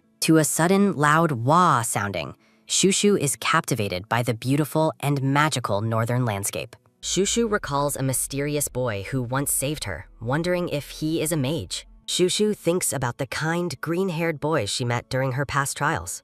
The vision of the serene, green-haired boy lingers in Shushu's memory as they travel. To a sudden, sharp whoosh sounding, they reach the massive gates of the Willow Main Castle. Berg carries the small, bundled-up princess into the courtyard as the snow continues falling. To multiple, loud brr and gamuru soundings, Shushu is shocked by the massive crowd. Berg asks Shushu if she is frightened because she is trembling in his arms. Berg reassures Shushu that the crowd has gathered specifically to welcome her arrival. To a sudden, sharp deg sounding, Shushu is shocked by the rumor calling her a goddess. To a sudden, sharp grep sounding, Berg asks how long Shushu will tug on his hair. To a sudden, sharp set sounding, Shushu apologizes while Berg tells her he doesn't mind. To a sudden, sharp gyut sounding, Berg reassures Shushu that she is the most precious person. A silver-haired butler and two maids bow respectfully to welcome the Duke back home. Berg introduces the staff to Shushu while preparing to present his own sons. To a sudden, sharp tep sounding, the Willow brothers approach the group to greet Berg. Mowgli Willow, the eldest son, formally welcomes his father back to the main castle. Daniel Willow, the cheerful second son, greets his father with an energetic and bright grin. Raciel Willow, the tired-looking third son, provides a quiet and polite welcome to Berg. The three young masters stand together, waiting to be introduced to the young princess. Shushu examines Raciel, the third son, noting his pretty features while questioning his lineage. To a soft, shimmering cling sounding, the boy's long eyelashes flutter as he blinks slowly. Shushu recalls a vision of a dark-haired woman, wondering if the late Duchess shared that trait. Berg introduces Shushu Genta to the group, identifying her as the daughter of his sister Scarlet. The eldest and youngest sons offer a formal greeting, expressing their pleasure in meeting the princess. To a sudden, sharp bzzzt sounding, Shushu and Raciel share a brief and intensely focused stare. To a low, rhythmic gru sounding, Shushu wonders if the boy is actually glaring at her. To a sudden, sharp suit sounding, Raciel abruptly turns his head away from the young princess. To a soft, quiet lambai sounding, Shushu gives a cheerful wave while offering a bright greeting. Shushu reflects on Raziel's innocent appearance, noting his voice is soft despite his expressionless face. Rixasa suggests throwing leftover meat to the boys, prompting Shushu to tell the fox to stay quiet. To a sudden, sharp tap sounding, Shushu feels intimidated by the brothers' intensely sharp and warning glares. Shushu notes that while the suns are cold, the castle staff seems to welcome her warmly. To a sudden, sharp tap sounding, the Duke stands alone in the brightly lit castle corridor. A digital system window congratulates the princess for reaching over 500 real-time viewers. The system interface announces a new milestone as the viewership exceeds 10,000 people. Shushu looks on in surprise as a group of faceless maids gathers behind her. The system offers to upgrade one of Shushu's abilities to celebrate her impressive viewership achievements. Shushu is presented with a choice between leveling up her streaming or her spiritual animal. The system reminds the dimensional streamer to share happiness and joy with as many people as possible. Shushu is overwhelmed by the sudden decision, feeling that both of the options presented look good. To a sudden, sharp ting sounding, Shushu asks the system if she can make her choice later. To a sudden, sharp pat sounding, the system warns her choice will determine her fate and channel. To a sudden, sharp siu sounding, the system functions go offline to give Shushu extra time. To a soft, quiet henning sounding, Shushu is baffled by the complete and sudden silence surrounding her. Shushu reflects on her past life, admitting she is accustomed to receiving cold and distant welcomes. The narrative reveals Shushu's assumption is wrong. The maids are actually struggling to suppress their excitement. To a soft, shimmering cling sounding, the maids imagine Shushu as a celestial angel sent from heaven. To a sudden, sharp talk sounding, Shushu realizes everything in the northern castle is built quite large. To multiple, sharp set soundings, Berg asks if Shushu understands him, and she confirms that she does. Shushu is shocked when Berg explains the castle will be renovated to suit her specific needs. Raziel is surprised by Berg's words, while Shushu asks why such a beautiful castle needs renovation. To a sudden, sharp ting sounding, the system notification announces that all functions have been reactivated. A system window reveals Berg's internal thoughts about how Shushu will eventually grow into an adult. Shushu looks at the Duke while she considers the weight of the family's expectations for her. A detailed view shows the ornate silver cross pendant resting against Shushu's purple dress. Shushu reflects on her physical state, noting her current body is shorter than average for her age. To a sudden, sharp cluck sounding, Berg carries Shushu away as the three brothers watch silently. To a soft, shimmering cling sounding, the third son remains entirely expressionless even after the meal ends. Shushu observes that the eldest son is also cold, likely having adapted to the Duke's indifferent nature. Shushu wishes she could have saved the Duchess to see her young cousins smile more often. A framed portrait shows the mysterious, dark-haired woman who was the mother of the three masters. Shushu recalls reading restricted reports about the late Duchess during her previous life's administrative duties. A vision depicts Berg and the dark-haired Duchess on the day of their formal wedding ceremony. The narrative explains the Duchess was physically frail and died shortly after the birth of her third child. To a soft, quiet Hicks sounding, Shushu mourns the woman who died shortly after she was born. Shushu wishes the Duchess were alive so her cousins wouldn't be so serious and cold. A man laughs while a nanny carries a sleeping Shushu, noting the prince's unusual behavior. To a soft, shimmering glow, Shushu realizes that many things have truly changed in her new life. Shushu wonders if reincarnating earlier would have allowed her to save both of her parents. To a sudden, sharp ting sounding, Shushu is stunned when the system asks if she wants to save her mother. Berg notices Shushu's sudden shock and asks what has happened to her. Shushu questions the true meaning behind the system's mysterious offer to save her late mother. To a soft, quiet ha sounding, the blue screen vanishes into a sudden, sharp psh sounding. To a sudden, sharp seung sounding, Shushu screams in her mind as the opportunity disappears. To a soft, shimmering cling sounding, Berg dismisses Shushu's panic, assuming she is just reacting to nothing. Shushu asks to walk on her own while worrying that she might never see the system window again. To multiple, sharp tap soundings, Shushu walks down the hall, realizing she needs privacy to think. To a sudden, sharp duck sounding, Shushu's deep thoughts are interrupted when she bumps into someone. To a sudden, sharp deg sounding, Shushu is captivated by the intense gaze of the dark-haired boy. To a sudden, sharp gyut sounding, Shushu wonders if the handsome boy is actually one of her brothers. Shushu remains dazed as she stares into the boy's calm, purple eyes.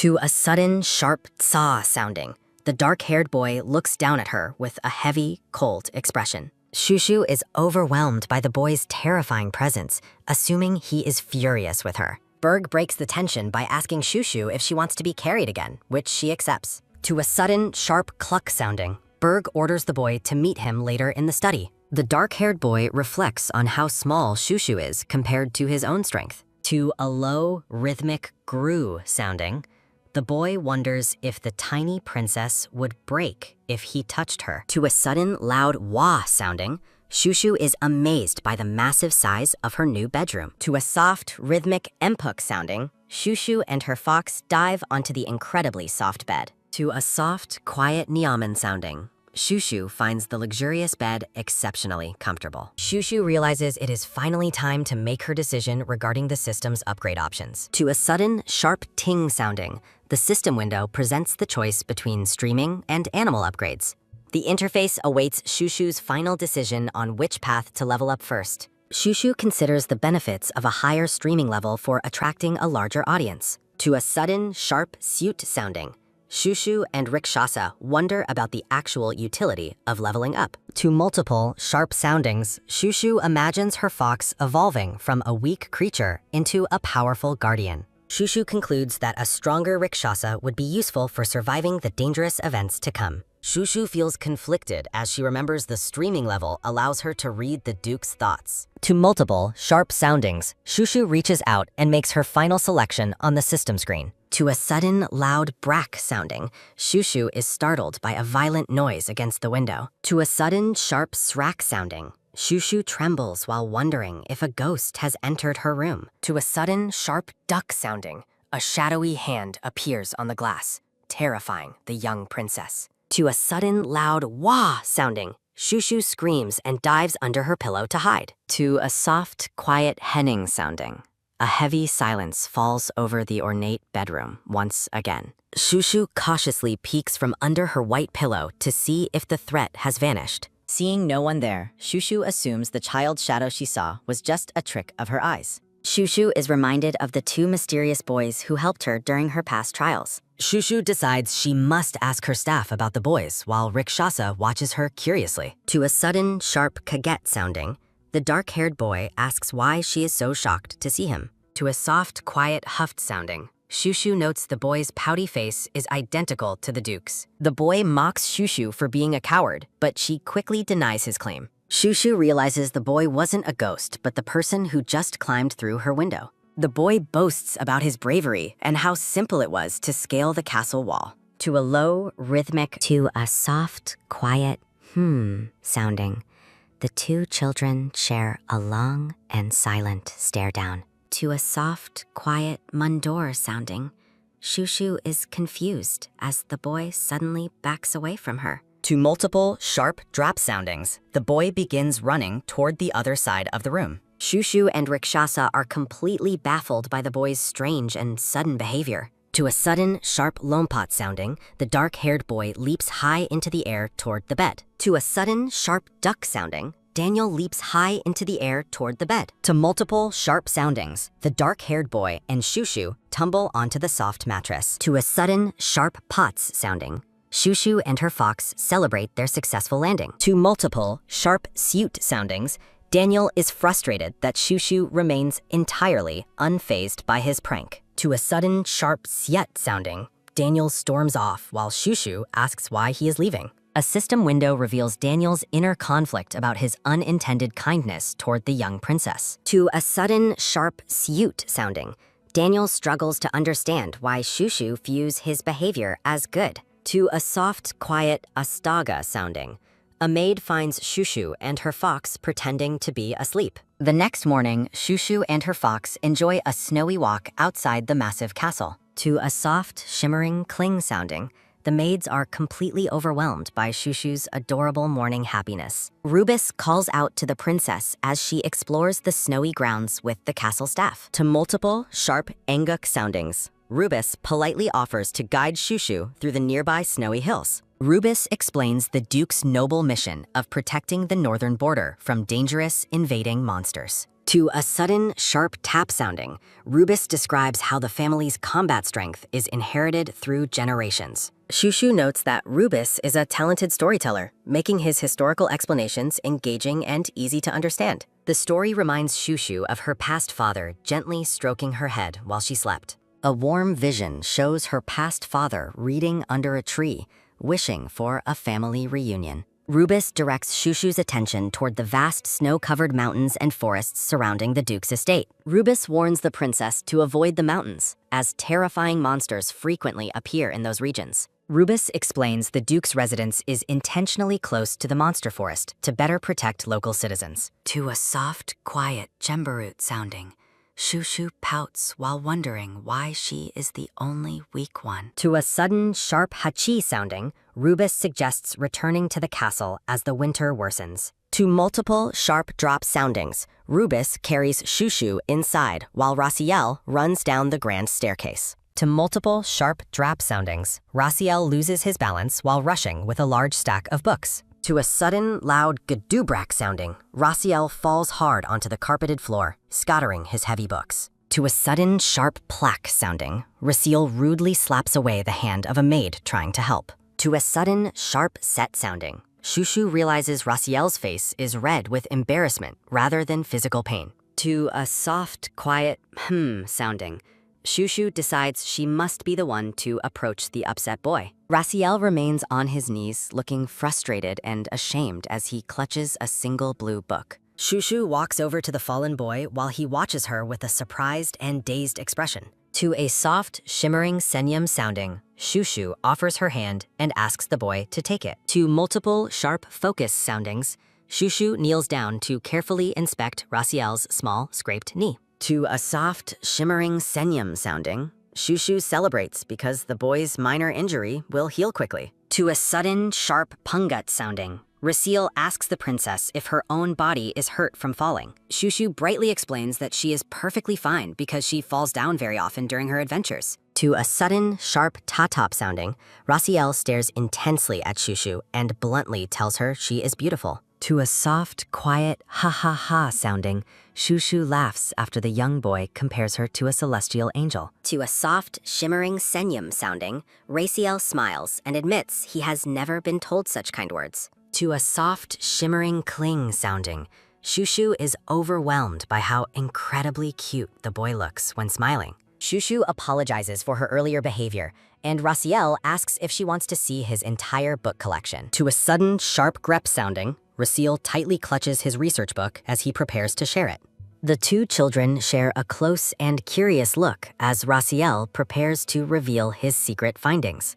To a soft, quiet hee-hee sounding, Shushu is delighted to discover the book is actually about powerful magic. To a sudden, sharp set sounding, Raciel promises to bring his most interesting books to Shushu's room later. To multiple, sharp drop soundings, Shushu waves goodbye as Raciel excitedly runs off toward his private study. Shushu reflects on Raciel's secretive nature, wondering why he hides the results of his magical research. To a soft, quiet glek sounding, Rubus is completely stunned by the friendly interaction he just witnessed. To a low, rhythmic gru sounding, the attendant recalls that Raciel is usually extremely sensitive and avoids all touch. To a sudden, sharp tep sounding, Rubus notes this is the first time Raciel has allowed direct physical contact. Shushu remains confused after hearing Raciel usually rejects everyone, as he accepted her help with no hesitation. Thought bubbles explain that the third prince, Raciel, always keeps to himself while studying magic in the library. Rubus observes that Raciel hasn't smiled like that since the Duchess passed away,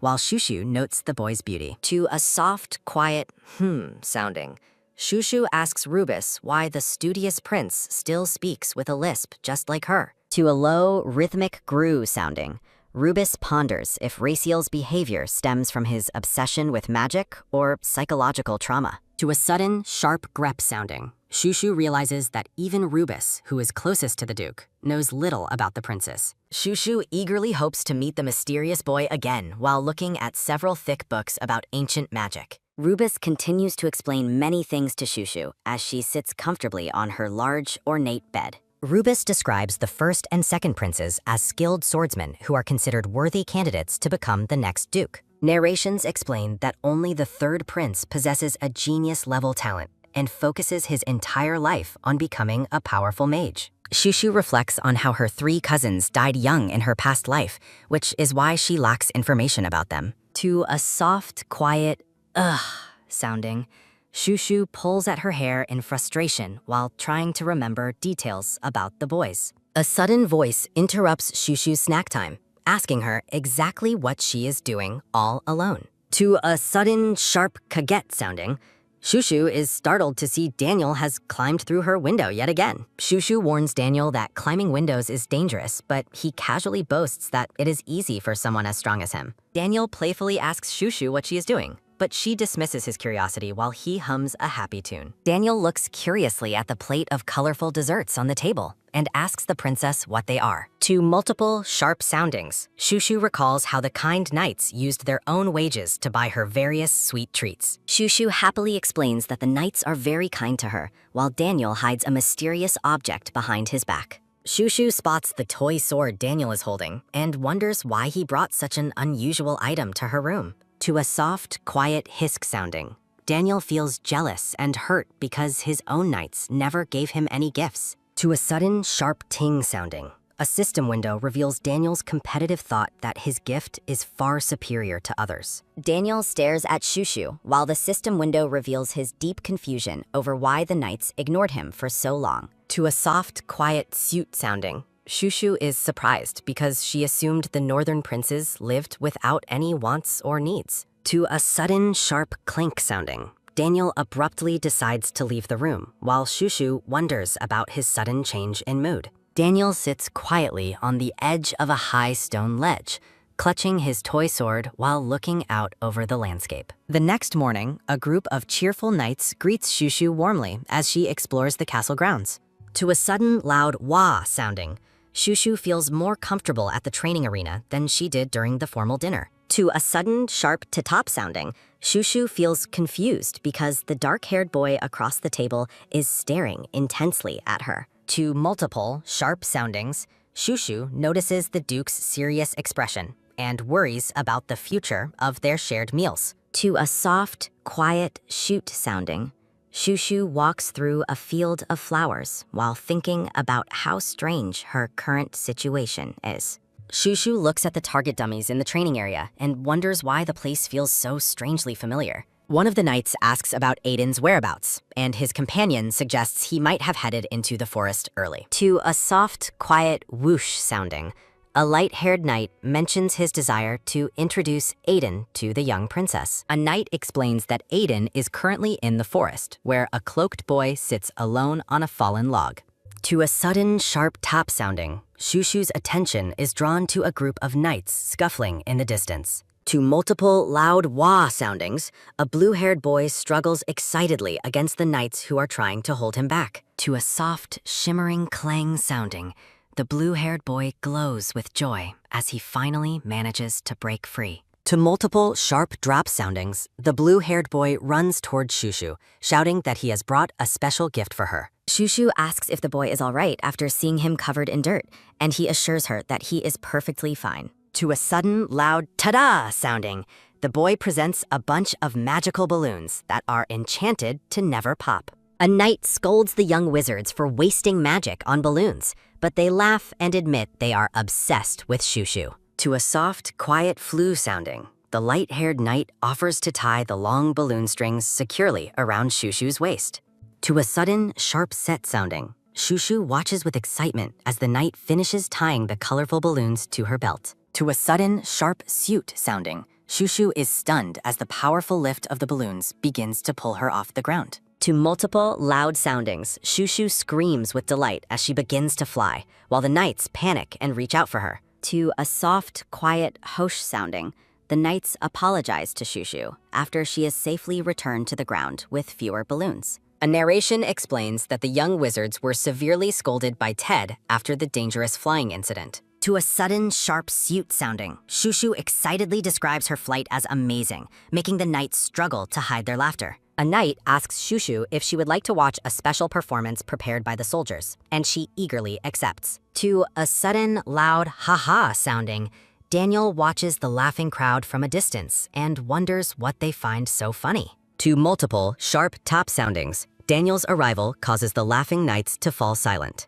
To a soft, quiet gulp sounding, Daniel wonders why the atmosphere shifts whenever he enters the room. To a sudden, sharp pzyke sounding, a knight offers a formal greeting to the second prince. To a soft, quiet gulp sounding, Daniel offers a stiff greeting, while Shushu returns it with a hesitant wave. To a sudden, loud sting sounding, Daniel announces that group sword practice will begin immediately. To a soft, quiet worry sounding, the knights anxiously beg to cancel the training, but Daniel coldly rejects them. To a soft, quiet sob sounding, Daniel insists on training today, despite the lack of a formal schedule. To multiple soft sob soundings, the system reveals the knights' despair over losing their time with Shushu. To a sudden, sharp grip sounding, Shushu grabs Daniel's sleeve and affectionately calls him her brother. To a soft, quiet sob sounding, a system window reveals Daniel's inner jealousy over the princess's popularity. Daniel reflects on his childhood of forced maturity and lack of gifts while staring at the girl. To a sudden, sharp shock sounding, Shushu's request for Daniel to play with her leaves him completely startled. To a soft, quiet swoosh sounding, Daniel claims he is too brave for games, despite secretly wanting to play. To a sudden, sharp slap sounding, Daniel tells Shushu to leave and accidentally pushes her away. To a sudden, loud thud sounding, the young princess grunts in pain after falling hard onto the ground. To a low, rhythmic heartbeat sounding, Daniel's heart sinks as he realizes the impact of his rough actions. Ted shouts out in alarm after witnessing the second prince's aggressive behavior toward the girl. To a sudden, sharp set sounding, Ted rushes to the princess's side to check if she is injured. Daniel stands frozen with a look of deep guilt and distress after hurting his younger cousin. Ted gently pulls the princess into a protective embrace to comfort her after the fall. To multiple, sharp dash soundings, Daniel flees the scene in shame while Ted calls out to him. To a soft, quiet worry sounding, Ted explains that Daniel is young and struggles to control his strength. To a sudden, sharp shock sounding, Shushu is surprised to see the prince's deep footprints in the earth. Ted admits Daniel is naturally rough, but offers to take any punishment on the prince's behalf. To a soft, quiet gulp sounding, the knights bow deeply while offering their most sincere apologies. To multiple, sharp tap soundings, Shushu brushes off the incident, noting that children often have small scuffles. Shushu reflects on how Daniel is misunderstood by others as he sits alone by a window. To multiple, sharp dash soundings, Shushu ignores the knight's calls and runs off with her fox companion. Shushu asserts her authority by declaring her departure is an official order that the knights must follow. To a sudden, loud boing sounding, the knights stand in stunned silence as the princess sprints away. The knights watch in disbelief as Shushu and her fox dash across the castle grounds with speed. To a soft, quiet flop sounding, a single blue balloon floats high above the snowy mountain range. A cloaked boy stands alone in the forest, wondering who has dared to enter his sanctuary. To multiple, sharp dash soundings, Shushu follows the boy, while the fox detects his scent nearby. To a soft, quiet swoosh sounding, Shushu spots the cloaked figure ahead and prepares to catch him. The princess pauses for a moment, realizing she has traveled much further than she originally intended. To multiple, sharp dash soundings, Shushu notices that her legs feel remarkably energetic despite the long run. Narrations reveal that Shushu's dormant family power is beginning to manifest within the castle walls. To multiple, sharp dash soundings, Shushu shouts a loud greeting as she closes in on the boy. Daniel is shocked as Shushu yells for him to stop running and finally face her. To multiple, sharp soundings, Shushu's supernatural strength propels her through the air toward the stunned boy. To a sudden, loud thud sounding, Shushu successfully tackles Daniel into a deep bank of soft snow. To a sudden, sharp grip sounding, Daniel demands to know why the princess is relentlessly following him. To multiple, sharp thump soundings, Shushu playfully hits Daniel while complaining about his sudden, rude escape. Shushu points out that the prince's erratic behavior is causing distress among the castle's brave knights. To a soft, quiet swoosh sounding, Daniel blushes and accuses Shushu of being arrogant because she is pretty. Shushu tilts her head in confusion, unable to understand the boy's sudden and aggressive outburst. To a soft, quiet, huh sounding, Shushu realizes that the prince simply lacks the ability to express feelings. To a sudden, sharp chime sounding, Shushu recalls a contradictory fan from her past life as a streamer. To a soft, quiet, huh sounding, Shushu concludes that Daniel is a classic northern boy who hides affection. Shushu gazes up at the boy with large, curious green eyes. To a sudden, loud ta-da sounding, Shushu presents a chocolate chip cookie and happily asks him to eat and play. Daniel stubbornly refuses the treat, telling the girl she should eat it herself instead of treating him like a child. To a sudden, sharp grip sounding, Shushu catches his arm and insists that they eat together. To a sudden, loud thud sounding, Daniel yells his refusal while accidentally causing the girl to fall and lose her cookie. Shushu sits on the ground, mentally noting the prince's unexpectedly rough and difficult personality. To multiple loud soundings, Shushu begins a theatrical fake crying fit to test Daniel's reaction. To multiple loud soundings, Shushu wails that her cookie is ruined and her balloons flew away. To a soft, quiet burr sounding, Shushu peeks through her fingers, wondering if the boy intends to hit her. Shushu's large green eyes fill with tears as she continues her dramatic performance. To a soft, quiet drip sounding, Daniel stares at her with genuine, guilt-ridden tears falling from his blue eyes. Shushu is frozen in complete shock after witnessing the prince's unexpected and sincere emotional breakdown. To a sudden, sharp shock sounding, Shushu stops her act and frantically asks the boy why he is crying. To multiple, sharp zip soundings, Daniel wipes his face and offers a stuttering, heartfelt apology. Daniel looks away with a deep blush, his expression filled with intense shame and regret. To a soft, quiet pat sounding, Shushu tells him not to cry because she is not actually hurt. To multiple, sharp zip soundings, Daniel claims a knight doesn't cry and that his eyes merely sting. To multiple, soft pat soundings, Shushu comfortingly pats him and suggests they head home to play together. Daniel notices a small, red scratch on Shushu's hand and holds it with deep concern. To a low, rhythmic heartbeat sounding, Daniel fears that everyone, including his own father, will hate him for his actions. Shushu smiles warmly and holds his hand, telling him there is absolutely no need to worry. Shushu mentally vows to help Daniel become a beloved child so that he can repay her kindness later. Shushu asks if he's coming, and the two walk together toward the snowy mountains. Daniel pauses and looks back, sensing that something is slightly wrong as they walk together. To a soft, quiet swoosh sounding, the pair realizes they have wandered much deeper into the forest than intended. A narration explains that they both crossed a magical door while chasing one another through the castle grounds. To a soft, quiet ha sounding, Shushu realizes the scenery is different and remembers she was forbidden from entering this forest. Shushu determines that they must immediately leave the forest through the visible magical gate. Daniel places a hand on Shushu's shoulder, promising to go back for her lost balloon before they leave. A single red balloon floats high among the dark, snow-covered trees of the magical forest. To multiple, sharp dash soundings, Daniel runs off into the woods to take responsibility, while Shushu calls for him. To a soft, quiet swoosh sounding, Shushu gets an ominous feeling that something bad is about to happen. Shushu calls for Rikshasa and decides they must immediately chase after the second prince. To multiple, sharp tap soundings, Shushu and her fox dash across the dark forest ground, looking for the boy.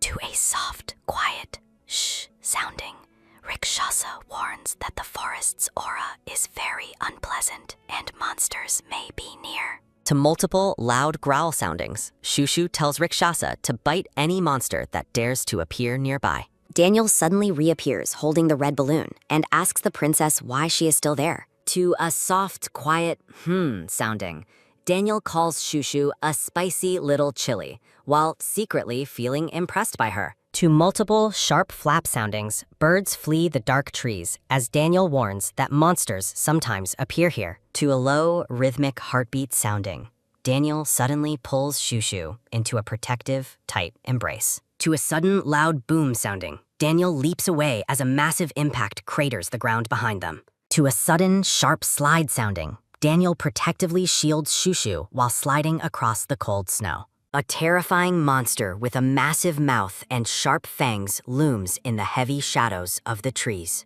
To a sudden, loud thud sounding, a giant, horned imp monster crashes down heavily before them. Narration identifies the creature as a fallen fairy called an imp that hunts in groups as Daniel draws his sword. To multiple, sharp dash soundings, Shushu climbs onto Rikshasa's back to avoid interfering with Daniel's fight. To multiple, sharp dash soundings, Shushu realizes with horror that 2 more massive monsters have appeared. To a soft, quiet slip sounding, Shushu struggles to maintain her grip on the fox's back during the escape. To a sudden, loud thud sounding, the young princess falls hard onto the frozen forest floor. To multiple, loud ha-ha soundings, a black imp towers over the fallen Shushu while she grunts in pain. To a sudden, loud whoosh sounding, a massive shadow looms over the terrified princess. To a soft, quiet syuk sounding, the cloaked boy leaps in to intercept the monster's strike. To a soft, quiet whoosh sounding,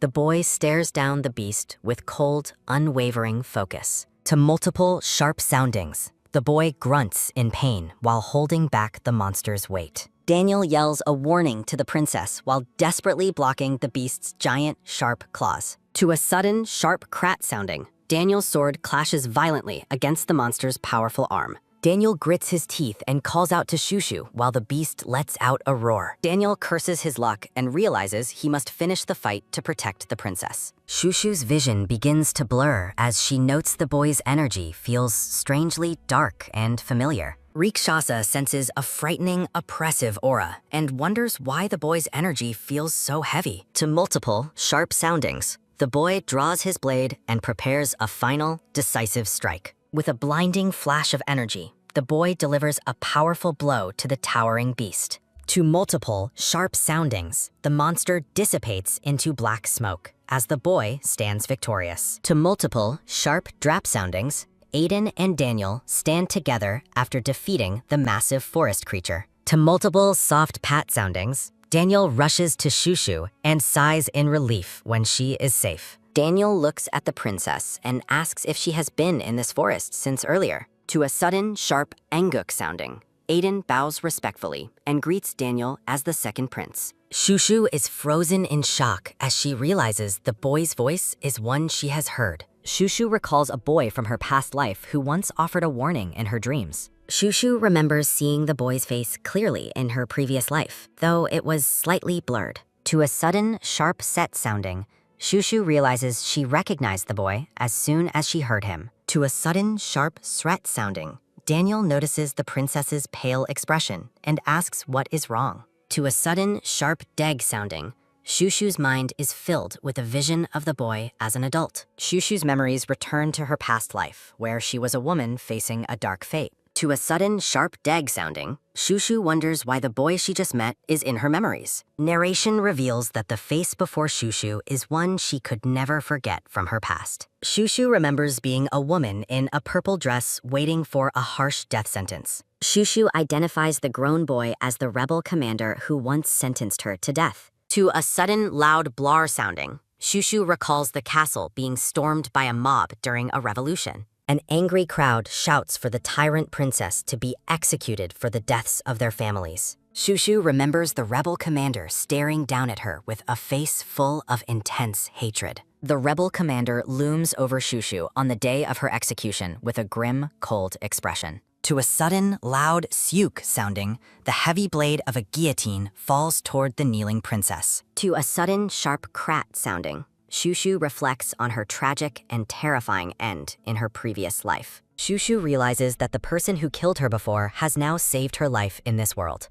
A group of angry citizens calls for the commander to lead them through the castle grounds. To a sudden, sharp set sounding, Daniel asks Shushu why she is acting so strangely and quiet. Shushu is startled by the sudden shouting as her uncle and several knights arrive on the scene. To a soft, quiet ha sounding.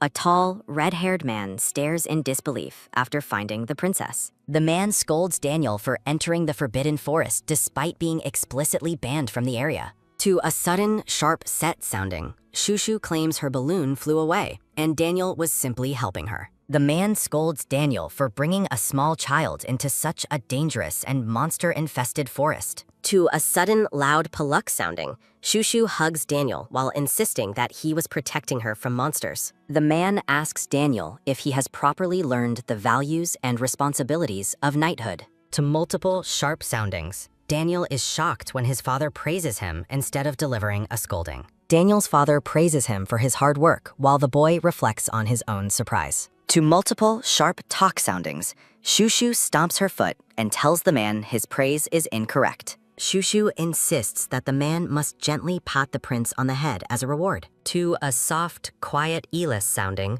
the red-haired man praises Daniel and tells him to keep protecting her. To a soft, quiet glenging sounding, Daniel blushes and finally realizes that his father truly cares for him.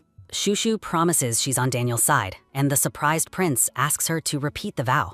Aiden watches Shushu and Daniel from the shadows as they hold hands in the snow. The red-haired man asks Aiden why he's there, and the boy explains he came to help after hearing a disturbance. The man tells Aiden to respect the princess, and Shushu is struck by a sudden, sharp shock sounding. Aiden formally introduces himself, noting he has already heard much about the princess from his teacher. To a soft, quiet cluck sounding, the black-haired boy bows deeply to the young princess. Aiden thinks to himself that while he doesn't believe in gods, he might believe in angels now. To a soft, quiet gling sounding, Aiden stares at Shushu and thinks she looks like a true angel.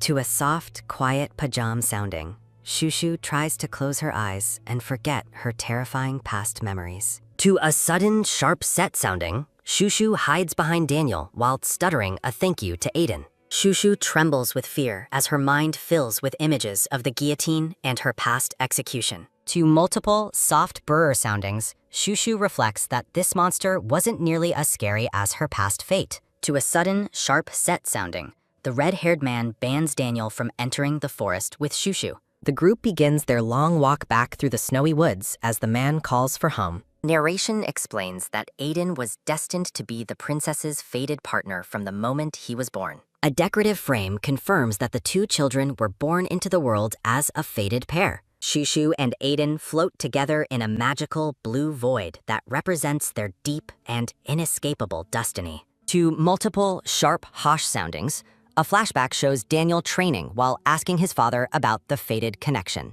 Aiden reflects on the painful physical sensation he experiences whenever his fated partner is in any danger. To a sudden, sharp grep sounding, Aiden clutches his chest and notes how clearly he can feel her. A visual representation shows a divine Shushu watching over Aiden as he prepares for his future battles. To a sudden, sharp girt sounding, Aiden realizes Shushu is his partner, but wonders why she fears him. The two children walk back together, though Shushu remains visibly tense and keeps her distance from Aiden. They arrive back at the castle as a voice calls out to the princess from the distance. To a sudden, loud wah sounding, the knights cry in relief as the red-haired man carries Shushu. To multiple, sharp sleigh soundings, the first prince scolds the knights for failing to protect the little princess. To multiple, loud gru soundings, the prince calls them foolish bears for neglecting Shushu while showing off. To multiple, soft hicks soundings, the knights cry as Shushu realizes she must defend them from the scolding.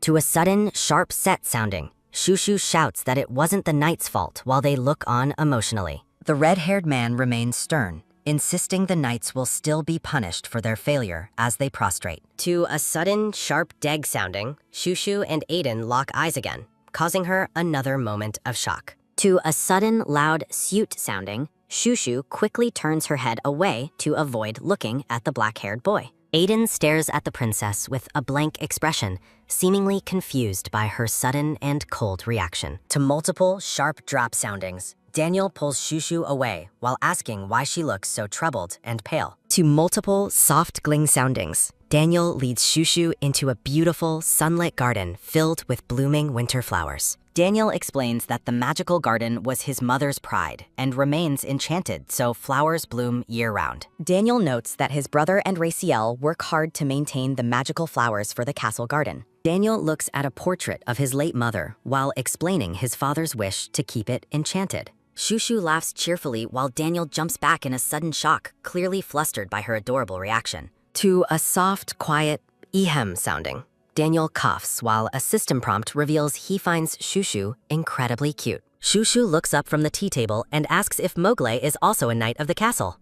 Shushu reflects on meeting these people for the first time in this life while enjoying tea and strawberries. Daniel confirms Mowgli is a knight, but explains he is obsessed with hunting monsters and rarely stays put. Daniel mentions that Mowgli leaves the castle for months at a time during his monster hunting expeditions into the wild. Daniel explains that Mowgli suffers from a severe illness while a figure walks away into the snowy distance. To a sudden, loud brack sounding, Shushu slams the table in shock, asking what kind of illness he has. A narration box explains Mowgli suffers from mysophobia, an irrational fear of germs, dirt, and potential infections. To multiple, soft Garutu soundings, Daniel grumbles about Mowgli's constant need to bathe and pack excessive clean clothes. To a sudden, loud R sounding, Daniel yells that he does bathe after Shushu asks him a confusing question. To a soft, quiet ha sounding, Daniel sighs and explains the third prince is a strange, library-dwelling wizard. Shushu stares in realization as she identifies the boy as Aiden, her fated partner.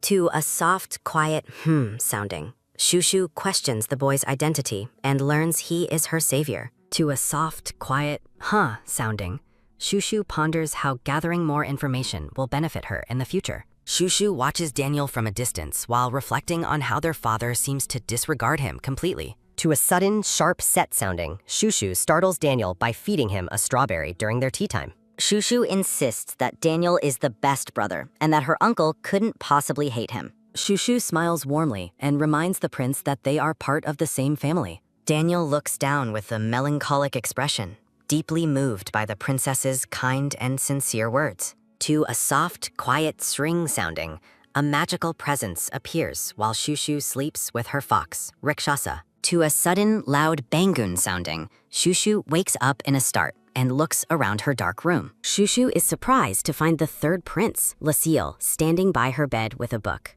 Lasil explains he forgot their meeting because he was completely absorbed in his studies at the library. Shushu wonders if this intense focus is a sign of his genius, as the boy looks confused. Lasil smiles gently and confirms that he does indeed remember the promise they made to meet. To a sudden, loud xiang sounding, Lasil excitedly shows off his vast collection of magical books to Shushu. To multiple, soft cling soundings, Shushu thinks she cannot possibly say no when the prince looks so earnest. Lasil promises to show Shushu his magical abilities while glowing particles dance around him in the air. To a sudden, loud gru sounding, Shushu is terrified by a wolf spirit, but Lasil laughs at her. To a sudden, loud shrying sounding, Lasil creates a glowing orb of light to demonstrate his magical prowess. To a sudden, loud whoosh sounding, Shushu is amazed that someone so young has such innate magical talent. Lasil holds out his hand to Shushu as magical flowers and light fill the princess's bedroom. Shushu feels a pang of jealousy as she wonders why she wasn't born with such incredible talent. Shushu asks if studying is fun and wonders if the prince would be willing to teach her.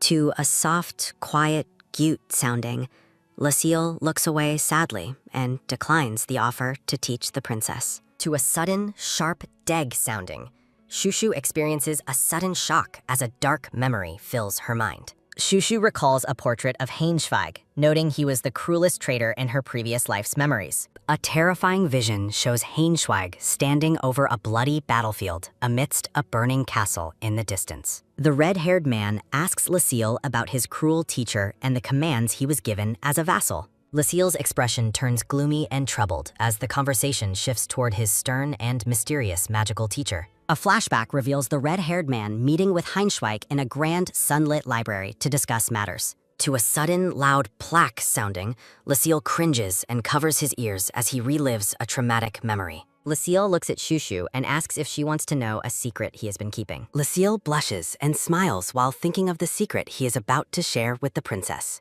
Narration reveals Laciel's plan to introduce his special friend as the moon rises over the snowy palace. The castle stands silent under a starry sky as the children prepare for their late-night secret meeting. Shushu refuses to go out in the cold, insisting they should wait until tomorrow to meet his friend. To a soft, quiet lambai sounding, Shushu waves goodbye as Lucille uses magic to carry his books away. Lucille smiles brightly and reflects on how he has never heard such kind words in the castle before. To a sudden, loud mendung sounding, the scene shifts to a gloomy, cloudy winter day at the palace. To a soft, quiet gyut sounding, Shushu and Rikshasa prepare to head out for their promised walk together. Lucille meets Shushu in the courtyard while carrying a birdcage that contains a mysterious glowing violet orb. To a sudden, loud shrieing sounding, Lucille leads the princess past the castle guards toward a hidden area. To a sudden, loud seung sounding, the two children sneak through an open window into a dark hallway. Shushu wonders if Lucille's friend lives in this abandoned place as they enter a room filled with cobwebs. Lucille leads Shushu down a dark set of stairs while holding a lantern to light their treacherous way. Shushu trembles with fear in the darkness and asks Rikshasa to stay close to her side for protection. Lucille explains he was the only wizard in a family of swordsmen, and his friend always cheered him. To a sudden, loud cree-eat sounding, the children reach a door, and Lucille announces that they have arrived. To a soft, quiet lembut sounding, Lucille happily introduces Shushu to his tiny, fluffy, and horned animal friend. To a sudden, loud seut sounding, Shushu is shocked to find that the supposed monster is actually very cute. Shushu introduces herself to the prince while he holds the fluffy white creature. To a sudden, sharp deg sounding, Rikshasa senses danger and warns his master to back away from the suspicious creature. Shushu asks if the creature is just a small monster, but the fox insists otherwise. A narration reveals the terrifying shadow of a man-eating monster known as the Red Eater. Rikshasa explains that the high-level monster hides its form to devour human souls. Shushu notes the creature looks different than she expected, as the fox warns it will soon reveal its true self. Shushu tells Lucille to put the monster down, while a narration box expresses pity for his ignorance. Lucille is confused as Shushu desperately demands he release the creature immediately. To a sudden, loud bang sounding, the small creature begins a violent and glowing transformation. To a sudden, loud grue sounding, the monster roars while Lucille is thrown back in shock. Shushu calls out to Lucille while he wonders if the creature is truly growling at them. Shushu explains that the Red Eater is being forced into its true form by spiritual energy. Rikshasa warns that the monster has already gathered immense power by preying on many human souls. Shushu realizes this high-level monster is far more dangerous than those she encountered previously. Shushu wonders how such a creature is here, causing the fox to question why she is asking him. Lucille trembles and cries, unable to understand why his friend has turned into a monster. To a sudden, loud whoosh sounding, the massive creature lunges directly at the princess. To a sudden, loud brack sounding, the monster strikes while Rikshasa tries to intervene. A system prompt warns of a dimensional crisis, cutting concept power for 30 seconds. The system reinforces Shushu's baby ego concept to help her manage the crisis. Shushu feels her mind grow calmer as magical particles shimmer around her. The Red Eater looms over them, making it nearly impossible for the children to escape. Rikshasa urges Shushu to call for help while she realizes she cannot run away in time. Shushu calls out to Lucille, pleading for his assistance in the face of the monster. Shushu tells Lucille to go outside and find someone to help them immediately. Shushu insists the creature is not his friend, while Lucille continues to cry in denial. Shushu holds onto the trembling prince, trying to provide comfort and focus. Lucille looks back at Shushu, his eyes filled with fear and uncertainty. The prince stares in silence as the weight of the situation sinks in. Shushu looks at Lucille with determination and promises to be his friend forever. Lucille agrees to use his magic so they can both fly away to safety. To a sudden, sharp deg sounding, a massive shadow claw looms over the small princess. Shushu looks up at the impending threat with a calm and analytical gaze. The princess remains composed even as the monster's claw closes in on her. To a sudden, loud shrieing sounding, Shushu unleashes a powerful burst of magical energy. A system prompt announces that the delayed selection time has finally returned. Shushu looks relieved as she is surrounded by beautiful, glowing blue flowers. The system celebrates reaching 1,000 viewers by offering to increase one of her abilities. Shushu remembers that Daniel's arrival previously prevented her from making this important choice. The Red Eater is momentarily pushed back as smoke and dust fill the room. Shushu reaches out toward the floating system window to make her selection. Shushu decides to trust the system once more to get them out of this danger. To a sudden, quick tuck sounding, Shushu begs for strength as she taps the level up option. A system notification confirms that her streaming level has increased from 3 to 4. The system reveals that Shushu has now achieved the rank of Viscount as a streamer. A celebratory message announces that the Dimensional Infinity Store has been unlocked. To a soft, quiet pot sounding, magical birds and flowers appear as the interface shifts. Shushu bows her head, focusing her remaining energy on the new system features. The system encourages Shushu to buy necessary items to continue growing her channel. To a sudden, sharp bzzzt sounding, Lucille uses his magic to shield Shushu from the monster's attack. Shushu desperately calls for time as she activates a system item. To a soft, quiet poof sounding, Shushu successfully retrieves the mysterious bottle from the floating store. The terrifying Red Eater looms closer, its shadowy form casting a dark pall over everything. To multiple, loud bzzzt soundings, Lucille struggles to maintain his magical shield against the monster's onslaught. Shushu realizes that Lucille's magic is failing and he won't be able to last long. A system notification describes the potent pepper powder as a weapon that causes excruciating pain. To a sudden, loud suit sounding, Shushu hurls the magical powder directly at the looming beast. To a sudden, loud da-ash sounding, the bottle explodes and coats the monster in powder. The children watch in stunned silence as the powder begins to take its immediate effect. To multiple, loud uhuk soundings, the Red Eater recoils in agony from the pepper's burn. Shushu commands Rakshasa to finish off the weakened monster while they have the chance. To a sudden, loud gru sounding, the fox warns that the consumed souls are now awakening. Shushu checks if they have any more powder while the fox produces another bottle. To a sudden, loud grep sounding, Rakshasa catches the second bottle of powder in his mouth. To multiple, loud drop soundings, the children and the fox flee as the shadowy mass grows. To a sudden, loud shrieking sounding, the Red Eater prepares to strike with renewed, ghostly fury. To a sudden, loud whoosh sounding, the monster lunges as the children scream in sheer terror. To a sudden, loud suit sounding, Rakshasa leaps forward to deliver the final blow to the beast. To a sudden, loud prang sounding, the bottle shatters and unleashes a massive cloud of powder. To a soft, quiet samar sounding, a mysterious silhouette appears within the swirling dust and smoke. To a sudden, loud sighing sounding, a skilled swordsman draws his blade with lethal, cold precision. The massive monster is instantly destroyed as a powerful cross-slash tears through its dark core. To a sudden, loud whoosh sounding, a dark-haired knight stands victorious amidst the dissipating shadows. To a sudden, loud seeing sounding, the knight complains about his clean clothes being ruined by blood. To multiple, soft tap soundings, Lucille recognizes the man as his brother and calls out tentatively. To a sudden, sharp deg sounding, Shushu worries if the knight is angry about their secret meeting. To a soft, quiet gyut sounding, the brother notes Shushu's small size and questions their presence. Lucille gazes at the empty spot where his monster friend once stood with profound sadness. Tears fill Lucille's eyes as the reality of his lost companion finally begins to sink in. To a sudden, loud grep sounding, the brother roughly grabs Lucille by his white shirt collar. The knight tells Lucille to snap out of it and stop pitying the dangerous monster. The brother asks if Lucille has lost his mind from being so terrified of the creature.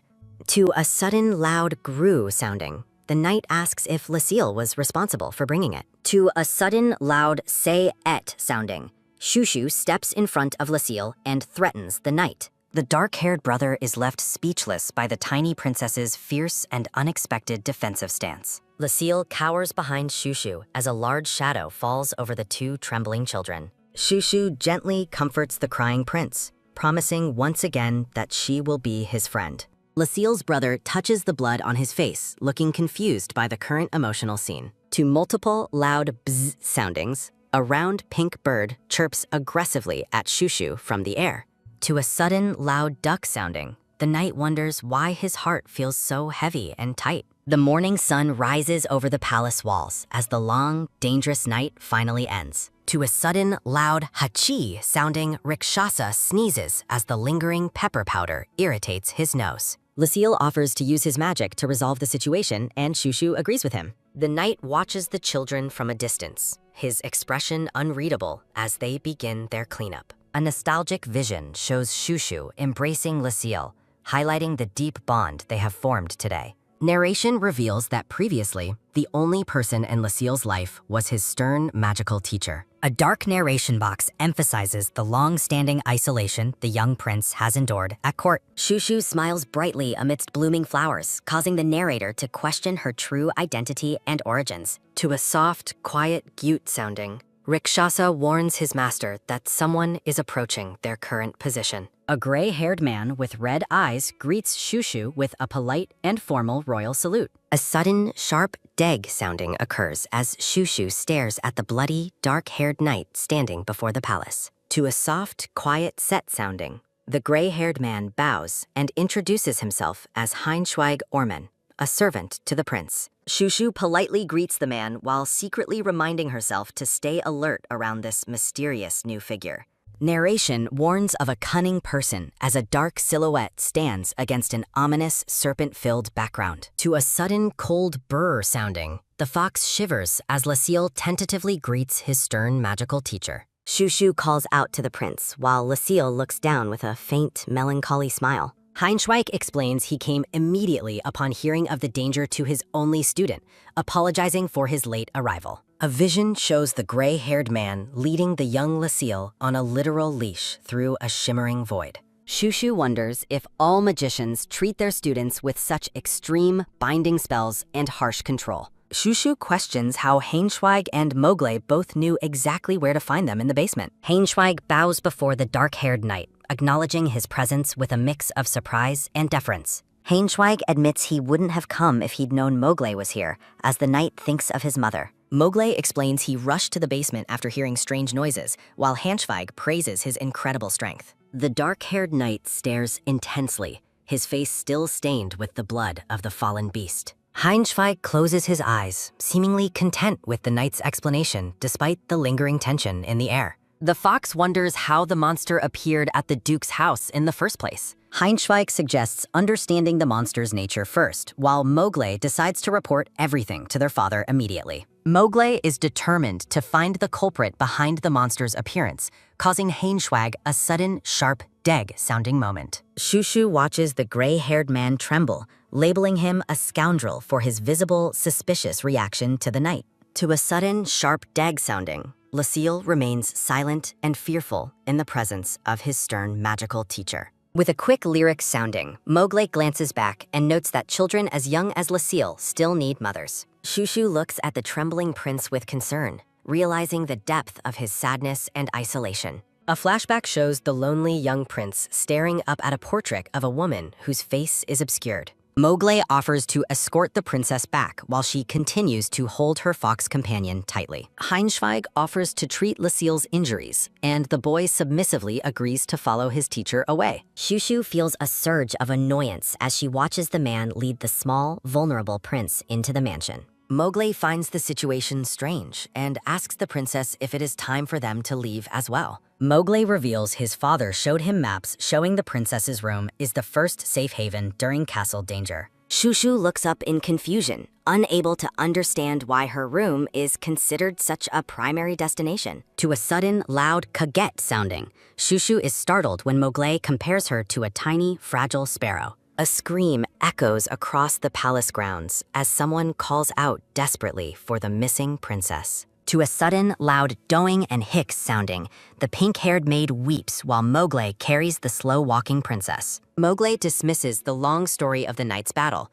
relieved only that the princess remains safe and unharmed. Mowgli refers to Shushu as a sparrow, startling the knights as he carries her past them and the maid. To a sudden, soft tap sounding, Mowgli's hand supports the tiny princess as he brings her back to safety. Mowgli wonders how a child can be lighter than a sack of wheat, while the maid insists he bathe. Mowgli recalls a bizarre Willow family standard where he apparently weighed as much as 8 sacks of wheat. To a sudden, loud hoam sounding, Shushu yawns while Mowgli worries she hasn't been fed properly by his father. To multiple loud nyam and gurt soundings, Shushu imagines feasting while Mowgli's stomach growls from the long night. The maid asks the bloody knight to explain what actually happened to the young prince and the princess. To a sudden, loud kaget sounding, the maid is shocked to hear about the dangerous monster battle. To multiple soft ZZ soundings, Shushu falls fast asleep in the maid's arms while the exhausted knight walks away. A quiet peace finally settles over the grand palace as night turns to dawn under a starry sky. To multiple soft ZZ soundings, Shushu sleeps soundly on her bed next to her curled-up fox friend. To multiple loud hoam soundings, the fox wakes the princess, questioning why she has been unconscious since the afternoon. To a soft, quiet Kadir sounding, Shushu rubs her eyes and thinks about needing to find Lucille immediately. Shushu wonders if her exhaustion is a side effect of using her magical power during the monster encounter. To a sudden, loud Tyriak sounding, Shushu shouts for the dimensional store to open as the fox watches her. To a sudden, loud pots sounding, the glowing Infinity Store interface appears before the princess, revealing new items. Shushu is excited to see a new item added to the store alongside the pepper powder bottle. A system notification introduces the Love Wand, a magical tool that creates miracles despite its appearance. The system instructs the user to hold the wand and shout abracadabra like a small child. Shushu is horrified that her points were auto-spent on an embarrassing wand while she was asleep. Her attention is taken by a sudden, sharp creet sounding as the maid announces a guest's arrival. To a soft, quiet set sounding, Lucille enters the room while Shushu greets him with happy surprise. To multiple soft tap soundings, Lucille approaches as Shushu wonders if his teacher treated his wounds well. Lucille explains his teacher forbade windows after Shushu asks why he used the front door today. Shushu stares at the young prince, sensing something is deeply wrong with his quiet, somber behavior. To a soft, quiet suit sounding, Lucille's expression shifts, confirming Shushu's suspicion of a hidden, dark problem. A vision shows the gray-haired teacher leading the young Laciel on a literal magic leash through space. Narration reveals the leash was meant for tracking Lucille's location rather than protecting him from any danger. Despite the late hour, Lucille remains formal as he greets the princess while standing in her room. A brown-haired man named Lubis enters the room to retrieve the young guest for the Duke. To a sudden, soft cluck sounding, Lubis apologizes for interrupting the private time between the two children. To a sudden, sharp deg sounding, Lubis explains the Duke has ordered Laciel's immediate presence for an audience. Shushu and her fox worry that the summons is related to the previous night's dangerous monster encounter. To a sudden, loud grep sounding, Shushu grabs Laciel's hand, sensing a need to intervene and help. The children share a look of quiet resolve as they prepare to face the Duke's judgment together. With several soundings, Shushu struggles to put on her shoes while Lubis watches her with concern. Shushu realizes that the young prince is likely terrified of his father's reaction to the secret meeting. Shushu leads Lucille forward with determination, vowing to uncover what is truly happening within the grand mansion. A sudden, sharp creet sounding occurs as the children arrive at the Duke's grand, ornate meeting room. Shushu calls for her uncle as they enter the room together with a soft set sounding. The red-haired Duke turns toward the doorway with a surprised expression as the two children arrive together. To multiple soft bzz soundings, Lubis explains he could not prevent the princess from joining the young prince. To a sudden, sharp jang sounding, Shushu is shocked to find Hainschweig already meeting with the Duke. Shushu is disgusted to find the gray-haired scoundrel already reporting his version of events to her uncle. The gray-haired teacher watches the children's arrival with a cold, unreadable, and intensely calm facial expression. A narration bubble questions the true plans and hidden agenda of the mysterious and cunning magical teacher. To a soft, quiet cluck sounding, Lucille bows deeply and nervously greets his father with great deference. The Duke questions Lucille's presence in the basement after hearing Hunschweig's report regarding the dangerous creature. A vision shows Heinschweig manipulating the conversation with Mowgli to ensure he reports to the Duke first. Narration wonders if the teacher intentionally intercepted the report to frame the entire narrative in his favor. Shushu views Heinschweig as a venomous creature as he sits and prepares his official written report. Narration reveals that even the knight Mowgli has grown deeply suspicious of the teacher's recent manipulative behavior. The dark-haired knight Mowgli looks on with intense suspicion, doubting the teacher's true character and hidden motives. Narration questions if the Duke will favor Heinschweig's report over Mowgli's actual account of the battle. The red-haired Duke reviews the official letter, while Shushu worries about the teacher's growing, dangerous influence. The Duke harshly asks if Lucille is so weak that he misses his mother's warm, protective embrace. To a sudden, soft Seuk sounding, Lucille hangs his head while Shushu reacts with confusion and shock. Narration notes that the Red Eater was a high-level monster, emphasizing the extreme danger Lucille faced. A vision shows the two children together in better times, highlighting their current, shared, difficult struggle. Shushu is outraged that the Duke treats a small child with such cold and clinical emotional detachment. Heinschweig requests permission to explain the situation in his formal capacity as the young prince's teacher. To a sudden, cold shiver sounding, Shushu is repulsed by the teacher's act of false concern and kindness. Narration reveals the teacher is arrogant and frequently treats his subordinates as if they were literal slaves. Standing up, Heinschweig apologizes to the Duke, claiming the incident resulted from his own personal negligence. The teacher explains that Lucille's gentle nature allows him to better harness and use natural magic power. To a sudden, sharp deg sounding, Lucille looks up with wide, trembling eyes as his teacher speaks. To a soft, quiet glek sounding, the teacher asks for the Duke's continued patience and mercy for Lucille. Close-up of Heinschweig's face as he asks for personal recognition. The Duke acknowledges Heinschweig's significant contribution and admits he owes him much. Lucille hangs his head in defeat, thinking about how this cycle repeats. Shushu's attention is taken by a sudden, soft hicks sounding as she questions the teacher's motives. Narration questions if the Duke once lost control and took many lives. The past is revealed, detailing the Duke's terrifying nickname as the Madman of the North. Shushu wonders why Lucille is blamed if his father shared the same emotional struggles. To a sudden, quick Gert sounding, Shushu resolves to protect Lucille from such cruel words. Heinschweig fake apologizes to the Duke, claiming he should have taught the prince better. To a sudden, sharp deg sounding, Lucille fearfully agrees with his teacher while the Duke watches. To a sudden, quick set sounding, the Duke notes Lucille's inability to provide clear answers. To a sudden, quick tap sounding, Shushu reacts with a sudden, sharp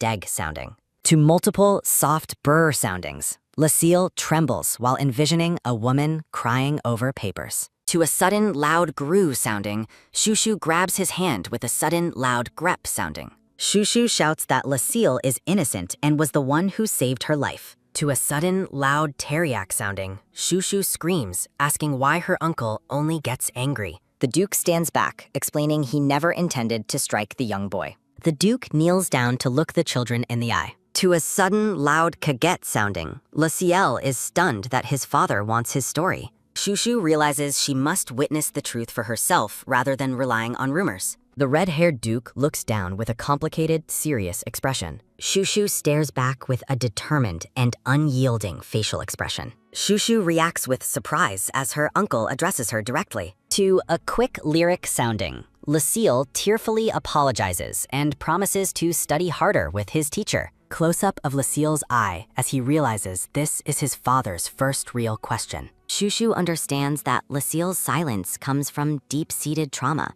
not just simple fear. Shushu suspects her uncle is completely unaware of Heinschweig's true manipulative nature. Narration emphasizes Heinschweig's oppressive control, echoing the chains Shushu felt in her second life. Heinschweig watches the scene with a cold and calculating stare. To a sudden, quick set sounding, the Duke orders Lubis to start an immediate internal investigation. The Duke commands increased security and a thorough investigation of the princess's residence grounds.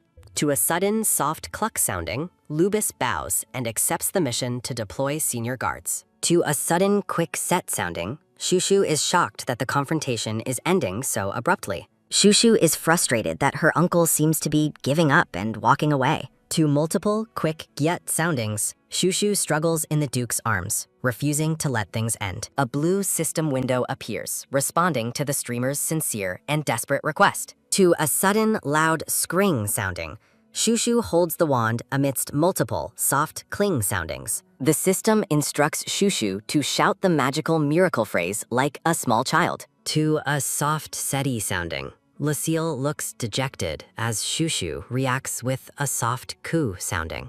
To a sudden, loud scring sounding, Shushu shouts the magic words as the wand glows brightly. Shushu continues her magical shout as the room fills with flowers. To multiple, sharp deg soundings, Shushu's eyes widen as the magic takes hold of her. A long, heaving sounding follows as a heavy silence falls over the entire room. To multiple, soft suit soundings, Shushu is horrified that nothing seems to have happened. To a sudden, soft ha sounding, Heinschweig begins to lead the silent prince away. Shushu begs for a chance to stay with Lucille despite the apparent failure. To a sudden, quick ting sounding, the system confirms the miracle has finally begun. Heinschweig leads the small prince away through the silent, grand corridor. Heinschweig asks Lucille if he heard the Duke's harsh and belittling remarks clearly. The teacher claims the Duke was excessive for humiliating his own son before the princess. Dark-haired Laciel kneels in dejection as Heinschweig notes the Duke's continued indifference toward him. Heinschweig promises to make Lucille a great mage while the boy suppresses his tears. Lucille clenches his fists, fearing that showing any anger will only lead to more suffering. In a dark vision, the teacher manipulates Lucille by claiming that absolutely no one cares. Lucille recalls his father and siblings turning their backs on him with cold, disappointing words. Shushu appears in a bright memory, smiling as she promises to always stay by him. A large, dark hand looms as a voice mockingly tells Lucille that she is unreachable. Lucille remains kneeling on the floor, dejectedly promising to train even harder to please others. Heinschweig smiles with cold satisfaction, praising the prince for his submissive and obedient response. Narration describes the smiling teacher as a demon from hell, highlighting his truly wicked nature. Shushu is frustrated that her red-haired uncle is physically preventing her from seeing her friend. Shushu reacts with shock as she is told that the young prince requires medical care. Reviewing reports, Shushu questions the severity of Lucille's injuries and the nature of his treatment. To a sudden, sharp bzzzt sounding, Shushu wonders why magic cannot heal him instantly today. Worrying deeply, Shushu asks her fox friend, Rikshasa, to go and check on the prince. Rikshasa demands a reward of 3 pieces of meat, to which Shushu quickly and eagerly agrees. Shushu notices her uncle watching her and asks why he keeps staring so intently. Close-up of the red-haired Duke as he looks on with a silent and contemplative expression. Shushu is confused and questions if her uncle is actually monitoring her every single move. To a sudden, sharp bzzzt sounding, Shushu reacts with extreme annoyance at her uncle's constant surveillance. The Duke wonders if Shushu only hears that one specific word within the castle walls. Shushu asks if her uncle is close to Lucille, but he remains non-committal and distant. Shushu laughs awkwardly while her uncle watches with a questioning and somewhat puzzled look. As Shushu sleeps, narration reveals the current emperor ascended after killing his siblings and hates Scarlet. A vision shows the golden-haired emperor and a red-haired knight amidst the aftermath of war. Narration explains that as the only survivor, the princess would never be treated with kindness. Shushu sits with a somber expression, reflecting on the harsh realities of her bloodline's past. A vision shows the Duke standing over defeated nobles who were involved in his sister's death. The sleeping princess mutters an apology while a bright, magical aura surrounds her bed. The Duke begins to think,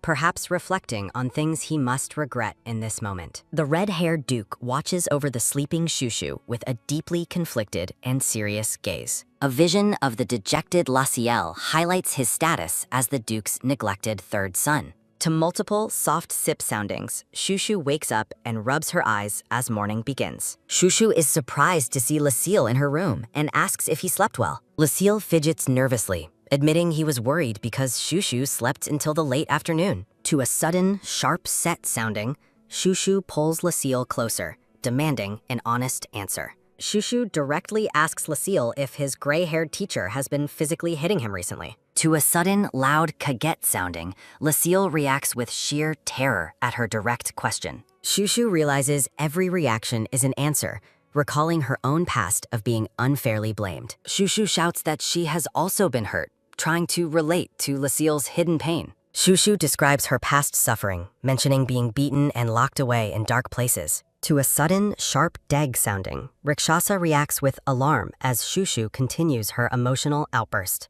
To a sudden, sharp deg sounding, Lucille is stunned and asks if she was also beaten. Lucille quickly denies being hit, but Shushu asks to learn magic from his teacher instead. To a sudden, soft munder sounding, Lucille's reaction changes instantly at the mention of his teacher. Lucille looks down sadly, stating that he does not want her wrists to be hurt. To a sudden, loud grep sounding, Shushu realizes Lucille is finally trying to tell her something. To a sudden, sharp deg sounding, Lucille is startled as he realizes it is time. To a sudden, quick young sounding, Lucille runs away, promising to visit Shushu again soon.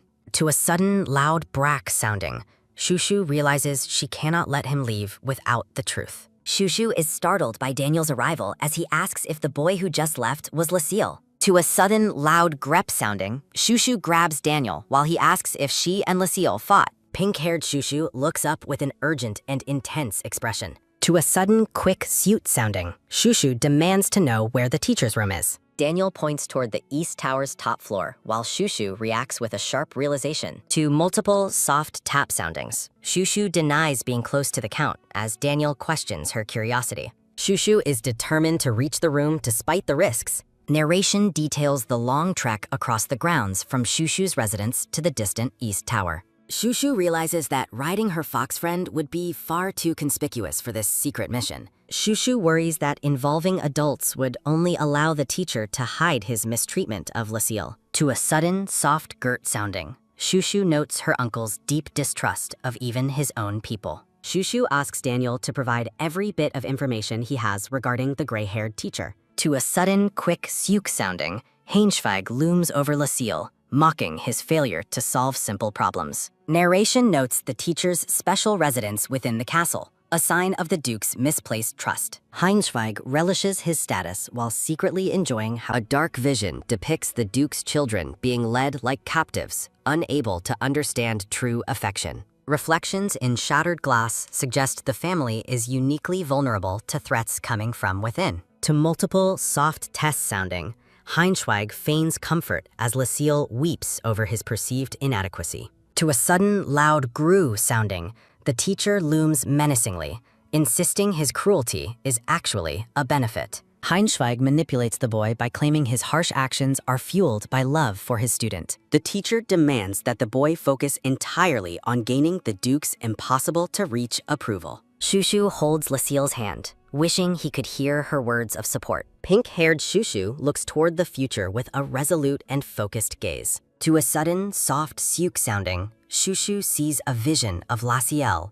begging her for help. To a sudden, loud scring sounding, Shushu's eye glows as she prepares to use a new power. A system window informs Shushu that the miracle's activation is currently blocked by unknown conditions. To multiple soft cling soundings, Shushu is baffled by the glowing flower that has appeared. To a sudden quick ting sounding, the system announces that she must meet a specific display requirement. To multiple soft tuck soundings, Daniel checks on Shushu while she questions the nature of the requirement. To a sudden loud pat sounding, the system grants a brief, temporary look at the miracle's effects. To a sudden, sharp deg sounding, Shushu witnesses a terrifying vision of Lucille's soul being consumed. To a sudden, quick suit sounding, Shushu cries out for Lucille as the vision abruptly fades. To a sudden, loud gru sounding, Shushu's anger boils over as she curses the teacher's vile nature. Shushu realizes she holds the evidence of abuse but needs a way to show others. To a sudden, quick ting sounding, the system reveals she needs a reliable helper to proceed. The system specifies the helper must be someone who already suspects the truth without needing magic. To a sudden, soft grek sounding, Shushu ponders who in the castle could possibly fit that description. To a soft sima sounding, Daniel worries as Shushu concludes her brothers are too unaware to help. To a sudden, quick set sounding, the children's attention is drawn to a woman approaching the room. Shushu spots a nanny carrying a tray and wonders if she holds the key. To a sudden, loud grep sounding, Shushu startles Daniel by asking about their shared caretaker. Daniel looks a bit overwhelmed as he confirms that they do indeed have a nanny. Shushu stares ahead with wide eyes, forming a new plan to save her friend. To multiple, soft cling soundings, the story shifts to the bustling grounds of a grand academy. To a sudden, loud clang sounding, Shushu cheers with excitement while visiting the new location.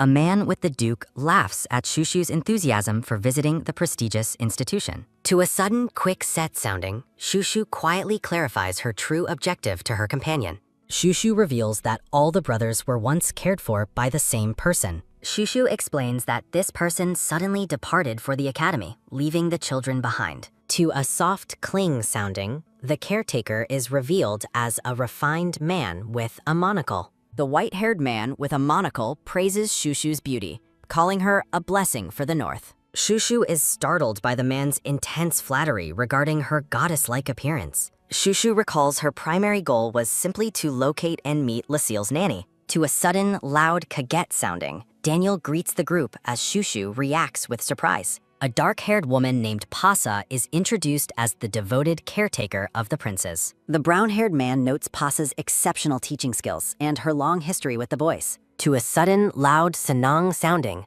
Shushu cheers upon finally finding the person she sought. To a sudden, soft ah sounding, Shushu realizes the nanny holds her uncle's deep respect. Shushu notices Lucille's extreme tension and nervous fidgeting, making her suspect something is wrong. Shushu wonders if the nanny's kind face hides a collaboration with the cruel teacher to mistreat Lucille. Shushu suspects Heinzweig might use the nanny as a convenient scapegoat for his own crimes. Shushu observes that the woman appears genuinely kind, though her suspicion remains guarded. To a sudden, loud gru sounding, a dark memory of deceptive smiles haunts Shushu's thoughts. Shushu's gaze hardens as she vows never to trust anyone based on appearance alone. To a sudden, loud grep sounding, Shushu resolves to only trust her own direct experiences. Shushu looks toward Lucille, whose downcast eyes and trembling form confirm her deep worries. To multiple, soft drap soundings, Shushu begins to run toward the nanny for answers. To a sudden, loud grep sounding, the brown-haired man stops Shushu's impulsive and determined sprint. To a sudden, sharp bzz sounding, Shushu is shocked as she is lifted into the air. Shushu is annoyed that she's being physically prevented from speaking with the nanny. To multiple, soft suit soundings, Shushu kicks her legs while being carried away from Pasa. The academy's vibrant and spacious playroom is filled with students engaged in various activities. Shushu is lifted to look through a large telescope, distracted from her initial mission. Shushu is visibly frustrated that her plans for an interrogation have been completely derailed. Shushu receives many gifts from the academy's teachers and students, but feels incredibly anxious. To multiple, soft burr soundings, the Duke notices Shushu shivering and holds her closer. A purple-haired woman explains the necessity of constant monitoring for children who fall ill. To a sudden, loud hotch sounding, Shushu sneezes as her condition begins to rapidly worsen. Shushu insists on speaking with Pasa even as she begins to feel more unwell. To a sudden, loud doing sounding, the Duke declares it is time to return home. Shushu rejects leaving, wanting to ask Pasa about Lucille's gloom, but the Duke notes her feverish state. To a sudden, soft glek sounding, the Duke explains the short winter days require their immediate departure. To a sudden, soft tuck sounding, the Duke pats Shushu's head, promising more playtime next summer. The red-haired Duke looks at the sick child with a deeply serious and protective expression. Shushu looks over her shoulder, asking if Lucille will be returning to the castle with them. The Duke confirms they will all be leaving the academy grounds together immediately. To a sudden, soft senyum sounding, Lucille's face brightens with a small and shy smile. The Duke and the brown-haired man lead the children away from the academy. To a sudden, soft tap sounding, Pasa stands alone on the path, watching them leave. To a sudden, loud whoosh sounding, Pasa stands with a look of concern as the group departs. To multiple, soft drop soundings, Lucille runs to join his siblings as they leave the grounds. A thought bubble expresses a silent and regretful apology to young Master Lucille. To a sudden, loud hutch sounding, Shushu is bedridden with the flu, lamenting her weak body. Shushu is deeply frustrated by how many times she has fallen ill in this life. To a sudden, soft Unuk sounding, Shushu weeps over her inability to protect Laciel while bedridden. Shushu reflects with deep regret that she should have spoken to the nanny sooner.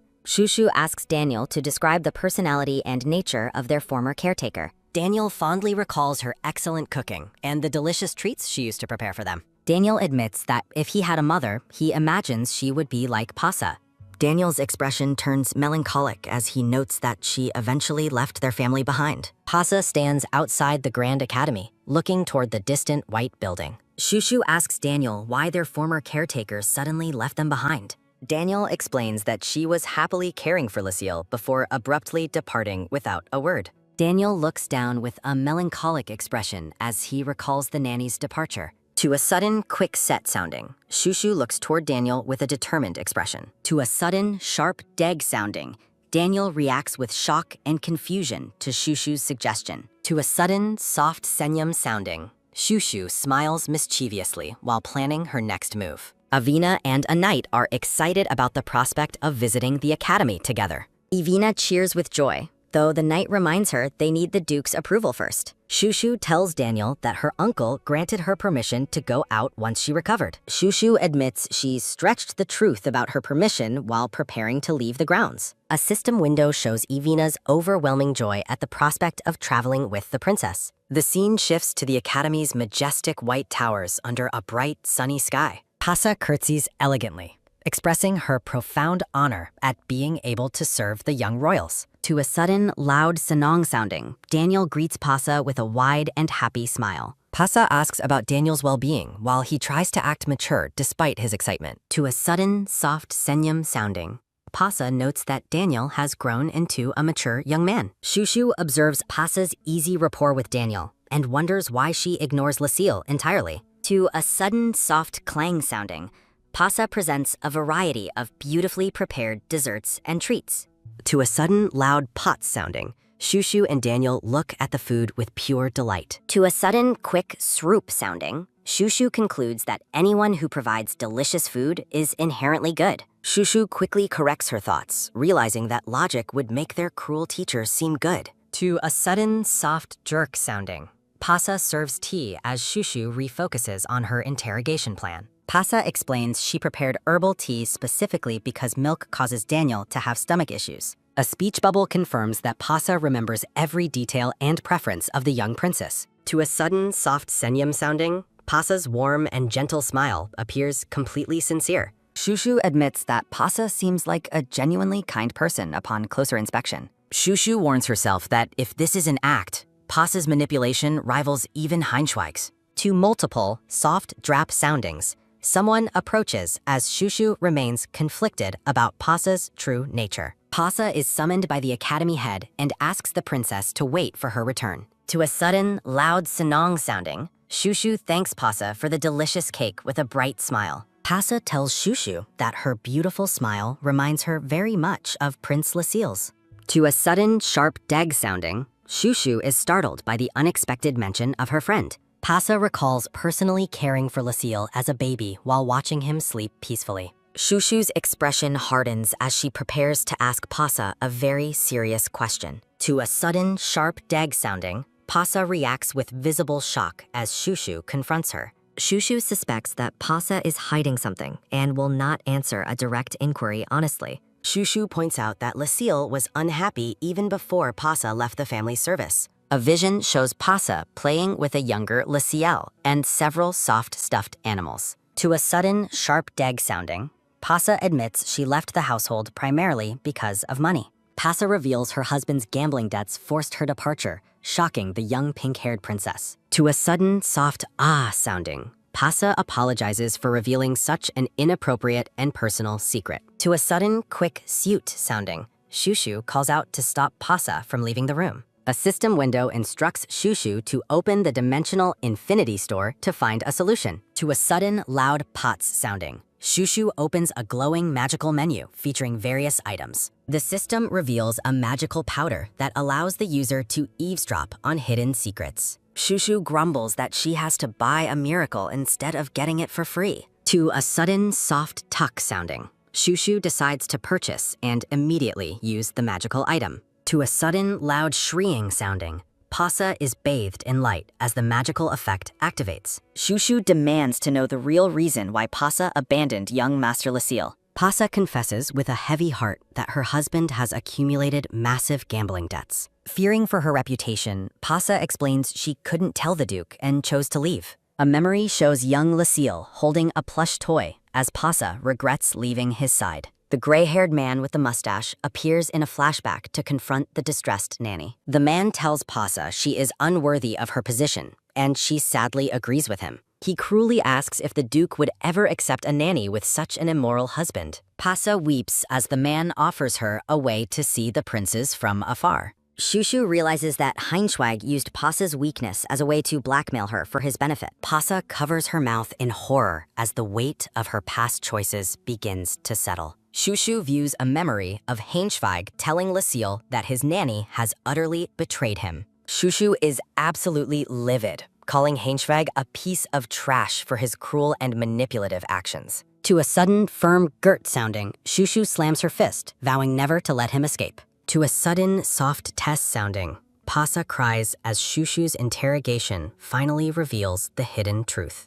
Shushu reflects that the faces of those who feel deep regret all look remarkably identical. To multiple, soft Tess soundings, Pasa's tears continue to fall as her immense guilt consumes her. Shushu kindly tells Pasa not to cry because it will make her eyes hurt. To a sudden, sharp set sounding, Pasa wipes her eyes, wondering why she is confessing everything. Shushu feels that even though she was suspicious, Pasa is likely a truly good person. Shushu asks Pasa what she would think if Heinschwag were actually a very unfair person. Shushu begs Pasa to help save Lucille from the cruel environment he is currently facing. Pasa looks on with wide eyes, stunned by the young princess's urgent and desperate plea. To a sudden, sharp deg sounding, Pasa freezes in place as Shushu's words sink in deeply. To a sudden, light Huyang sounding, Pasa leans forward over the table in a complete daze. To a sudden, sharp set sounding, Pasa declares her willingness to do anything for the princess. To a sudden, quick tap sounding, a hand appears as the secret meeting is interrupted. The red-haired Duke appears and tells the children it is time for them to return home. Daniel panics, realizing they sneaked out to the academy without informing their uncle first. The red-haired Duke gazes down at Shushu with a stoic and completely unreadable expression. Shushu insists she is healthy, but the Duke remains skeptical of her very quick recovery. Shushu flexes her tiny arms energetically to prove she is no longer feeling ill. To a sudden, firm grep sounding, the Duke grabs her arm to prove she is still weak. A status window shows that Berg intends to feed Shushu many more meals every day. Pasa tells the Duke she understands his concern, but insists the princess is truly healthy. To a sudden, sharp set sounding, Shushu is surprised as she is suddenly lifted up. To a sudden, soft suit sounding, the Duke lifts Shushu while Daniel watches him in surprise. Daniel pleads to stay longer, noting it has been a long time since they saw Pasa. To a sudden, light tap sounding, the Duke pats Daniel's shoulder and denies his simple request. Pasa giggles softly, realizing how much the children have changed while she was away. A thought bubble notes how difficult things would be if the Duchess were not present. Shushu observes that flowers in this region struggle to grow without the help of magic. To a sudden, loud whoosh sounding, the Duke looks out over the flower garden very thoughtfully. Shushu explains that the garden exists because the person who left loved flowers so much. Shushu asks the Duke if he actually loves his children, catching him completely off guard. The Duke remains silent, appearing uncomfortable and breaking into a cold sweat at the question. Shushu admits she has wanted to ask him that for a very long time. To a sudden, loud grue sounding, a dark and heavy aura surrounds the red-haired Duke. Shushu wonders about the true nature of the parenting style the Duke actually uses. Shushu watches him, questioning if he ever truly intended to love his own children. A text box expresses a wish for everyone in the castle to live happily. A woman stands before a burning manor, representing the deepest wishes of a sad life. Shushu looks down in sadness, her heart aching for Lucille's plight. To a sudden, firm Gert sounding, she clutches her dress tightly. The red-haired Duke remains silent, deeply contemplating the heavy situation surrounding his third son. Shushu's eyes well with tears as she imagines Heinzweig manipulating a much younger, innocent Lisiel. She envisions the gray-haired teacher as a literal monster, wielding a whip amidst an oppressive red aura. Shushu looks up with a solemn gaze, emphasizing that the Duke's honest answer is absolutely critical. The Duke's expression softens into one of profound melancholy as he questions when he last heard the word love. The Duke stands alone in the vast garden, the weight of his responsibilities and past regrets pulling at his spirit. A memory flashes back to a younger Duke in the heat of battle, his armor and face splattered with blood. A dying, dark-haired woman reaches out to the bloodied knight, whispering a final, desperate request to her husband. The woman, revealed to be the Duchess, weakly admits that their life together was never filled with affection. A text box explains their union was merely a political arrangement dictated by the contracts of their ancestors. He recalls her as a distant figure who preferred solitude, greeting him coldly upon his return from duties. The Duke reflects on how much simpler life would have been if she had been a talented and cooperative political partner. A beautiful portrait shows the Duchess surrounded by white lilies, her expression serene but undeniably tragic. The Duke watches her from a distance, wondering if they could have truly shared a life forever under different circumstances. On her deathbed, the Duchess begs him to make a sacred promise regarding anyone who might ask him about love. She instructs him to grant the request of anyone brave enough to confront him with such a question. To a sudden, firm girt sounding, the Duke clenches his gauntleted fist, admitting he felt a duty to fulfill her wish despite his lack of love. He reasons that because he failed to love her in life, he must at least honor her final, dying request. The Duchess smiles through her tears, predicting that even those afraid of him will eventually show him love. The Duke gazes into the distance with a heavy heart, vowing never to forget the sight of her last smile. To a sudden, loud zrash sounding, a somber funeral procession moves through the pouring rain under black umbrellas. A hand lays a single white lily upon the grave, marking the final departure of the Duchess from this world. Pasa stands in the grand hall, tenderly cradling the infant prince who was the last gift the Duchess left behind. A close-up reveals a younger Lisiel as a happy, radiant baby reaching out with a wide and innocent smile. The Duke sits at his desk in the present day, his head in his hands as he struggles with the memory of that smile. He confesses to himself that he cannot bring himself to look at his third son's face because of that painful resemblance. A tiny, uncertain hand reaches out to push open the heavy door to the Duke's private study. Young Lisiel peeks into the room, his eyes wide with a mix of hope and fear as he looks for his father's attention. To multiple soft drap soundings, the young boy runs away in tears, convinced he is hated for his lack of swordsmanship. To a sudden sharp set sounding, Heinzweig looms over the crying boy, offering a deceptive hand of support. To a sudden loud shrash sounding, Shushu sits by the fountain and demands to know why the Duke won't answer her simple question. The Duke explains that as the ruler of the North, his primary obligation is the protection of everyone within his borders. Shushu tilts her head in confusion, wondering what his territorial borders have to do with her question about love. A thought bubble reveals his desire to bounce the seemingly fragile princess in the safest, most comfortable place he can provide. He recalls the sight of the pink-haired girl sleeping peacefully, tucked safely away under the protection of his heavy cloak. Shushu narrows her eyes and grumbles about why he is giving her such a needlessly complicated and indirect answer. She wonders if the Duke is truly ignorant of love, or if he has simply never recognized the feelings he already possesses. The scene pulls back to show the Duke and Princess together by the water as Daniel and Pasa depart. To a sudden, soft tap sounding, the Duke carries Shushu through the palace grounds while her brother follows behind them. The Duke points out a modest building in the distance, asking Shushu if she recognizes the small house. To a sudden, sharp dag sounding, Shushu gasps, "Ugh," as she learns that it is the residence of the boy named Aiden. Shushu questions why he brought up the boy, admitting that while she is grateful for his help, he still frightens her. The Duke notes that Aiden has been training relentlessly to become stronger, making him a rare sight around the academy grounds. To a sudden, soft Usopp sounding, the Duke pats her head, assuring her that she will soon understand why Aiden's strength matters. To multiple, soft tap soundings, Daniel waves goodbye as they walk away, and Shushu asks if she is also under his protection. Shushu asks if he truly believes everything she tells him, and the red-haired Duke answers her with a simple and firm affirmation. To a sudden, loud bzzz sounding, the atmosphere grows tense as Shushu recalls him getting angry over her previous inquiries. To multiple, soft duck soundings, Shushu flails her arms and accuses him of wanting to strike her, which he frantically and loudly denies.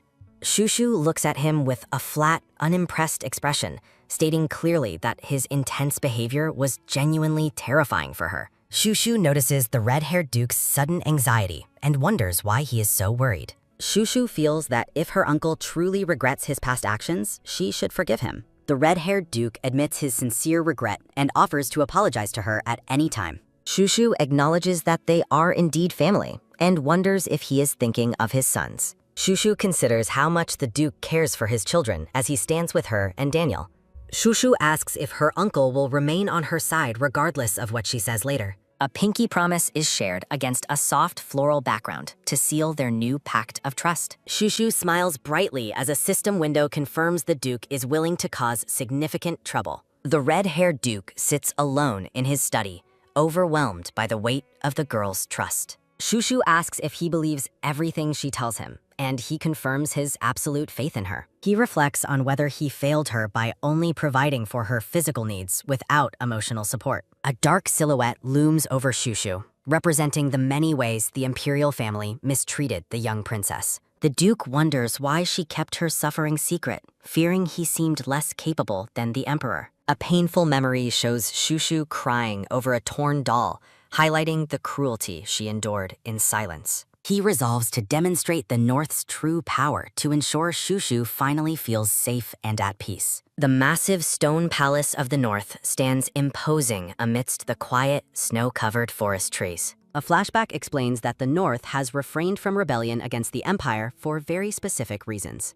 Shushu reaches out toward the red-haired Duke as they stand together in the bright, open garden. The Duke pulls Shushu into a warm embrace, surrounded by a frame of delicate white blossoms. The Duke orders his aide, Rubus, to prepare a massive display of northern strength within the week. Rubus stands before the Duke, who commands him to organize a formal contest of martial strength. Knights and mages clash in training as the aide worries about the extremely short preparation time given. Rubus admits his respect for the Duke, but protests that only 3 days remain for the task. To multiple, soft talk soundings, Rubus works frantically at his desk, fueled by energy drinks and desperation. To a sudden, sharp dag sounding, the Duke questions if there is a problem, making Rubus stammer. To a sudden, loud bzzzt sounding, the Duke coldly notes that enemies never give warnings before they strike. To a sudden, loud grue sounding, a dark aura surrounds the Duke as he mentions knightly discipline. To a sudden, loud hua sounding, Rubus panics and promises to finish everything while mentally begging for help. To a sudden, sharp set sounding, Rubus vows to fulfill his duty as an aide without disappointing anyone. A group of citizens and soldiers gather to read a large official notice posted on the wall. Shushu enjoys a slice of cake when her uncle suddenly returns, prompting her to ask why. To multiple soft tap soundings, the red-haired Duke approaches Shushu and asks what she is currently doing. He promises Shushu she will soon see a spectacle of the North's true power and military might. To a sudden, firm gyut sounding, he assures her this show of force is strictly for her protection.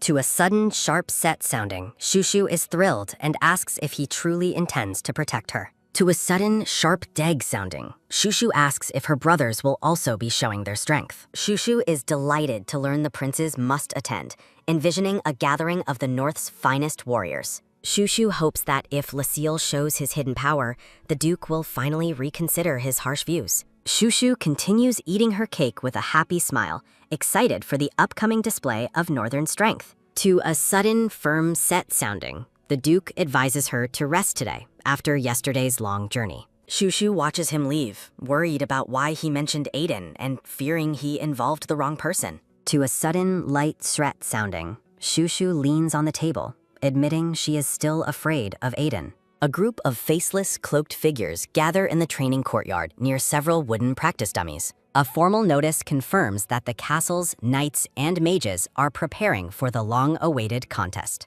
To a sudden, loud whoa sounding, a black-haired knight rallies his troops to outperform the mages and redeem themselves. To multiple, loud wah sounding, a blue-haired mage leads a rally to show magic's superiority for the princess. An internal monologue reveals that the staff previously faced the Duke's wrath and now seeks a second chance.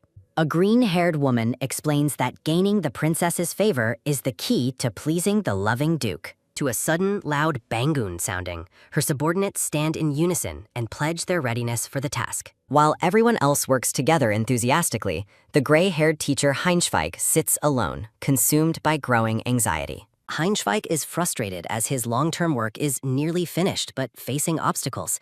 Sound, multiple Krek soundings. He worries the perfect puppet prince might escape his control if current events continue. Sound, multiple soft talk soundings. He recalls standing over the young boy amidst a sea of scattered open books. He views the situation as a chance to obtain a talented slave from a quality lineage. Sound, loud Gert sounding. He resolves to ensure this opportunity does not slip through his fingers. A vision suggests the Duke will easily recognize Raciel's hidden magical genius if revealed. Heinzweig has suppressed Raciel's talent and decides the boy must not participate in the contest. He stands abruptly, fearing all his past efforts will be rendered completely useless.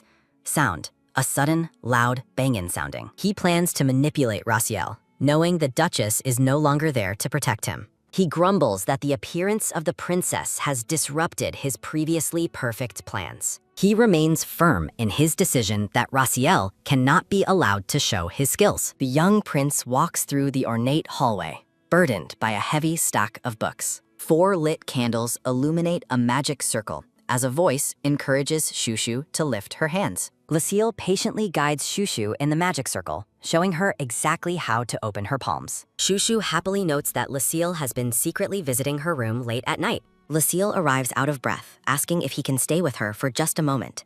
Sound, multiple, soft hosh soundings. Shushu notices he only visits late, despite his claims of being overwhelmed with work duties. She realizes that her brother has become much more perceptive of his surroundings than before. The 2 children stand together in the warm glow of the palace's grand staircase. Shushu reflects on how she was unable to understand her previous life's circumstances. Lucille gently reaches out to guide her hands, pleased that she sought him out. Sound, a sudden, soft suit sounding. He smiles warmly at her, remembering that she specifically asked him to teach her magic. A close-up captures Shushu's vibrant green eyes as she focuses intently on her brother's lesson. They work together late into the night, preparing for the upcoming day of decision. Sound, ha ha, and burr soundings. A system window highlights Lucille's enthusiasm as he vows to teach Shushu anything she needs. Sound, a sudden, loud Senang sounding. Shushu flails her arms in denial, insisting she has no talent or special abilities. Sound, multiple, soft suit soundings. She collapses playfully onto the floor, declaring that she simply cannot perform the magic. Sound, a sudden, loud brook sounding. She pulls at Lucille's arm, inviting him to join her in rolling around on the carpet. Sound, a sudden, soft syat sounding. The 2 kids crash together onto the floor with a loud, painful exclamation from Shushu. Sound, a sudden, loud gabrak sounding. She laughs, enjoying the simple pleasure of playing like normal, carefree children. Sound, a soft hee-hee sounding. Lucille asks if she truly feels that way, and she confirms with a simple, happy response. She assures him that things will go well, and he won't have to worry about anyone soon. Shushu suddenly grows serious, telling Lucille she has something important to tell him. Sound, a sudden, soft set sounding. Lucille looks at her with wide, attentive eyes as he waits for her to speak. She confesses that she has been watching Heinzweig's mistreatment of him and knows the truth. She places her hand over her mouth, earnestly asking if she can help her brother. Sound, a sudden, soft set sounding. She reaches out to touch his face, wishing for all wicked people to be punished. She plans to use Lucille's memories to prove his suffering to their uncle, the Duke. She envisions Lucille revealing his true power, ensuring no one remains on Heinzweig's side. She resolves that the teacher must pay for his sins 100-fold for what he did. Sound, a sudden, loud gurt sounding. Lucille looks bewildered and slightly flustered by his sister's sudden, intense declaration of support. Shushu calls out to him again, her expression soft as she addresses her older brother. He stares back in shock, processing her belief in him despite his own self-doubts. He quickly wipes his eyes, overwhelmed by the realization that someone truly believes in him. Sound, multiple, soft. He finds his resolve, promising her he will try to prove his strength in the competition. Shushu is overjoyed and invites him to stay in her room until the contest begins. Sound, a sudden, loud Kaget sounding. Lucille realizes with relief that he no longer needs to see Teacher Heinschweg at all. Shushu explains the rest of her elaborate plan to her brother as they sit together. Lucille listens thoughtfully and admits there is something specific he wants to accomplish himself. Sound, a sudden, soft Berpeaker sounding. He looks at her with a new sense of purpose and a serious, focused expression. The Grand Northern Palace stands majestically under a clear, snow-flecked sky. Shushu's small hands busily stack a set of colorful toy building blocks. To a sudden, soft ta-top sounding, Shushu notices Raciel's speech becomes clear when he isn't anxious. A sudden, soft deg sounding accompanies the young prince's look of quiet surprise. Raciel offers a sweet, gentle smile as he addresses his sister directly. Shushu smiles back brightly while pretending nothing out of the ordinary is happening. A purple-haired maid hurriedly enters to announce that an unexpected guest has arrived. Teacher Heinschweg stands tall, his expression calm and his hands folded politely. To a sudden, sharp deg sounding, Shushu's eyes narrow as she glares at the teacher. Heinschweig explains he has heard Raciel has been here for days and came to collect him. The Duke's aide, Rubus, informs the teacher that it has been a long time.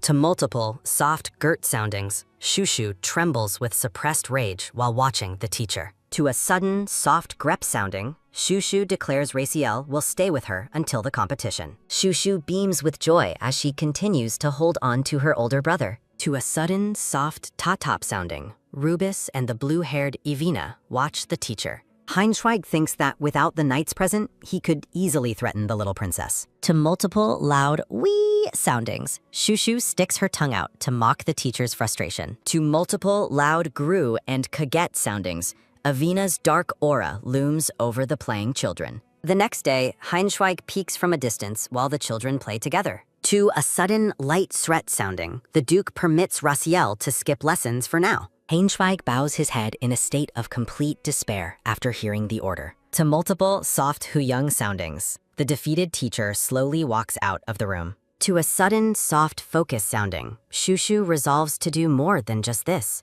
To a sudden, soft set sounding, the two siblings share a firm, reassuring handhold. To a sudden, soft anguk sounding, the siblings share a silent moment of mutual understanding. The Palace of the North is bathed in cool moonlight during a quiet night. To a sudden, soft tap sounding, Rubus meets Ivina late at night to discuss the princess. Ivina looks off into the distance with a serious and contemplative expression. A close-up highlights Ivina's focused gaze as he processes the aide's concerns. Rubus asks the blue-haired man if he's noticed anything unusual about Shushu lately. Shushu is shown watching her uncle's departure with a look of lingering concern. To a sudden, soft deg sounding, Rubus questions if Ivina felt something as a knight. Ivina admits he has indeed felt the exact same thing regarding the princess. To a sudden, soft sounding, Ivina mentions he's been studying books about baby development. To multiple loud grep and ak soundings, Ivina panics while discussing signs of childhood fear.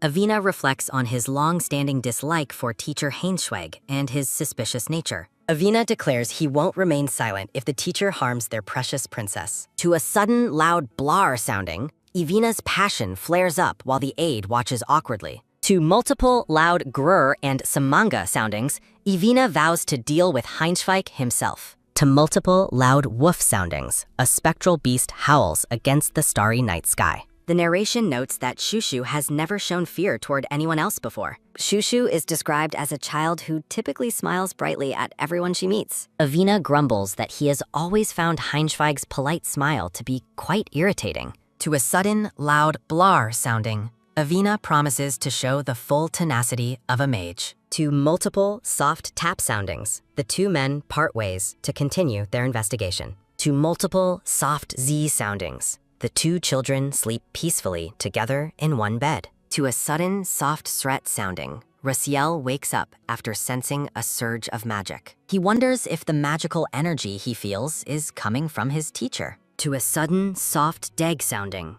a menacing voice commands Raciel to come outside. To a sudden soft glance sounding, Raciel looks at his sleeping sister before moving. Raciel strokes Shushu's hair while she sleeps, thanking her for saying his suffering wasn't his fault. A transition bubble hangs over a pale blue background as the story shifts to a new moment. The young princess sleeps soundly in her grand bed alongside her small, white plush toy. To a sudden sharp creak sounding, the boy's dark shadow slips quietly out of the bedroom door. A hooded man holding a lantern waits in the cold darkness to receive the young prince. Raciel stands under the vast starlit sky as the teacher addresses him with a quiet greeting. To multiple soft tap soundings, the teacher leads the way while mentioning he has a new task. To a sudden soft suit sounding, the man grabs the boy's shoulder and forbids him from competing. To a sudden soft munder sounding, the teacher claims to be the only person who truly cares. To a sudden soft dag sounding, the teacher is stunned as the boy declares his intent to compete. To a sudden loud shout sounding, the young boy yells that he made a promise to Shushu. To a sudden soft senyum sounding, the teacher feigns pride while watching the boy's defiant outburst. To a sudden soft suit sounding, glowing magical ropes suddenly appear and begin to encircle the boy. To a sudden loud grep sounding, the boy cries out in pain as the ropes tighten around him. The teacher mockingly asks how the boy could forget who enabled his entry into the contest. To a sudden loud grep sounding, the man cruelly calls him a worthless child who has nothing. To soft and ook soundings, the boy gasps as the magical ropes constrict his neck and limbs. To a soft fuh sounding, the boy begs for help while the teacher watches with a sigh. To a sudden light threat sounding, the man claims he is a great mentor who gave him everything. To multiple soft hosh soundings, the bound boy pants heavily while enduring the agonizing magical pressure. To a sudden soft tap sounding, the teacher walks away and orders him to return home immediately. The teacher turns back to warn that he won't guarantee what happens if this mischief continues. The man thinks to himself that the boy will be helpless after being thoroughly terrified like this. To soft seringai and cling soundings, the boy reveals a small, glowing red gem hidden in his hand. Raciel tells his sister that he will need this item if he wants to report their teacher. To a sudden, soft set sounding, the boy presents the shining red gem to his sister's view. He explains that the recording device will serve as vital evidence when he finally reports the abuse.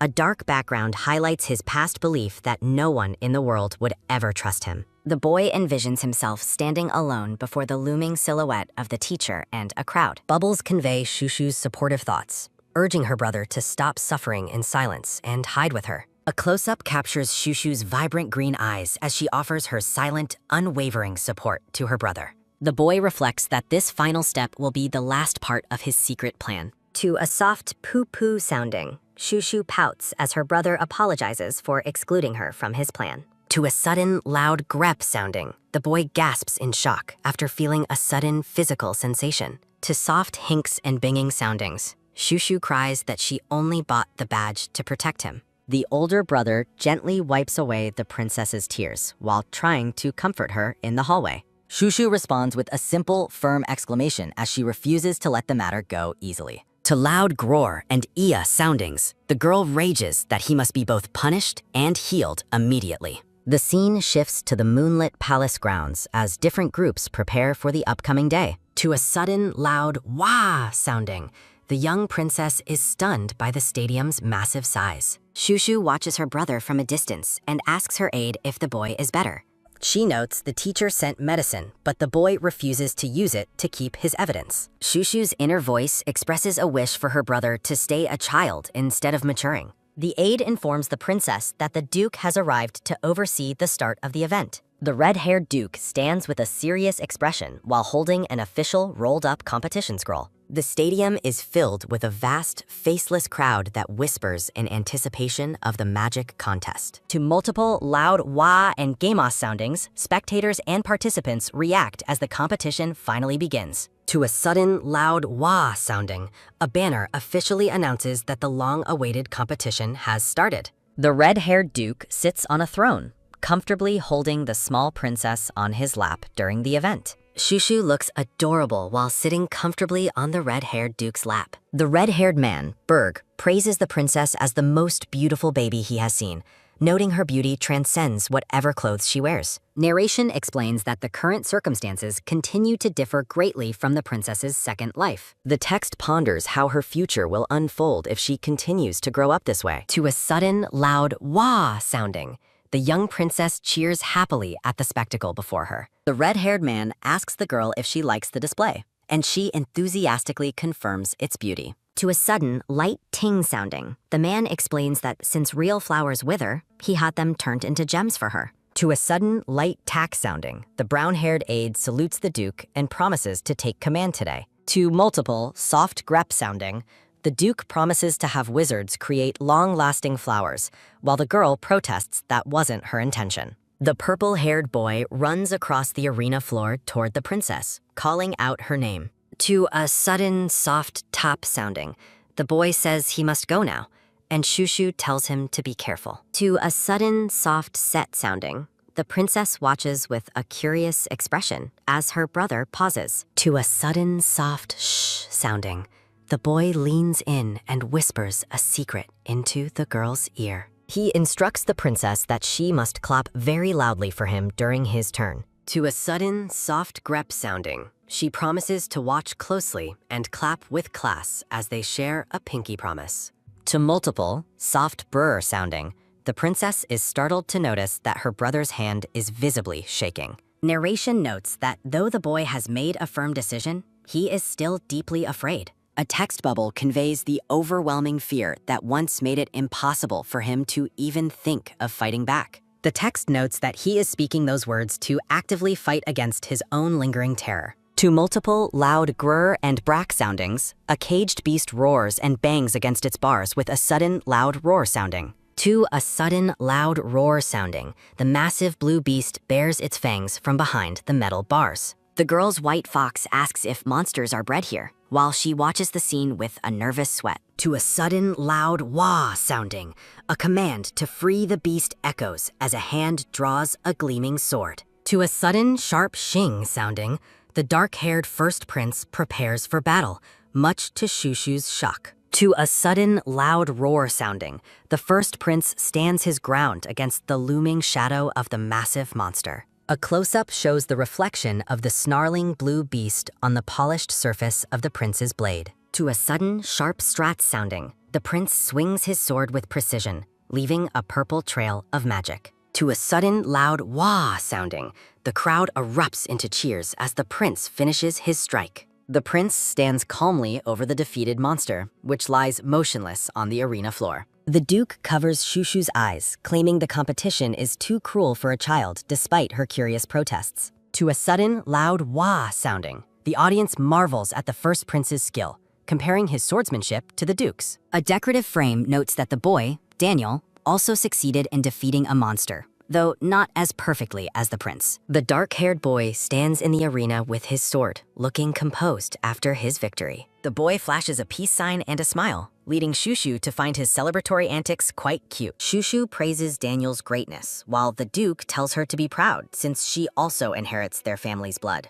Shushu feels embarrassed that the duke speaks so casually as if nothing significant had happened before. To a sudden, soft set sounding, the girl asks about the competition, while the aide offers to explain it to her. He explains that the contest showcases the participants' bravery and their ability to slay monsters. The aide notes that while the crowd's reaction matters, the judgment of the duke and princess is far more important. Narration notes that several familiar faces appeared to showcase their impressive skills during the event. To a sudden, soft ahem sounding, the girl notices teacher Heinschweig looking uneasy because things aren't going his way. To multiple soft who sounding, Shushu asks to watch with the vassals, planning to keep the teacher nearby so he cannot escape. The princess thinks of the word sparrow while looking off with a thoughtful expression. To a sudden, soft tap sounding, the dark-haired Mowgli returns and mentions that Daniel has already gone to train. Shushu wonders to herself how the prince managed to shower and look so clean before returning. Mowgli explains that the boy was angry because he felt he couldn't match the prince's skill. The prince smirks and describes the boy as a little monkey who is impatient and quick to lose his temper. He notes that if the boy could learn a bit of patience, he would surely become a great swordsman.